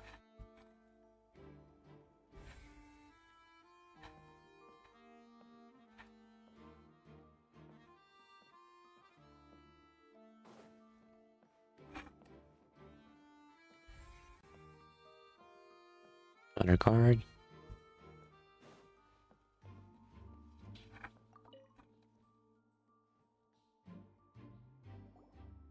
Hello there. What are you investigating? Oh, this location has also been cordoned off because the Magic Troupe members are currently considered prime suspects. The investigation team is still collecting evidence. The seats were all booked in advance, so we were able to deduce the missing woman's identity by checking the guest list. Sure, it's not like this is confidential information. We will publish it later anyway when we petition the public to help us find the missing person. Her name is Halsey. She's a painter from Fontaine who's made a bit of a name for herself. Apparently, she wasn't a regular at the Opera House, but she'd been feeling some pressure with her work lately, which made her decide to come see the magic show. The Magic Troupe members all claim not to know her. We have looked into her social connections. It seems that she has no personal grievances or conflicts of interest with the suspects. So no motive. But she wasn't related to the Magic Troupe at all, which matches the features of the previous serial disappearances. Were the victims of previous cases also chosen at random?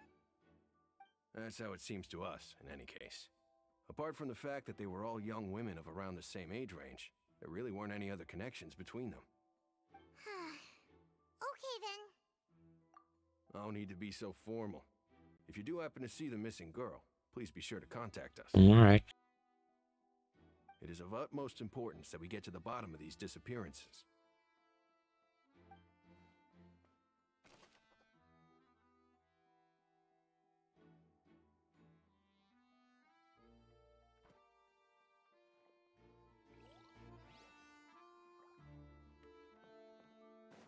Okay, one clue.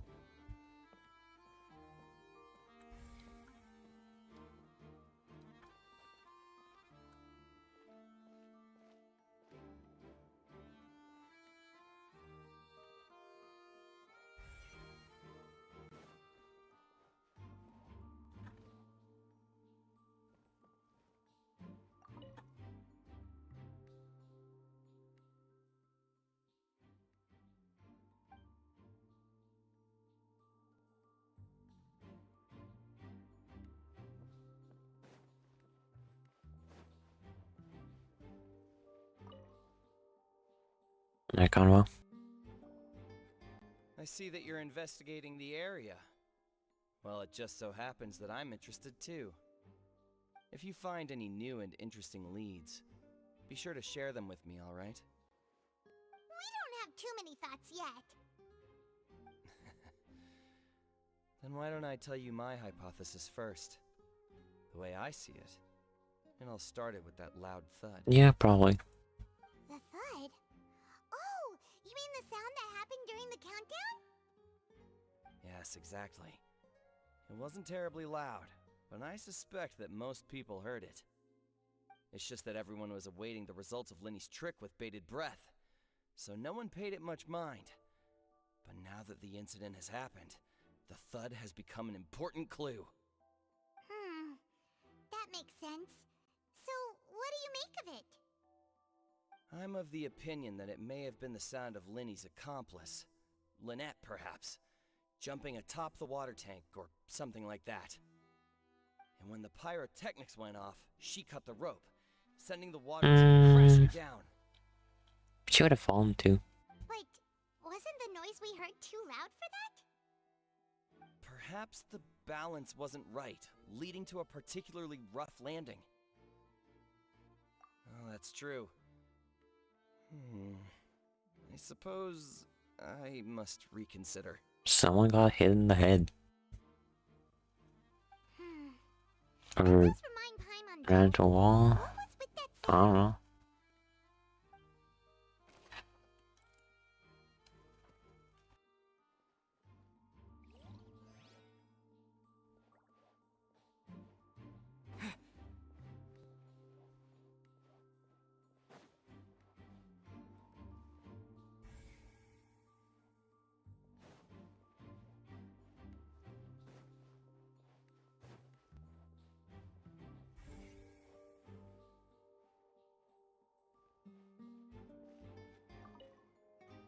Last one, I guess. Still talking to the guards. It seems he'll have a lot of explaining to do. I think someone will be assigned to monitor us later, but that's alright.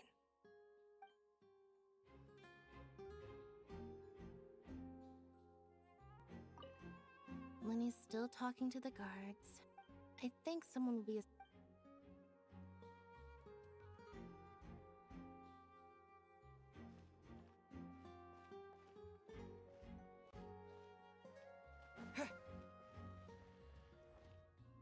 Oh, we can go over here.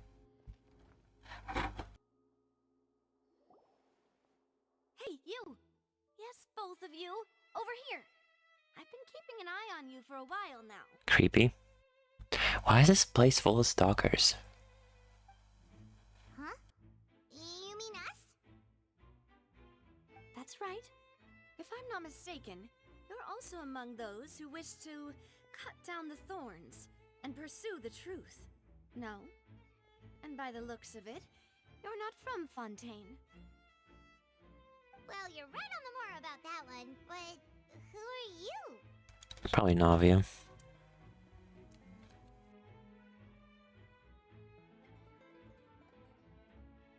Yeah. Have you never heard of the Spina di Rosula? No.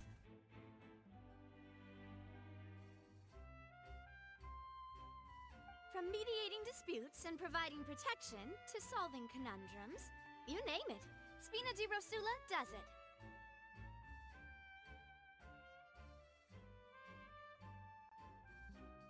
And I, Navia, have the honor of being its renowned president.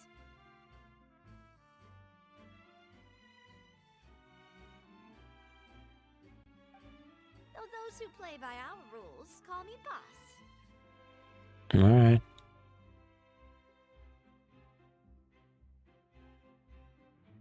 I'm Silver, her attendant.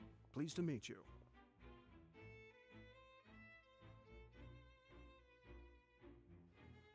And I'm Melus. Demoiselle's various daily needs and affairs are under my purview. Huh? Boss? Demoiselle? What gives with the names? It's just weird naming things. Well, I am the second generation president. Melus and the others are still used to my previous title. My apologies, Demoiselle. Should you prefer, boss, I will endeavor to use that instead.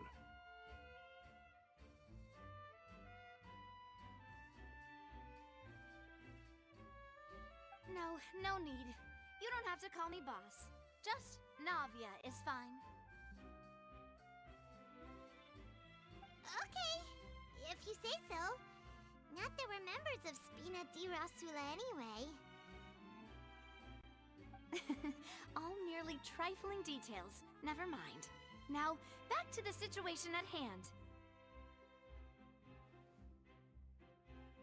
That's right. I've always kept an eye on the serial disappearance cases. My interest stems from a matter back from my father's time.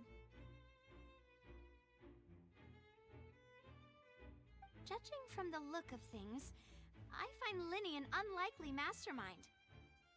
Same. Really? We think so too! That's why we're looking for clues now. But how did you come to that conclusion? Intuition, naturally. My unparalleled intuition. Sure. You're losing me. Farina sure was quick to point the finger at Linny without any decisive evidence whatsoever, wasn't she? But that's not uncommon for her. If you remember, the Justice had to interrupt her and ask if she was pressing charges just to keep her from getting carried away. Anyway, a trial begins the moment someone levels charges. And, of course, there was no way Farina was going to back down in that situation. Sounds more like you just don't trust the Hydro Archon. True. Well, what's your opinion? I must admit that she can be interesting at times, but liking her doesn't mean that I'll blindly agree with her. All right, I've answered your question. Now, it's time you answer mine. Alright. Wait a minute, did that answer count? Well, I say it does. But don't worry, you won't hear any pointless questions from me. In your opinion, do you think it's right to treat a trial like it's an opera? Not really. Well? Kangaroo court. And why would that be?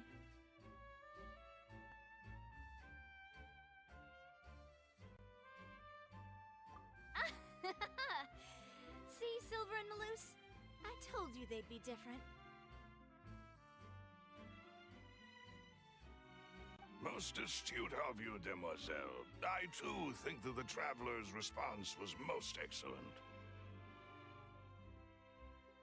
No matter how wonderful the script or how fervent the audience's expectations may be, the trials that go on stage here must be based in fact.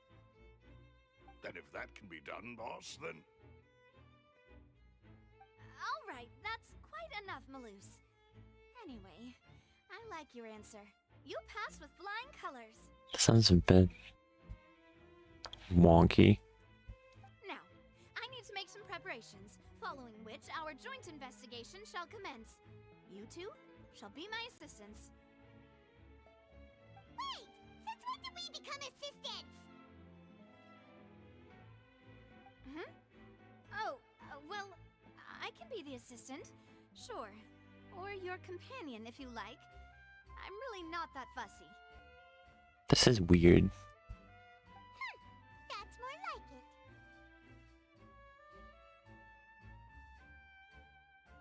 it. Far be it from me to brag, but I believe that Demoiselle's intuition will be instrumental in uncovering the truth. Alright. You wish to save a friend from false accusations, and we wish to unravel the disappearances. In this sense, our goals are aligned. You have a point. Huh. You're quite the talker, aren't you, mister? I have no idea what's going on. And what about you over there? What do you think? You seem like you've got something on your mind. I have nothing to add. Oh, alrighty then. We'll be making some preparations first. Just be sure to let us know if they start revealing Linny's tricks. Thanks!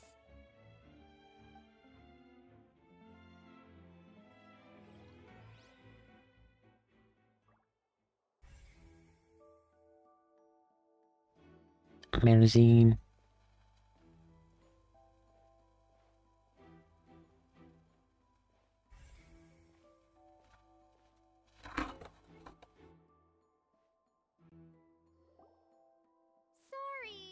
No one can freely enter or exit the Opera House at the moment.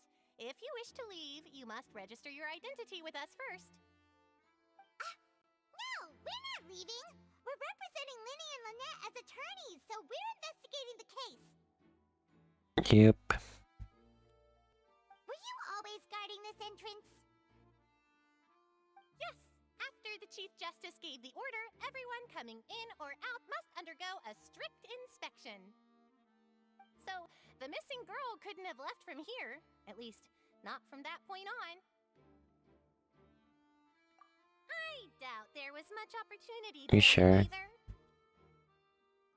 How can you be so sure, Well, because I was in charge of security near the entrance at that time.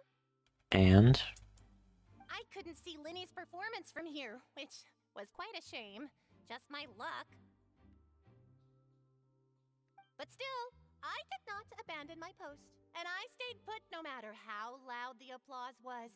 If someone had so much as even approached the door, I would have noticed it, let alone if they had tried to leave. We Melazines are good at that sort of thing, you know. So, it's safe to say the girl couldn't have left through here. Alright, thank you for your help. This'll be useful info.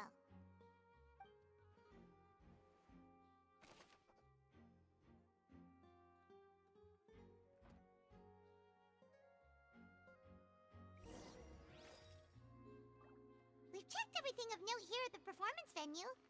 Paimon wonders how Linny's discussion with the guards is going. I'm still lagging. See, shall we? Ooh, things are getting interesting, huh? We're about to see how magic is made.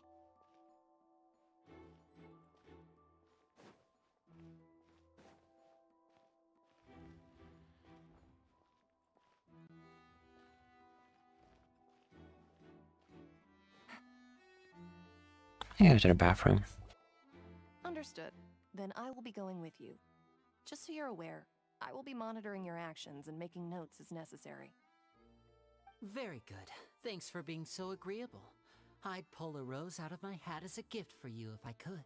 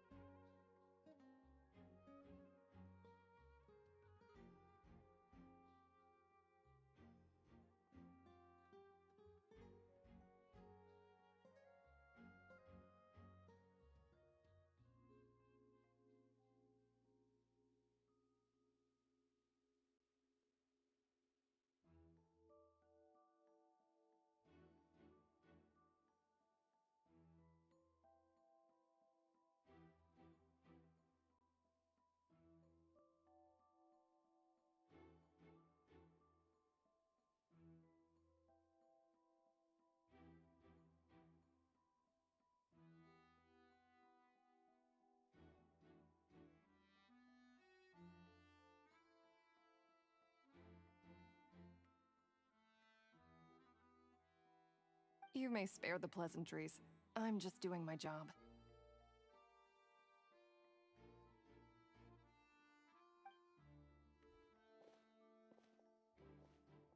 You've arrived. Who's this? Navia. Me? being a Dirosula's guardian angel. If you've got a problem, I've got the firepower.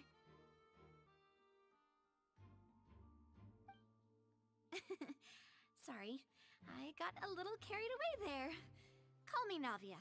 I'm a partner of theirs, and will be helping investigate this whole situation. And these are my companions. Would you mind if they join as well?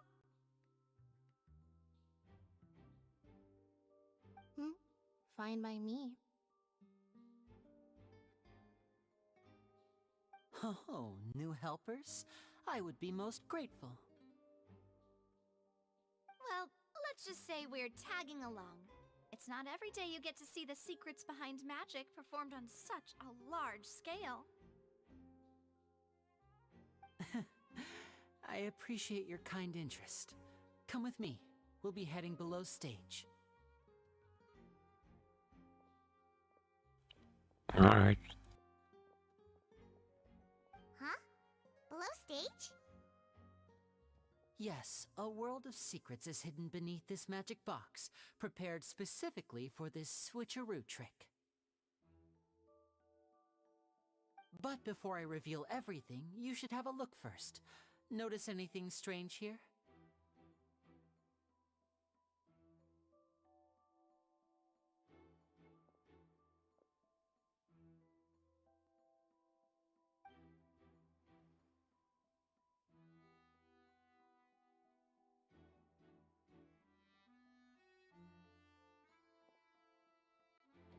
I'm not trying to be dramatic. Remembering the details of a trick will help you understand the methods used to perform it more easily. Huh. Weren't there balloons and other decorations here? Where did all that go? Ah, good eye. That said, you're still far from discovering the answer. The back? You mean the inside of the door? What's different about it? Paimon didn't notice anything. Same here. Very good indeed. I thought you might not be able to catch that, given that you were sitting in the first row. The back of this door was patterned. Those patterns are now gone, replaced by a smooth wooden board. Well, not entirely smooth. So, if you put 2 and 2 together, what do you get? Exactly. All right, let's go. I'll tell you how it works as we head down. Sure.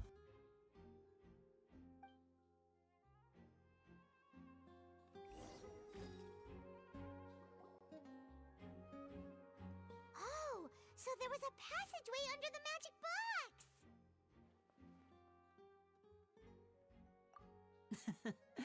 I knew you'd figure out most of it as soon as you saw this place. Okay. The 2 magic boxes are positioned right above the 2 entrances of the tunnel. See this flatbed trolley?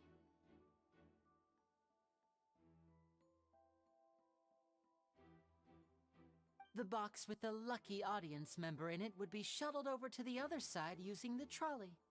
Okay. This trolley can raise and lower and even rotate, ensuring that the box will face in the right direction. I see.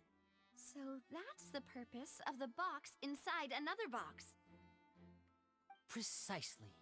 The inner box would descend after the audience member was put inside and be moved along the trolley, all while the outer box would remain on stage as if nothing had ever changed.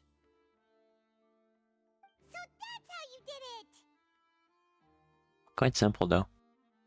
Once the box was lowered, the trolley would store some energy through this device here, with which it would complete the rest of the steps.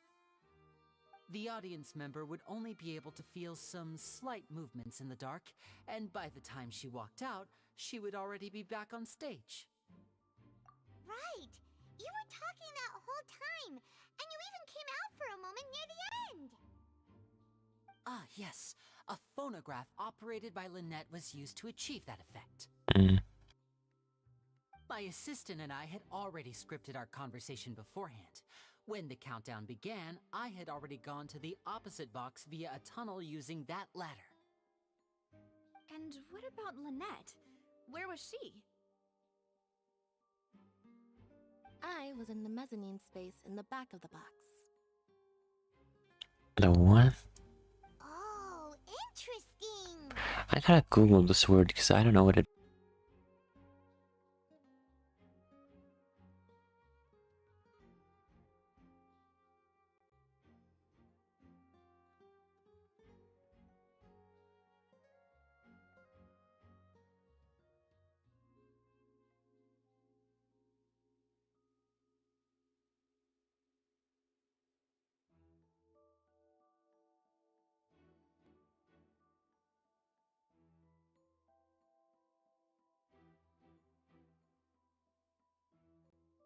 That doesn't seem related to this at all, but okay. That's how we were able to coordinate Linny's lines with the assistant.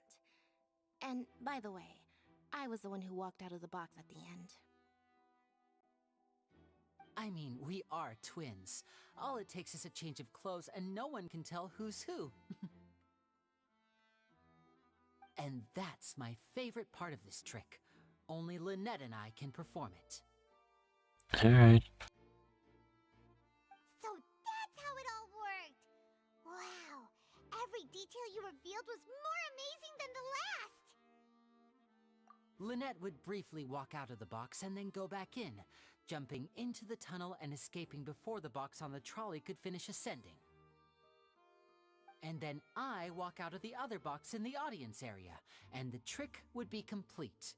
The operative word here being would. But as you saw, Cal was in the box, not our audience member. She, on the other hand, mysteriously vanished. Feels very similar to the thief at the start, but it could also be some reusing models.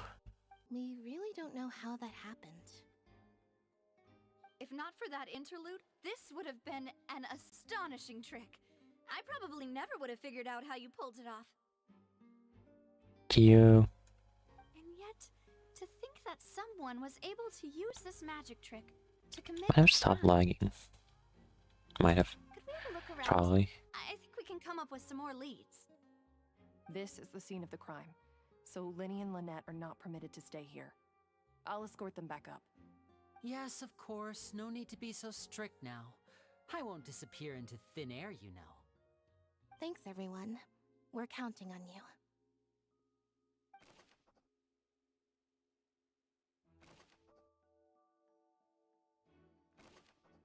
Oh no.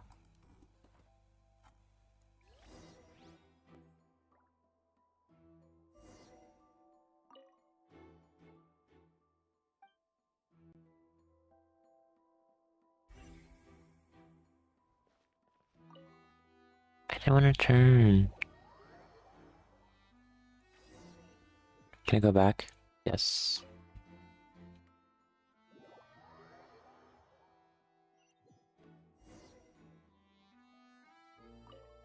Ladder.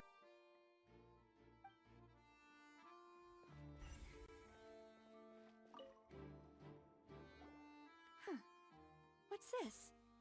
Weird hook thing. A hook tied to the end of a rope. Huh? There's all kinds of odds and ends here. Perhaps it was a prop for a different trick. But why would it have been left here? Dunno. Whatever it is, let's make a note of it first.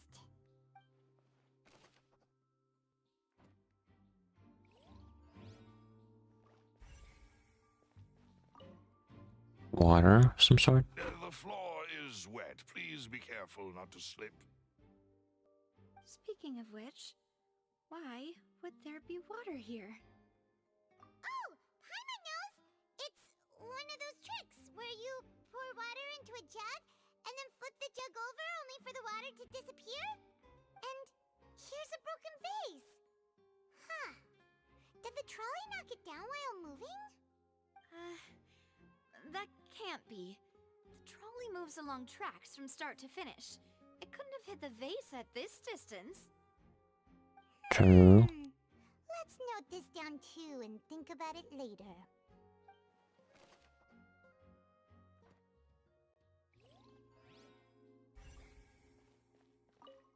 clothing? Oh, these are the clothes that the lady chosen from the audience was wearing, right?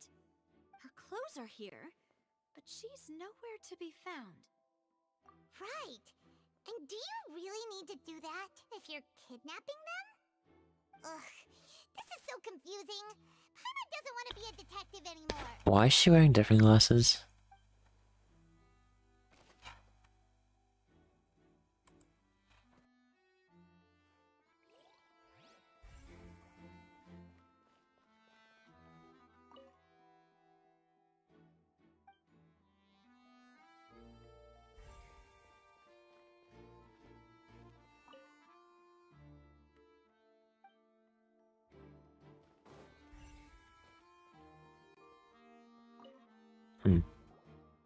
What is this place?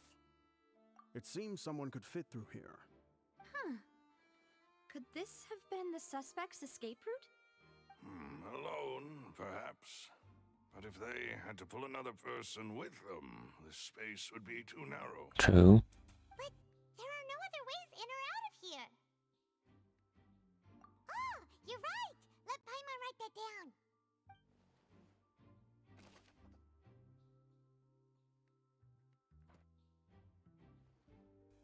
She could have left herself. Seems we're just about done investigating down here. Yes. Let's head back up.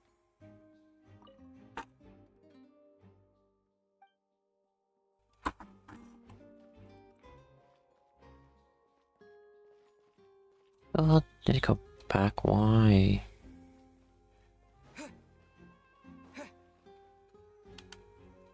Return. Let's play for 4 hours. I'm still not done. We've ascertained the state of the crime scene. Let's find a place to sort out our findings once Malus returns. Seems to me that there are several things that don't add up here. Apologies for the wait, demoiselle. So, what did the guards say? Did the criminal escape through the vent? They believe the odds of that are very low, since the vent leads to the Opera House's basement. The guards have checked the area carefully. No one left through the basement during the performance or after the incident, and no one was found hiding there. So the tunnels become like a secret chamber then. You know, like the kind you usually see in novels. The plot thickens. Halsey's disappearance and Cowell's death are both quite inexplicable. No wonder Farina was so confident in her accusation. All the current evidence points toward Linny and Lynette. Not necessarily. In other words, the charges are very likely to be upheld unless we make some considerable progress. Charges and then trial. So if the charges are upheld, they'll announce a sentence? That's right. This is how a trial goes in the Opera House. During the proceedings, the Chief Justice and the Oratrice will hear statements from both sides. That's right. This is how indemnitium is produced. The statements from both sides, the defenses from attorneys, witness testimonies, and even the audience's emotions will all be projected on the Oratrice. To put it simply, it's as if the Oratrice has its own will, and is a judge in its own right. This also precludes any kind of favoritism on the part of the Chief Justice. Not that this has ever happened anyway. Once both sides have finished speaking, the Chief Justice will make his final decision. This, too, will be used by the Oratrice as a reference. Then, finally, the Oratrice will be consulted by officials. The result it returns is the will of justice itself. Huh? So that machine is the one that actually decides? Paimon thought Neuvillette called the shots. In practice, there is very little difference. Both have always come to the same judgment, which is why people have great faith in the Chief Justice. Alright. Yes, the guards also asked me to convey that none of us will be allowed to leave this place before the trial. Huh? Why? Because we've chosen to act as the twins' proxies. That makes us persons related to the case. They're concerned that we might be colluding with outside parties, or that we might find outside help to disrupt the case. And even if that were not so, it could prove problematic if we happen to spread key information about the case ahead of time. I'm ready to break out at any time.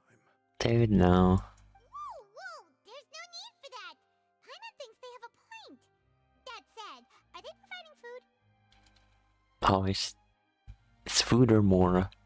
One or the other. Of course. I just hope you don't mind the lack of options. I'm afraid that catering to all tastes is not in the cards, nor is any guarantee of balanced nutrition. In that case, let's just sort out our findings together here. Pity.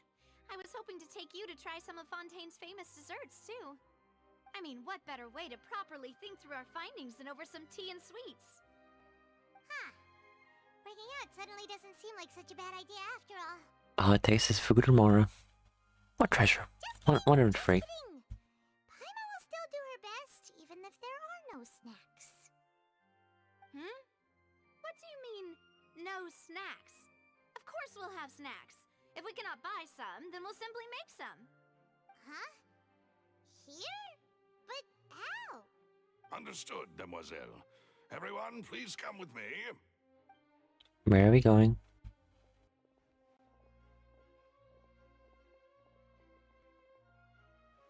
Wait, you're carrying a portable stove with you?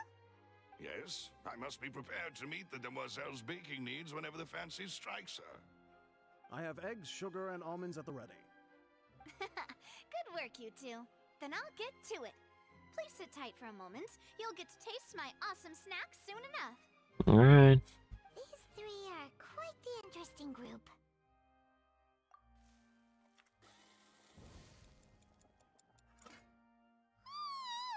And Paimon thought it smelled good while it was still in the oven. Oh, it's even better now. Paimon can't stop drooling. Okay.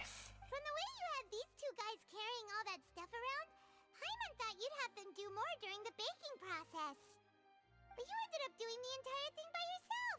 Beating the egg whites, grinding almonds, everything. I was applauding.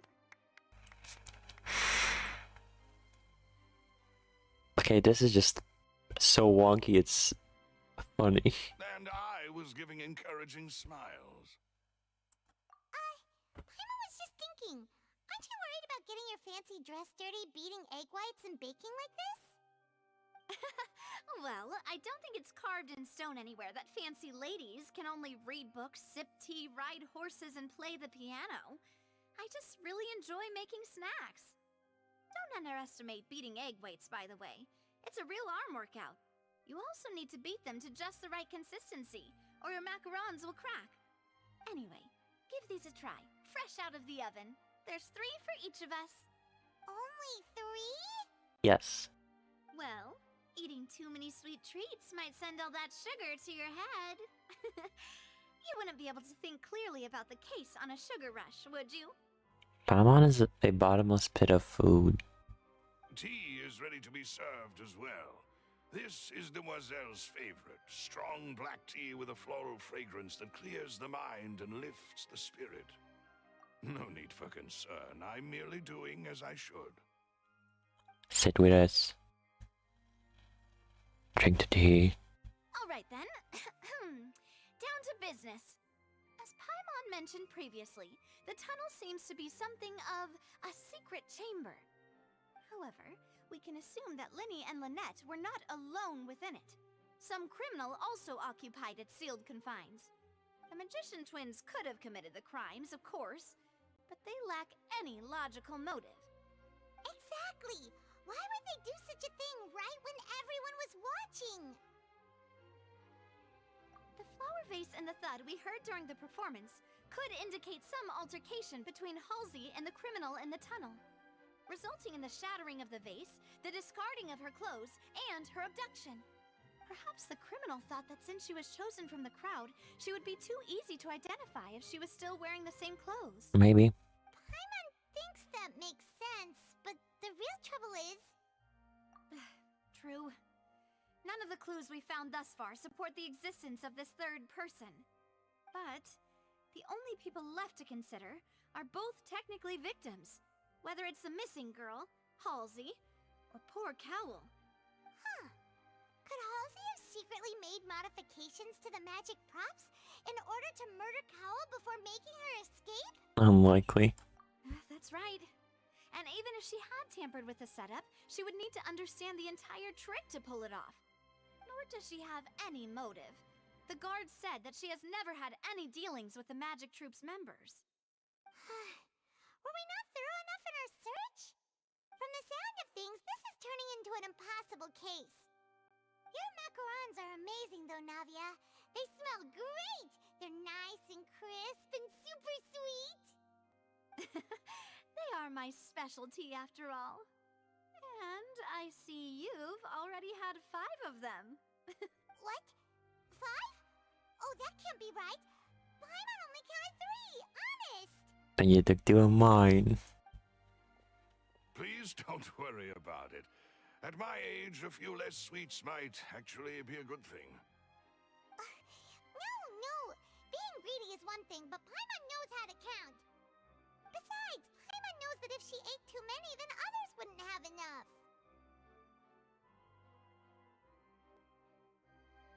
Wait, even you don't like Paimon? How could you? If Paimon ate those 2 extra macarons, then may they turn into stone in her stomach!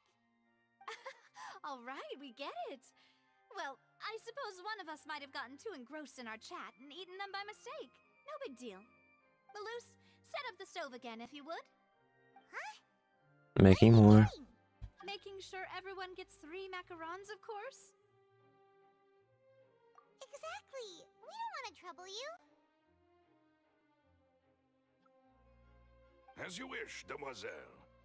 And I have the egg, sugar, and almonds. How many does he carry? Well, this really is your hobby, huh?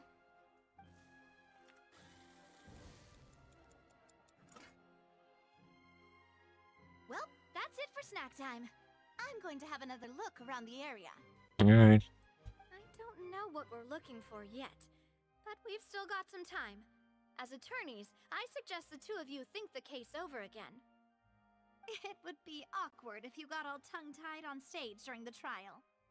Alright, thanks for your help, and for the snacks. It was nothing. A small task for the Spina di Rosula. Silver, Malus, it's time to go. Alright. I'll be back if I find anything new.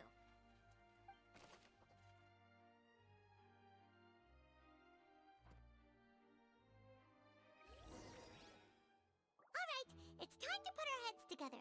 We've got to get our defense ready for the trial. Oh, it's probably gonna be a long and difficult case. There's no point in worrying about that now. We just need to prepare. Here, take Paimon's notes. They should help you review the situation. Do I have them on me or no?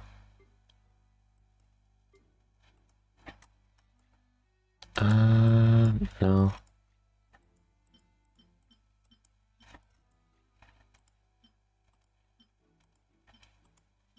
No.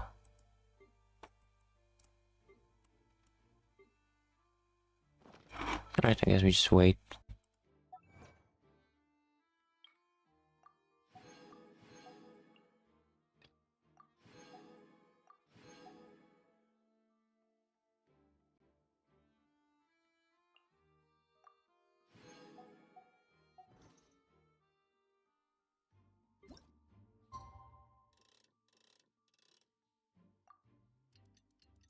Was it?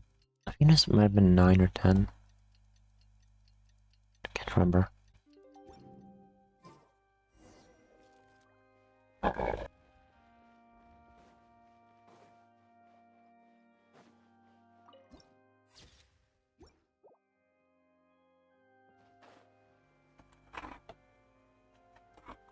Are we going here?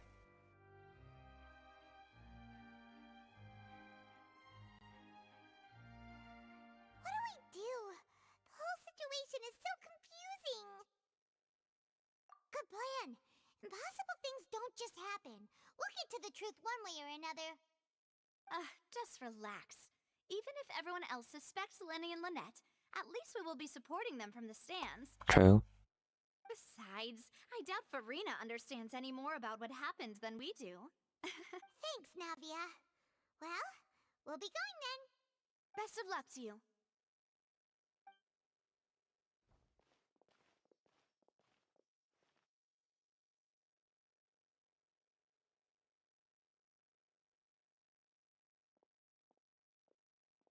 Ah, finally, you're back. Well, how did your investigation go? Not that well. To be honest, you might be disappointed. No. We're already very grateful that you were willing to help. Well, now, don't you all look disappointed. Don't tell me that your investigation came up empty-handed. That was to be expected, of course. The guilty can never produce proof of their innocence. I really don't like her at this point. Don't let that stop you. I shall be terribly disappointed should you, my most anticipated foe, concede so easily. Since both parties are present, I declare that the trial regarding the magic show incident is now in session. Firstly, in order for the audience to understand the causes and results of the incident, could we please have Mr. Linney explain the trick? Yes, of course. I will explain while Lynette demonstrates on stage. All the necessary items have been prepared.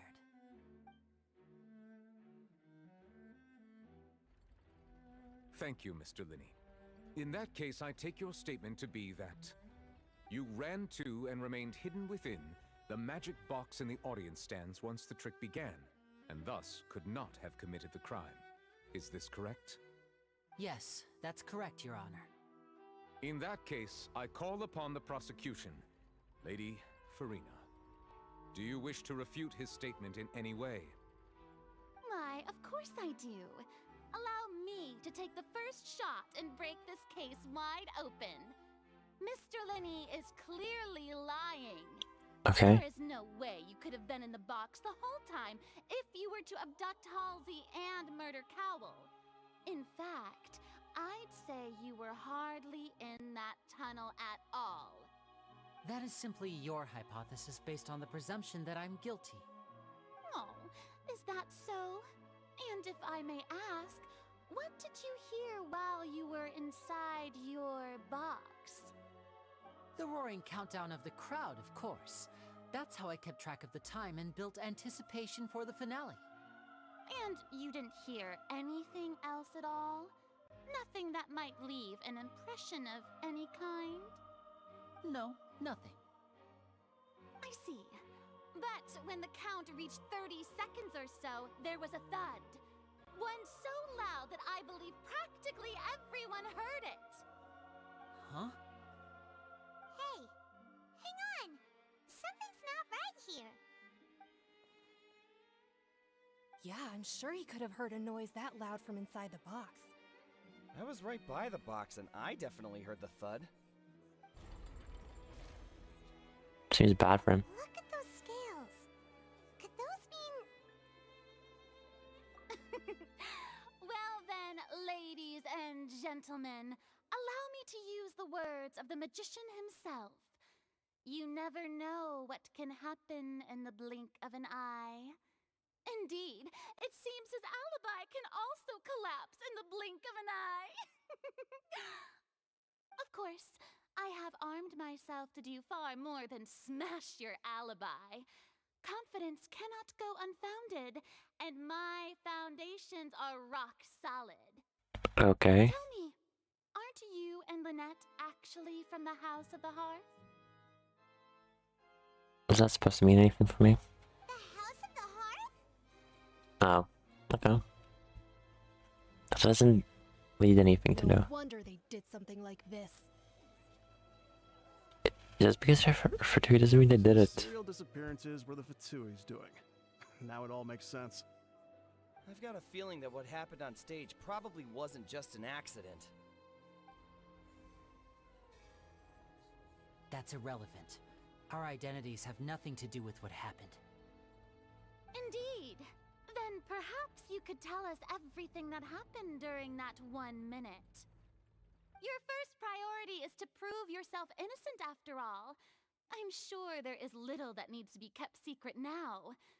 Unless your script already has holes in it. The Outlander is speechless. My, oh my, don't they look flabbergasted? Now comes the infighting and discord, I suppose. This was almost too easy. Good thing I made all those preparations. Seems the all-nighter I pulled last night is really paying off. Hey, Linny, why didn't you tell us this before? Order! Order! Mr. Linney, allow me to re-establish the facts. Lady Farina has raised 2 points. First, when the thud was heard in the Opera House, you were neither in the box nor the tunnel. Second, you and Ms. Lynette are both members of the House of the Hearth. Okay. Are these claims true?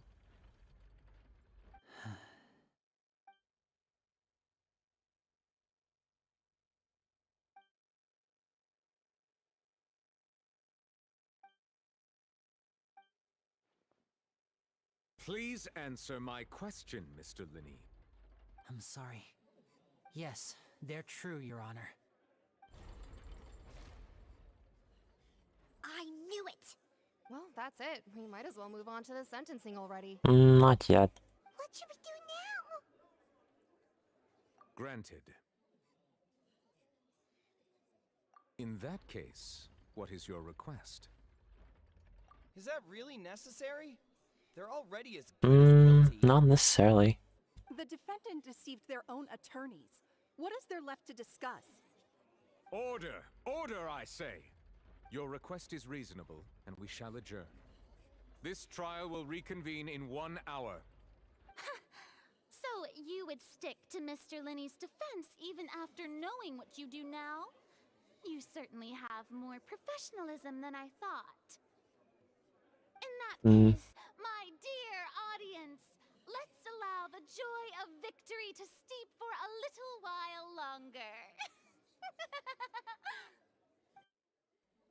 She kind of reminds me of official, and she's very annoying to me.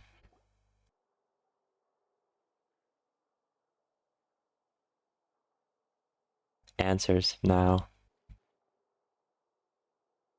Well, this is awkward. I didn't think the Hydro Archon would dig all that up. I'm sorry, Traveler and Paimon. Yeah, sorry. Paimon doesn't know where to start. We trusted you two. We based our entire reasoning on the assumption that you weren't bad guys. Not to set the wrong tone or anything, but Paimon's really mad. I'm very sorry. I know you're angry, and reasonably so, but please, let me explain. I know you've clashed with the Vitui several times before. I wouldn't be surprised if just hearing the word is enough to make you upset.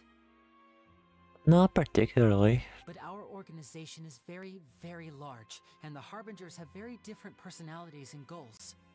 Right now, we want to save people. As many as we can. That's right. I'm sure we're on the same page when it comes to this nation and the disaster that its people might face. I knew if it weren't for our respective identities, we could become good friends. That's why I didn't wish to flat out lie to you, but chose to hide some details instead. So omission.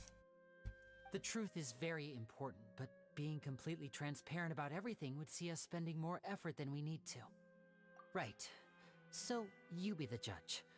Heck, if I were you, I fear that I'd even struggle to trust me at this point.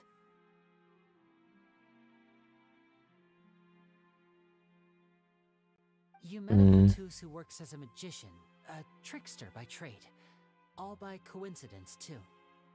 But still, I'm asking you to trust me. I am no criminal. At least, not in this case. Sorry. Please forgive us. And start talking and stop with the fluffing of everything. Just give me answers. Right. Let's hear your answer first, and no lies now. Of course. I'll answer any question you ask. We've been trying to find out how the Oratrice operates. We want to know why it has a consciousness. Why can it deliver sentences accurately? during our investigations, we learned that the machine's core is beneath it. From that moment on, Lynette and I have been designing this box swap trick with the objective of getting close to the core. Is that why you needed a whole minute? That's right. In truth, the audience would take about 75 seconds to count down from 60, while I would only need 15 to get to the opposite box. So, after jumping into the tunnel, I accessed the Opera House basement via the vent, and went to investigate the room in which the core is stored. That air vent was created during the construction of the tunnel specifically to execute this step. And? Well, nothing. As soon as I reached that room and was about to investigate, I heard someone's voice. Which should have been impossible, of course. I was quite certain that I was the only one in the room. That voice seemed to recognize me and tried to speak to me. I chose to err on the side of caution and retreated the way I came. On the way back, I saw the broken vase and the clothes on the ground, but the countdown was almost finished, so there wasn't time to give it any thought. After that, the homicide occurred just as you saw. Well, that explains why you didn't hear the thud. Because of that prophecy I told you about, of course. We must know all we can about this nation's secrets in order to deal with that prophesized crisis. That's the only way we can save everyone. So, there you have it. The whole truth. I swear, I didn't hide anything from you this time. The knock chuckles. It was never my wish to proceed under this cloud of mistrust either. But like I said earlier, you can be the judge. If you want to leave because you don't trust the Fatui, there's nothing I can do to stop you. Well, Traveler, you decide. Paimon will follow your lead however you choose. Alright.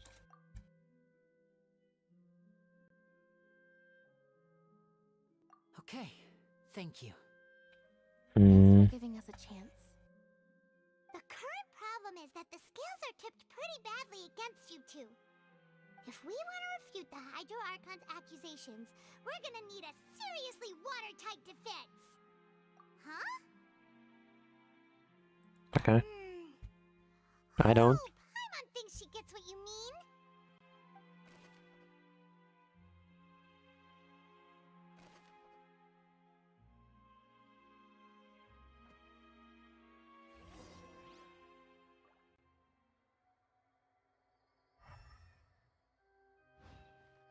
Back to trial.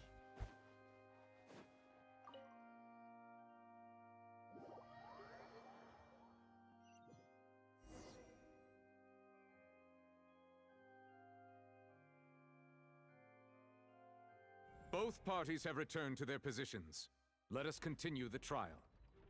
When last we left off, Mr. Linney acknowledged the new evidence presented by Lady Farina as fact. Therefore, Lady Farina may continue stating her reconstruction of the events. That took long enough. Now then, if everyone would lend me their attention. At this stage, let's revisit that scene from Linney's perspective.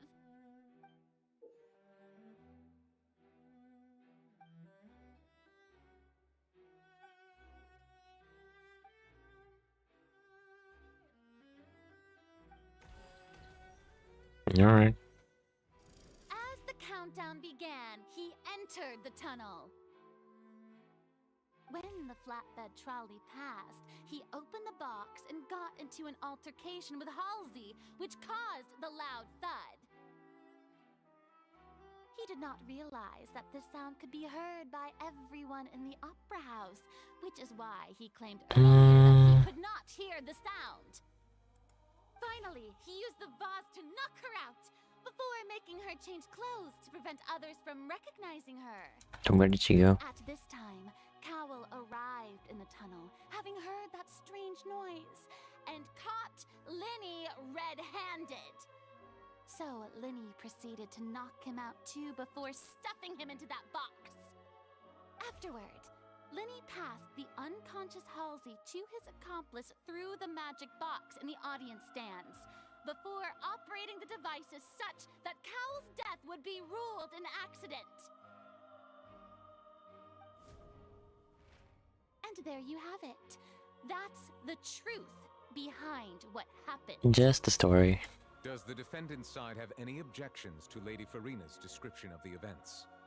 The key to refuting Lady Farina is the order of events, what Linny experienced, and what he saw.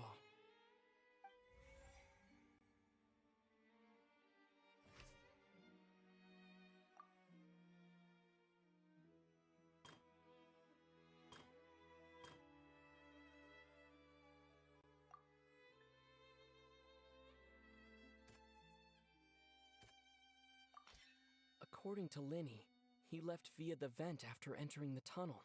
He couldn't have had that altercation with Halsey. Yeah.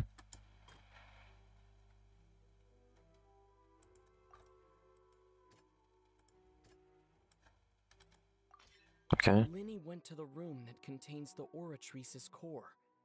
This is the actual truth.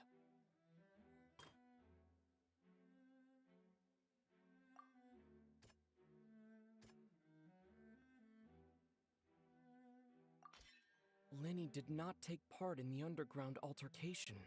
He only witnessed traces of the aftermath. Attention! Ace Detective Paimon has something to say! Okay, it's a reference.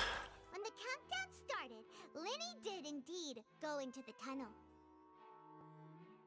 But he immediately used a vent to access the Opera House basement, which is where the underground core of the Oratrice is stored.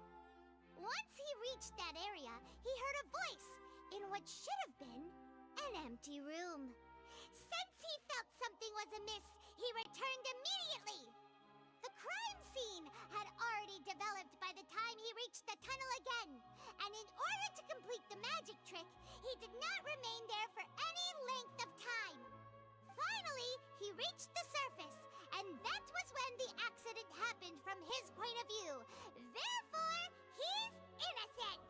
Well, it's not fully, but Paimon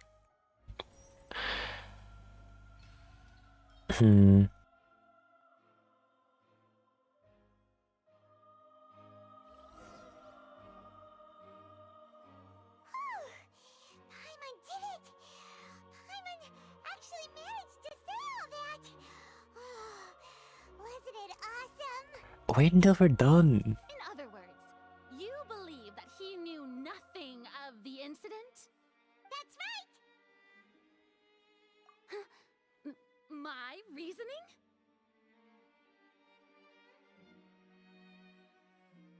If that's the case, then if Carol hadn't entered the tunnel, who was the entire setup meant to kill? Assuming that what you say is true, Linny only needed to kidnap the young girl to cause a new disappearance case. What would the point of killing someone on stage be? Oh, they have a point. That's right, you tell him! And that's why they're partners of mine. They've managed to turn things around.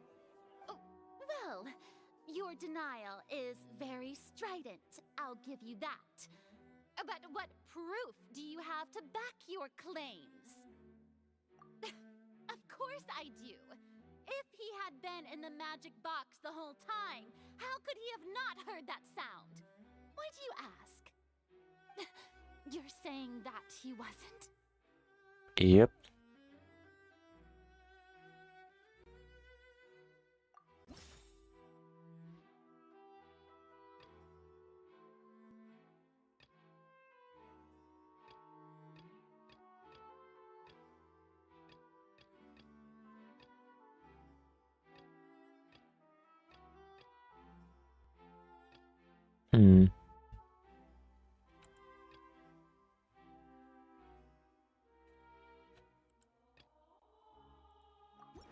Are you sure we don't need to give this more thought? Paimon thinks it... That's right! Linny wasn't in the box or in the tunnel. That's why he didn't hear anything strange during the performance. This means that when the crime happened, Linny had already entered the basement via the vent. The same clue you used to disprove his alibi has now become the best proof! How do you like that? Don't say that in court. Well played.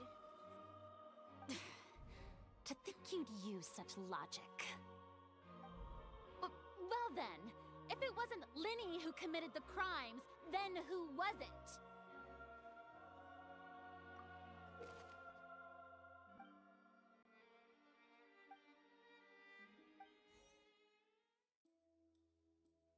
Hmm.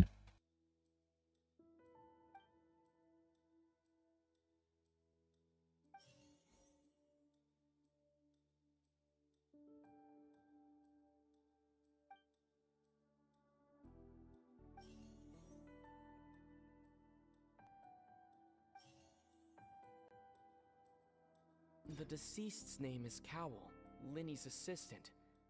He would have been able to tamper with the equipment. Could there have been a third person involved? Is that really a possibility? The deceased's name is Cowell. Yeah. Halsey has no relation, and we all already agreed that there's a very low chance of a third person. That can't be right. Are you serious? The killer was, in fact, Cowell, the deceased! Oh, is that so? How interesting! Let's hear your reasoning then. What I must do next is recreate the truth. What Cowell did, and how he went from would-be perpetrator to victim. No one entered or left the Opera House through its entrances, so where would the criminal have wanted to take Halsey? Linny was not in the tunnel at that moment, which gave our criminal ample time. It would have been tough for both people to fit into that vent. They would likely have bumped into Linny as well. The sound we heard may have come from a clash between the missing Halsey and the criminal. Linny was not in the tunnel at that moment.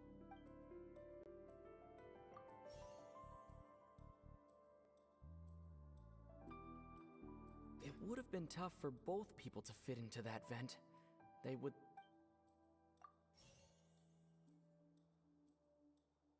The deceased's name is Cowell, Linny's assistant. The sound we heard may have come from a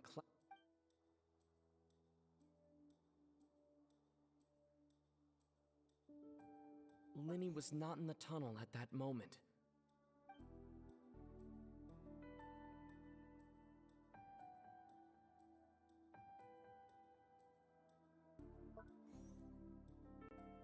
Halsey's clothing was in the tunnel, so there must have been some fear that she would attract attention.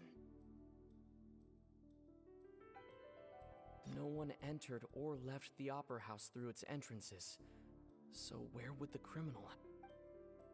Halsey's clothing was in the tunnel. The sound we heard may have come from a...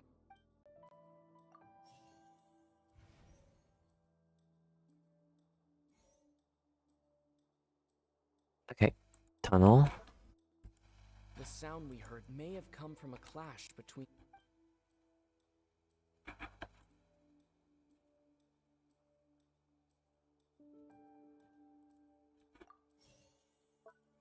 No one entered or left the opera... I'm just guessing at this point. His name is Cowell. Okay, two more. I'll just... It would have been tough for both people to fit...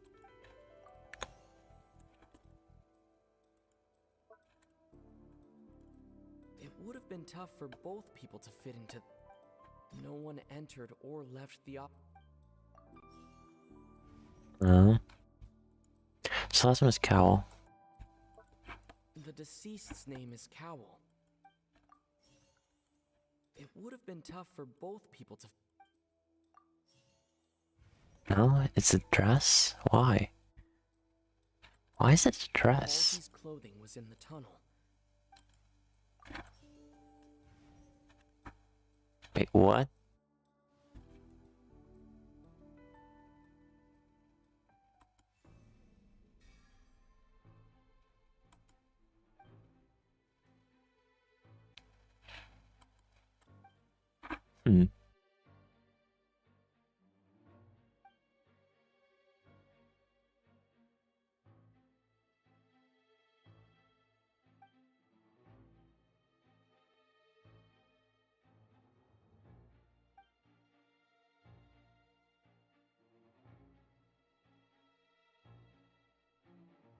What's wrong, Traveler? Are you still having trouble figuring things out? I see how it is. So this was all just a bluff. And here I thought you had something to show for it. But it seems you're still far from the truth. No, there's something fishy going on. Look, since we're at a dead end, why not consider a different track? Just like the trick as it transpired, the end result must have been utterly different from the magician's initial design. If only we knew how Halsey disappeared. Well, that would be nice, but the tunnel only has 3 exits, and none of them seem very likely. And it's not like this is a magic trick where you can just make a real live person disappear. You know, like you did from that water tank, Lynette.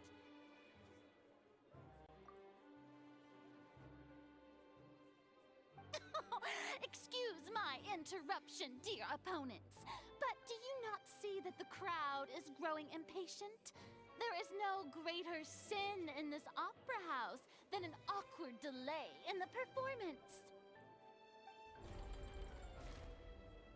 Okay, this is kind of annoying.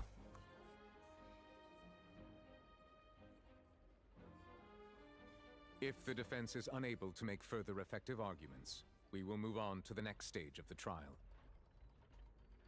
Alright.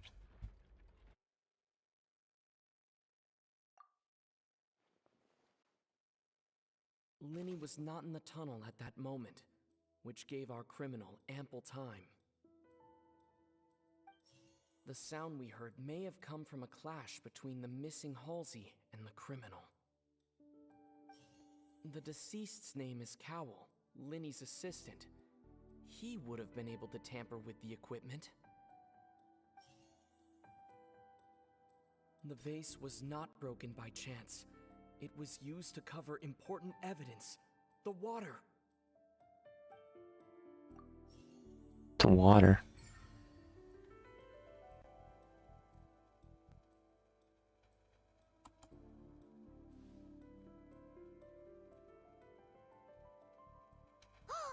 Paimon gets it! It all comes together if Halsey disappeared instead of being kidnapped. Lynette escaped from the water tank, vanishing gradually and leaving only clothes behind. If there's a similar method where a person could be transformed into water...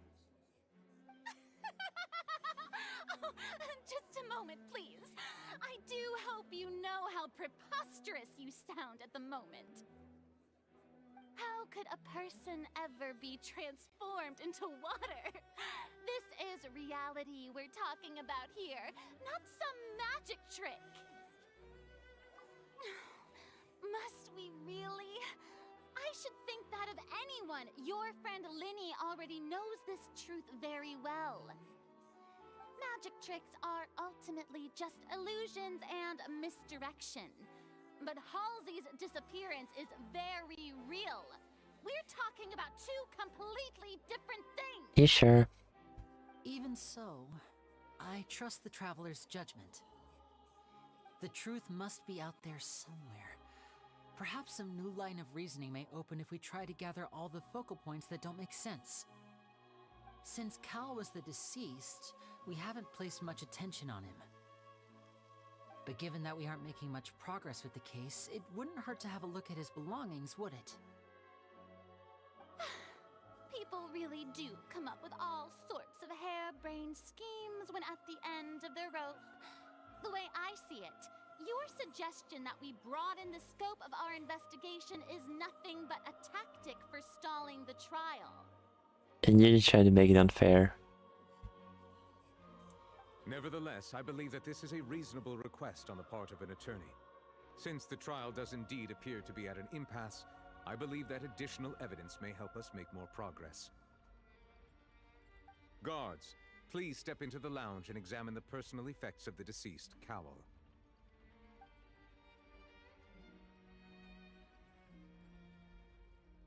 We are still examining the items, but we have already made critical progress that we feel must be shared with everyone post-haste. We discovered several test tubes of fluid within Cowell's baggage, each labeled separately. The notebook in his backpack claims that these fluids are water from the primordial sea. The primordial sea.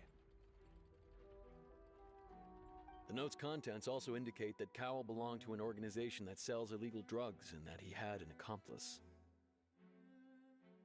The notebook has many entries concerning safe usage of these fluids, in which the keyword dissolve appears many times. One of these tubes was labeled Opera Epiclese, along with yesterday's date.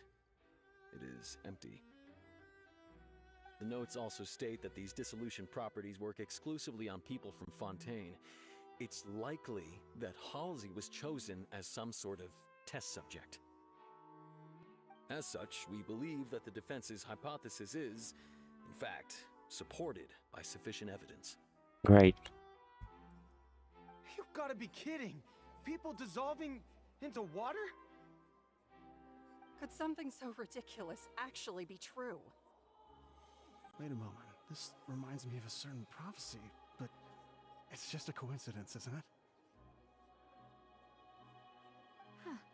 If people can become water, does that mean that the water tank's real use was as a means to hide water stains? And if Cowell was targeting that girl... Wait just a minute.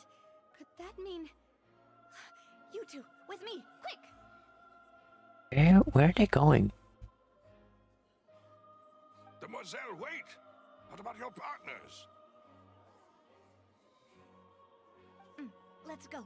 Just trust me. Alright. Order! Order!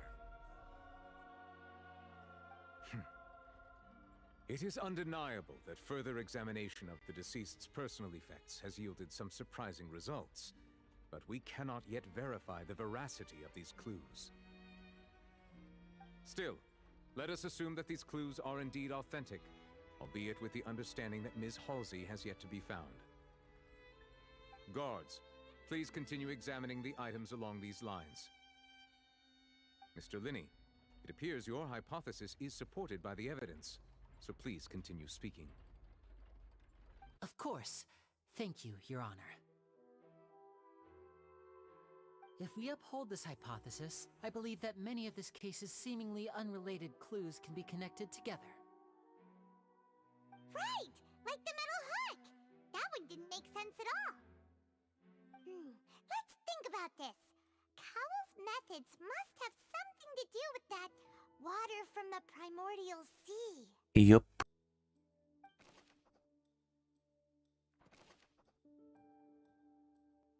The deceased's name is Cowell.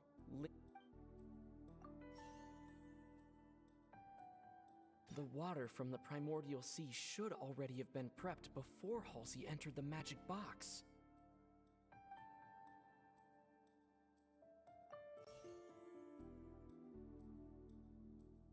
The water from the primordial sea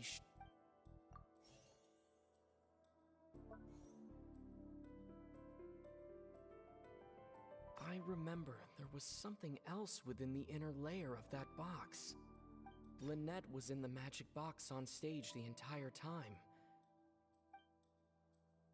Now it seems like the hook rope was not meant for another magic trick, but was instead some form of triggering mechanism.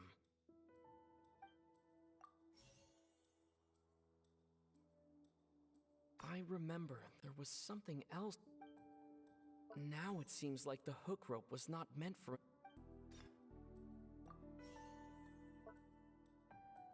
Now it seems like the hook rope was not meant for another... This? Yeah.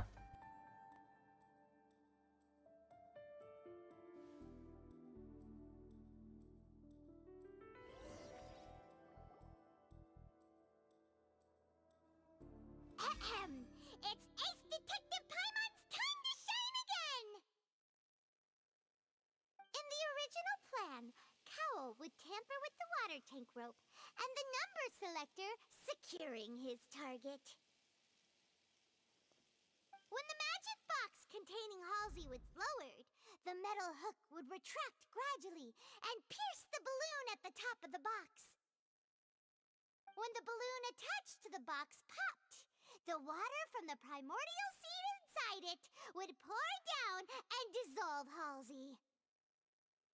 Afterward, Cowl would enter the tunnel and break the flower vase to conceal the water inside the tunnel, with the remaining evidence being covered up by the water tank on stage.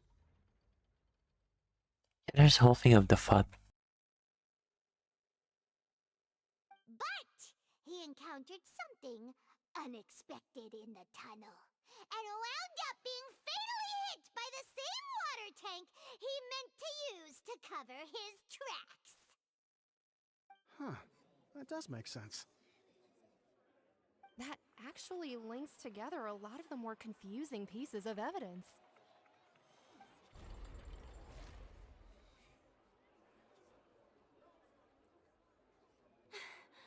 Oh dear, what do I do?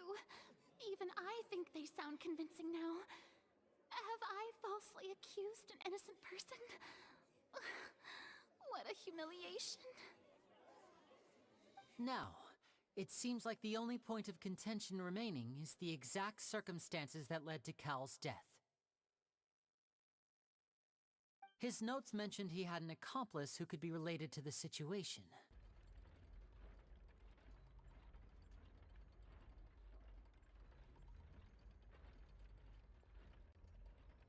On that note, the guards have just contacted me indicating that they uncovered new evidence.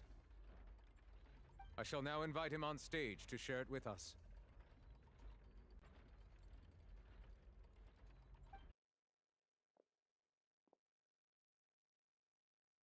Thank you, Your Honor. We were just inspecting the luggage of the other people involved in this case. And we found an identical sample of the water from the primordial sea among Linny's personal effects. Sounds a bit weird. What? That can't be. Oh, I see. Well, how wonderfully comedic to have your own counterattack only to come back and wound you. Does this not clear all doubt? Not necessarily. My dear citizens, my loyal audience, allow me to present my reasoning and bring this performance to a swift close.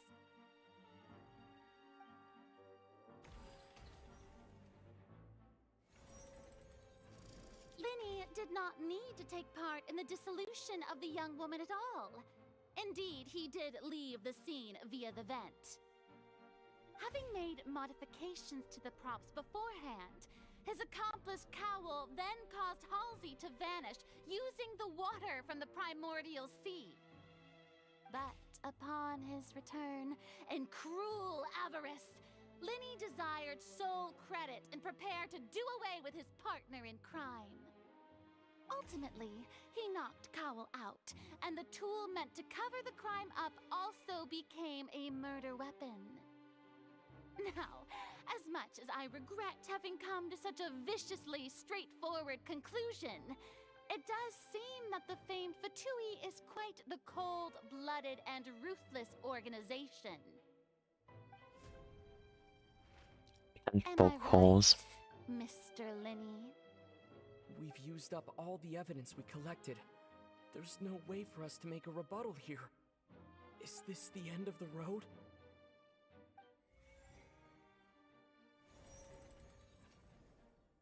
Oh no. Paimon can't think of anything either. It doesn't look like there's any way around this.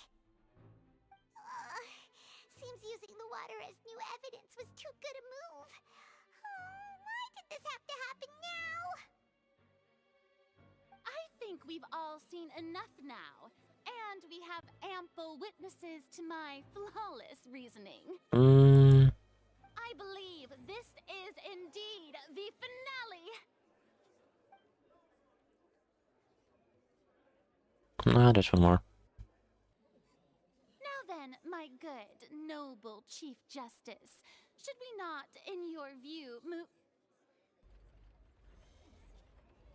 No. Excuse me, everyone, but I must interject. Miss, I must ask you not to shout, and to respect the ongoing legal proceedings. Oh, come on. Don't be hasty. I have a good reason for interrupting, you know. Now, would anyone here like to take a little break from all this debate and see a little magic? I'll show you an amazing trick. One that can bring a young woman who has disappeared back in the flesh, right before your very eyes. Please, do the honors, Mr. Linney, if you would be so kind. What in the world is she saying? No offense, miss, but miracles like that are beyond my scope as a magician. Come on now, don't be silly. Magic is all about misdirection, isn't it? It often conceals the truth while presenting a fascinating illusion. But once everyone believes the illusion, can't magic reveal the truth to them once again? And wouldn't such a trick be the most marvelous finale to today's performance? What is she on? Come on, Lenny and Lynette. Give it another go. Don't worry. Spina di Rasula has made the necessary arrangements on your behalf. But, as the magic makers and stars of the show, I think I should leave the final performance to you. I understand. I don't.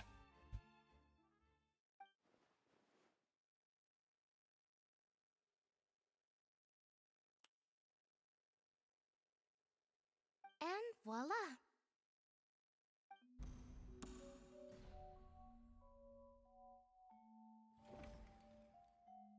Oh, was she hiding in the back?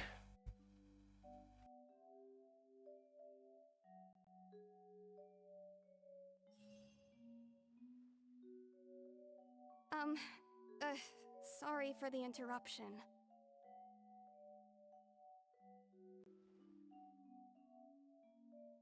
Wait, isn't that Halsey? So the whole thing about people dissolving wasn't true after all? To be clear, I'm only here because this person told me that if I testified, the merit of doing so would lessen my sentence. I was hiding outside this room listening to the proceedings because I was afraid that I would be the one put on trial. I was just feeling happy that no one had noticed me, and then before I knew it, she caught me. That'll teach you to underestimate us three.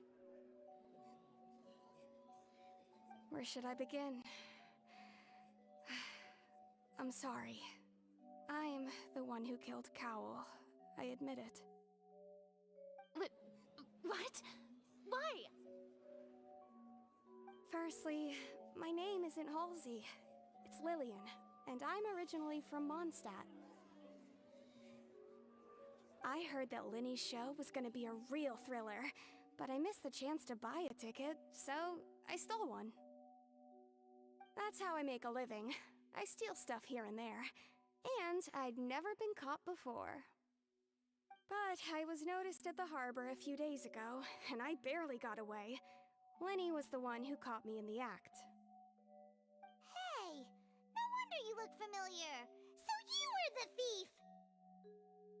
Liddy even mentioned that you were pretty skilled! Well, and I thought that would have been the end of it, but then the number selector chose me. He even mentioned the Fortress of Meripede. That's a prison, isn't it? So you can imagine how shocked I was. I thought he was on to me for sure. So I played along with the show while looking for an opening to flee, but then I got water poured on me for no reason, and then someone jumped into the tunnel to nab me. I wasn't going to take that lying down, so I knocked him out and stuffed him into the box.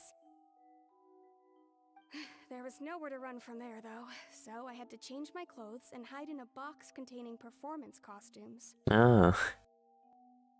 I slipped out after the first guard arrived at the scene and continued hiding inside the opera house. Can a person even hide in there? But I swear, I didn't know that the water tank would fall down. Really, I swear it. Had I known that, I wouldn't have put him in the magic box. I may be a thief, but I'm no killer. Well, that makes everything pretty clear now, doesn't it? This time, we need to tell the entire story from Lily Ann's perspective.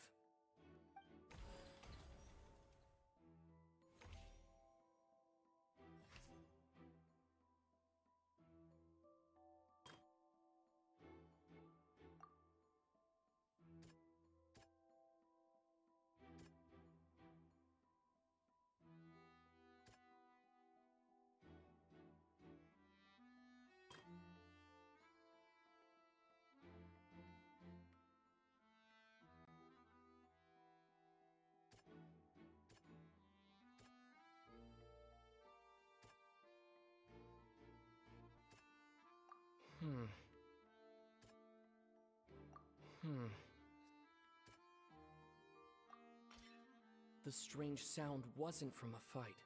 It was Lily Ann's attempt to break out when she was frightened.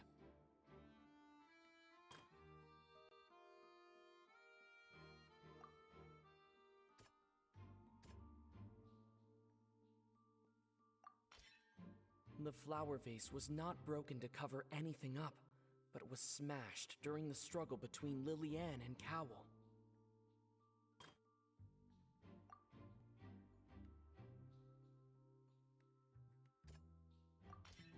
Lily Ann was afraid that she would be recognized if she left, so she changed clothes and hid, biding her time. Just what one might expect of an experienced thief.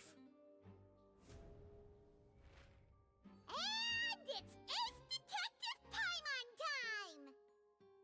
Having been selected out of the blue, Lillian panicked.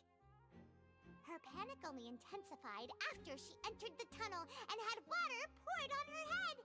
So she kicked the door open, producing the thud we all heard. Hearing the commotion, Cowell leapt into the tunnel, only to discover that Lillian had not dissolved. He did not know that Lillian was not from Fontaine, but was a thief who made her way in by stealing a ticket. Dude got unlucky. Mistakenly believing that the water from the primordial sea needed time to take effect, he tried to force Lillian back into the box. The two broke the flower vase during the struggle, but Lillian came out on top, knocking Cowell out and putting him in the box. With no way of escaping, she changed her clothes and hid in the costume trunk until the performance ended.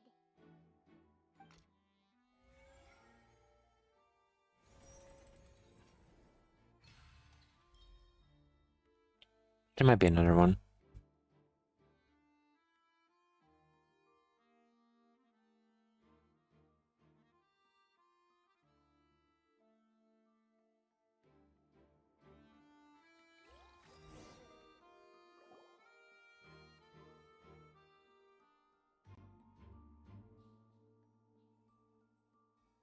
She knew that she would have to go through guard inspection if she tried to leave afterward.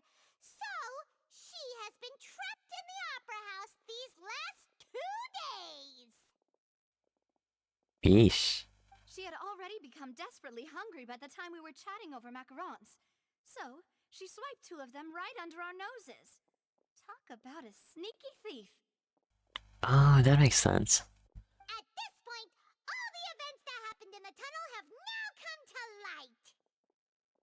Ah, so that's the whole story. Bravo! Bravo!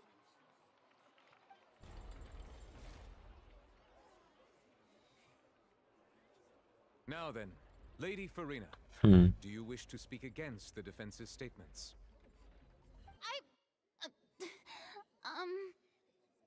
Please answer the question, Lady Farina.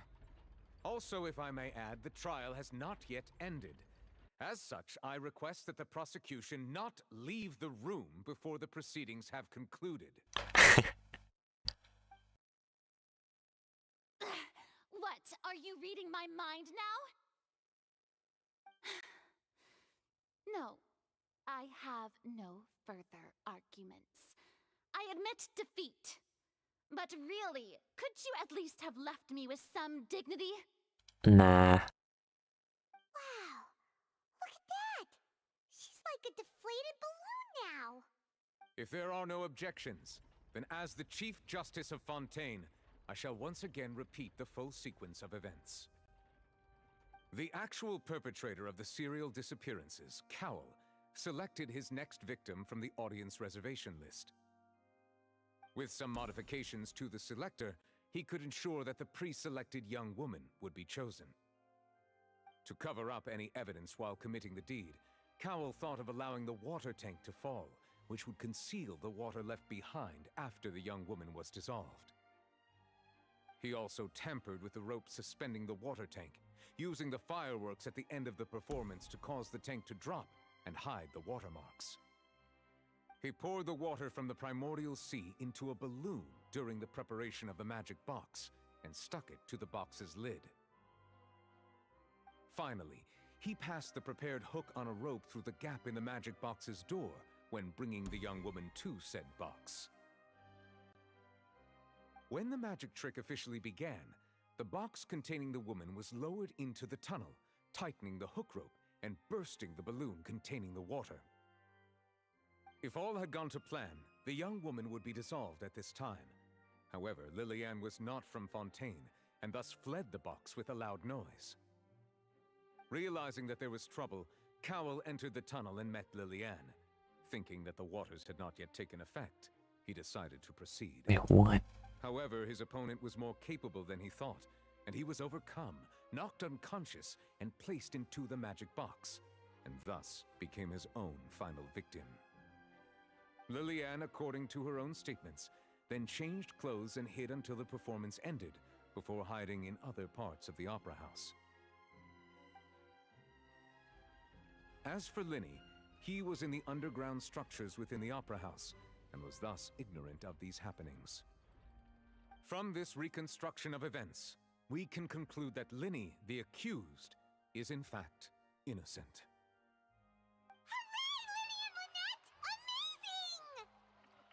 While there is much in Linny and Lillian's conduct that should still be investigated separately, this case, at least, can be handed over to the Oratrice to make the final decision. Well,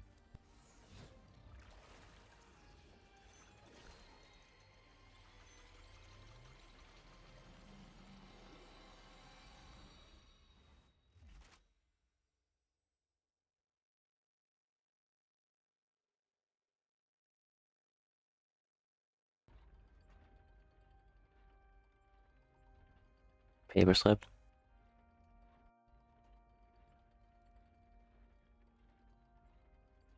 As such, Linny and Lynette are officially declared not guilty.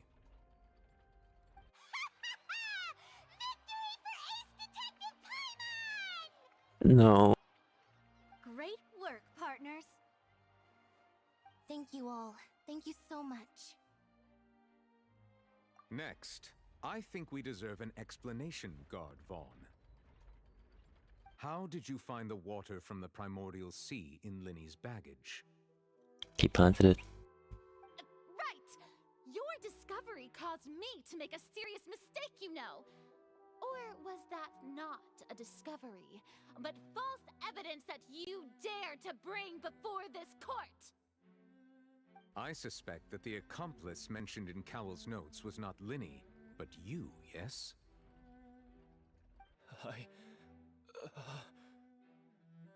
I'm sure you know what you must do to lessen your sentence. Speak quickly! Unless you want to earn yourself a one-way ticket to Coupon Town. To where? I was just following orders. We were supposed to place blame for the serial disappearances onto Linny, and thus cause suspicion to fall on the Fatui. The higher-ups said this was the best opportunity to do so.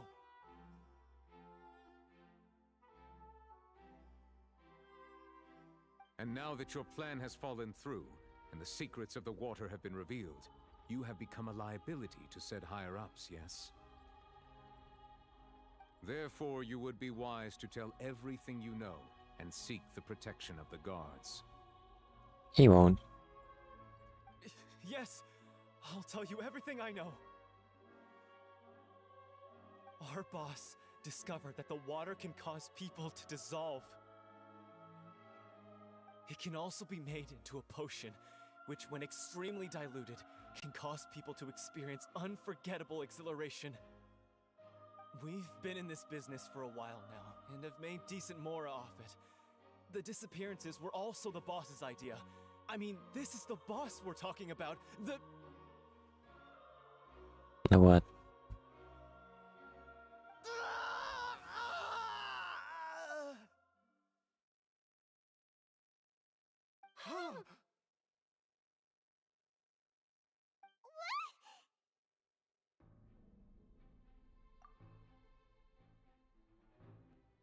Oh no.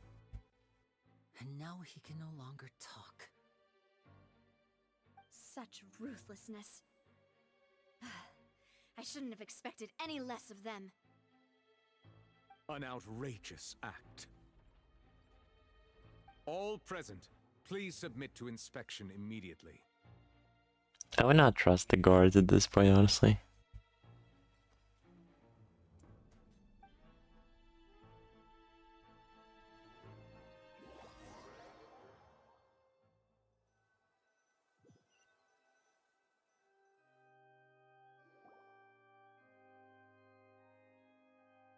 So, we're just going back now? I guess. That's true, but... Traveler, Paimon, please wait. Lenny... I know you may not want to speak to me right now. Maybe you don't even want to look at me. But still, let me thank you again for defending me to the end, even after you learned that I'm a member of the Fatui. I guess. But regardless, I'd like the opportunity to set things straight. I didn't approach you with any ulterior motives or ill intent. I've spoken to you as myself, just plain Linny this entire time. As for why I'm a Fatus, it's because the goals of the House of the Hearth align with those of an orphan like me. That's all. That was how Father, who you might know as the Knave, approached recruiting us back then too. The Knave? The one who controls the House of the Hearth? She's your father? That's right.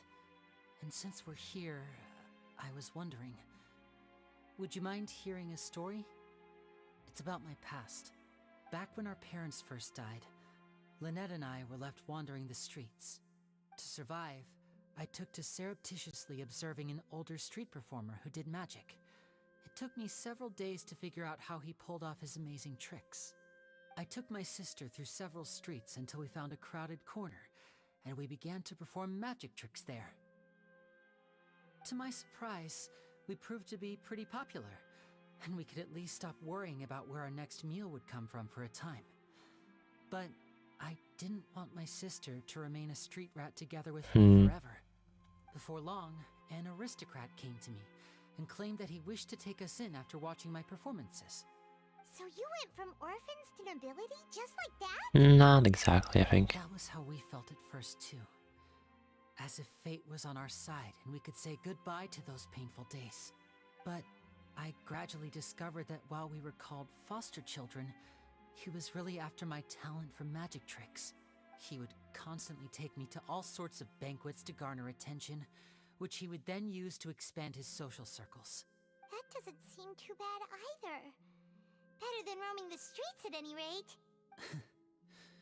It took a while for me to realize just how dark his heart really was. After one particular performance at a banquet, I discovered that Lynette was not on the same return vehicle as me. I waited a long time after we returned home, but she did not come back. I went to that noble's bedroom and asked him about her whereabouts.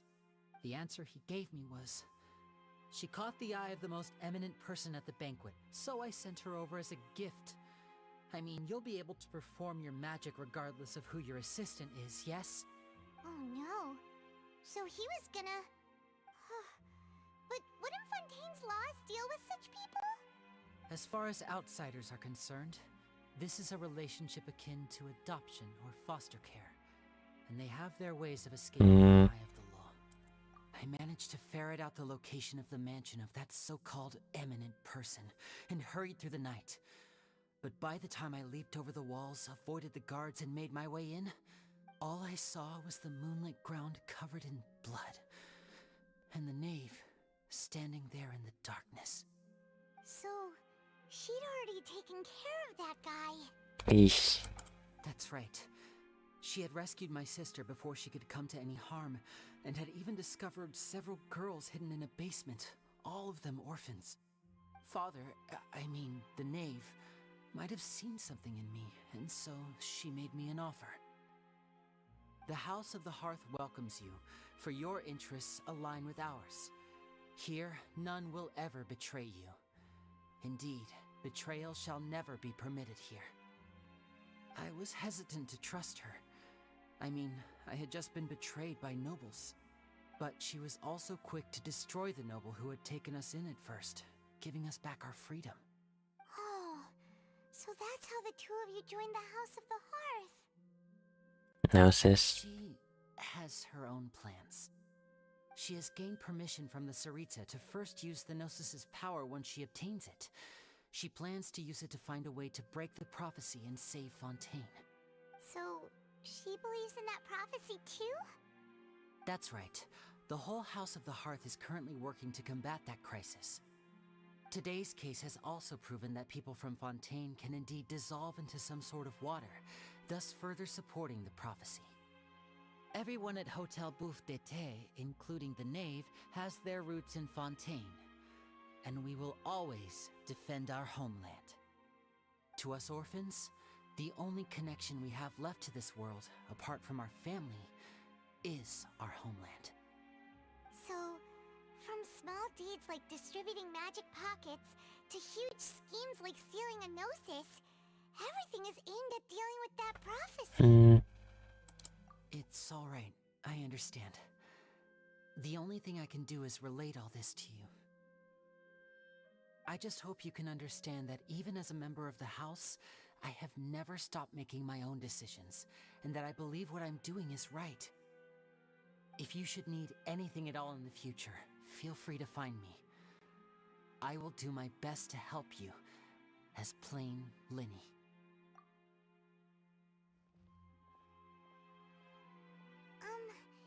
Bye, Linny!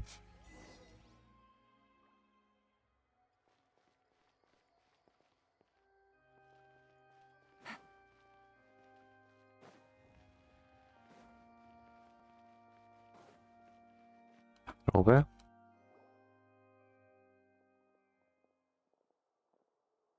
Hey there. What was with the disappearing act you pulled right as the trial ended? What do you mean? Were you looking for us, Navia? Well, this whole thing isn't exactly over, is it? I do feel that we're getting closer to solving the serial disappearances case, though. Don't you think so, too? Huh? What's wrong, my dear partner? Besides, are you sure we're the ones who can crack a case that's been cold for decades now? And given that there's new evidence from the trial, there should be a trail of breadcrumbs for the Hydro Archon's people to follow now, right? Ah, I see. Well, I won't lie. I'm a little shocked to hear that from you. But I suppose you are just travelers who have only arrived in Fontaine after all. Sorry. I might have been too presumptuous. Why not? Say that, Navia? Ah, and we were having so much fun investigating with you, too. It was like having new waters flowing into a stagnant mire, causing new hope to spring forth, and the reflection in the murk to become clearer. Sorry about that. I'm a bit prone to nostalgia. Don't mind me. Wait, shall we have a farewell meal? You know, to commemorate our time as partners? Huh? Do we really need to get that formal? Well, guess you really did treat us as partners, huh? Well, I'd just like to have a proper ending to every important memory. That way there are no regrets later. Alright. Anyway, it would just be a meal, so it shouldn't take up too much of your time. You don't have to twist Paimon's arm. If Boss Navi is treating, count Paimon in! Oh, wonderful. In that case, why don't we return to the court of Fontaine and head to the Hotel de Boer? I believe we'll make it just in time for dinner. Alright. Alright then, let's have our farewell meal! Oh, that's first of how many? I don't remember. Or path.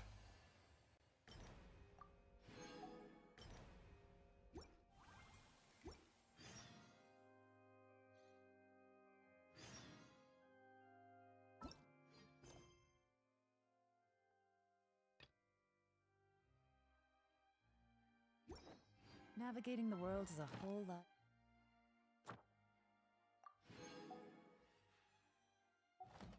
Easier with a few different identities to choose from. I'm gonna go to Mondstadt. Catch tail. I'll just do one card thing and then I'm gonna go. I've been playing for 5 hours. Jeez.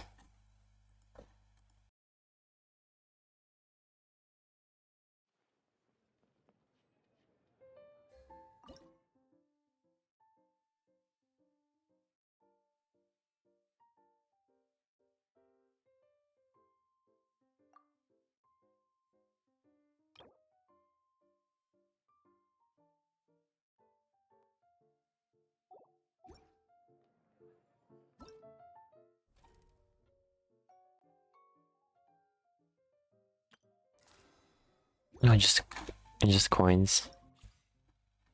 Where is Lisa? Should I line up? Electric.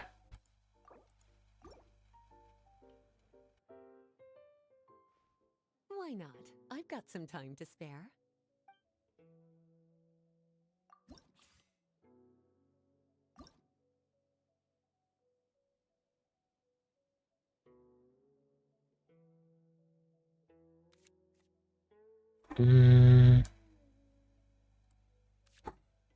But this guy here.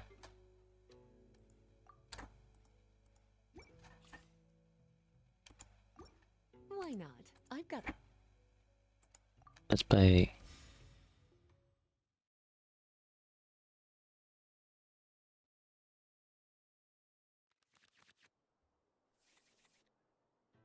And this card's meh. That's okay. Let's finish this quickly.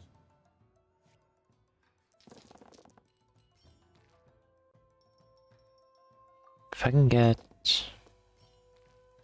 Yeah, that should be enough for electric. 1, 2.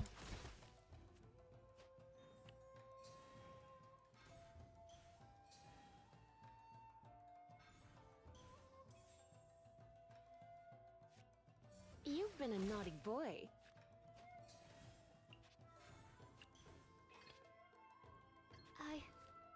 I can do it.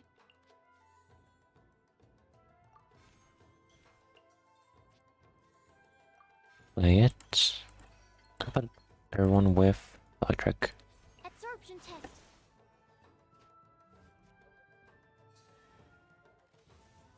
Hi. I'm down. Maybe best to get more. Okay, I can heal. Okay, that'll be good.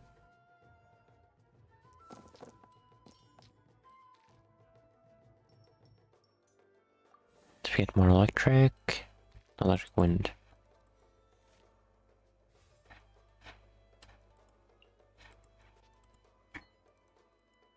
Absorption test. More.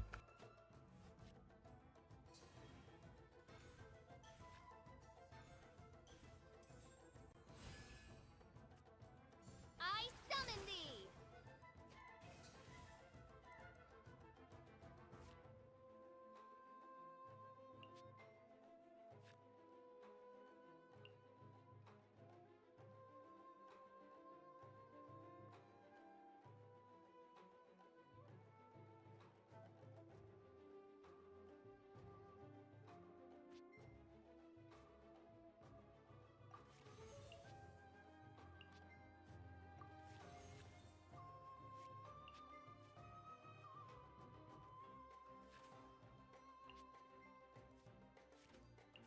Yeah, I'm gonna do this.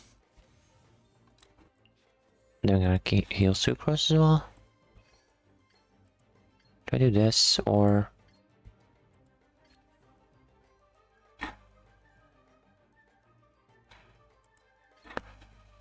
Yeah, I think this should be fine.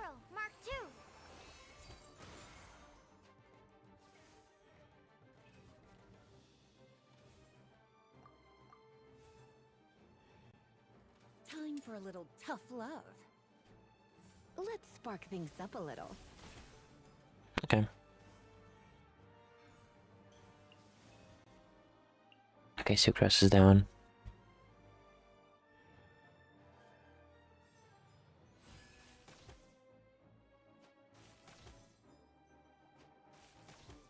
Yeah. Need to make adjustments. Chivalry will never die. My apologies, cutie.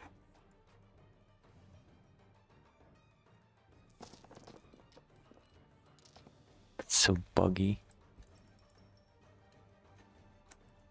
I need more. I got no electric, seriously? Oh, then look at water. That's just rubbish.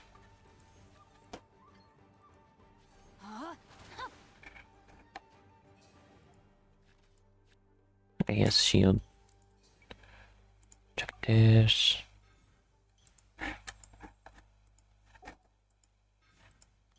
Taking a while.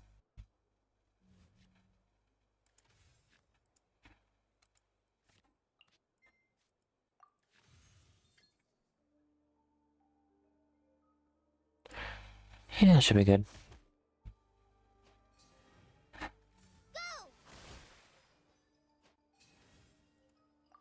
And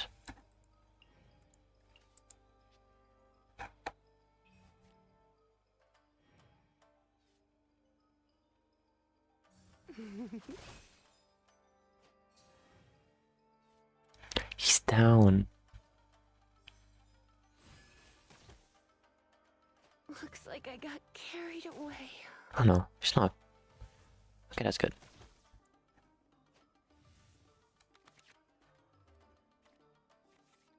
Oh dear. Not enough healing, so yeah, I have to switch over to Electro Lady.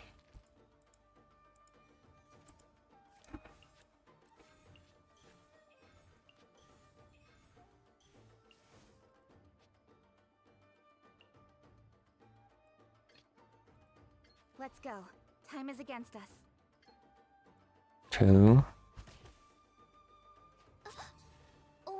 My. You've been holding back on me.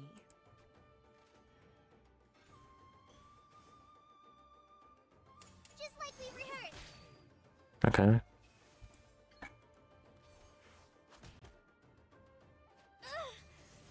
forest ranger. Forever. Got all of it. Yes.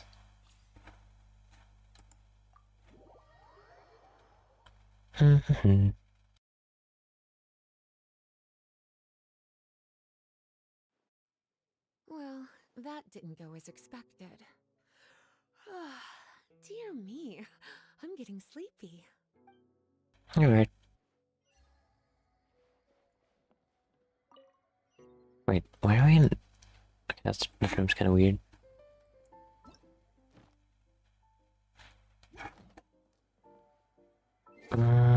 Achievements.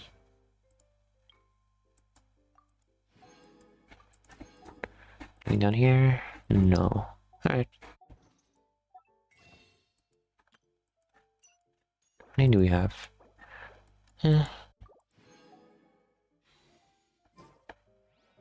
Anyway, I'll be off.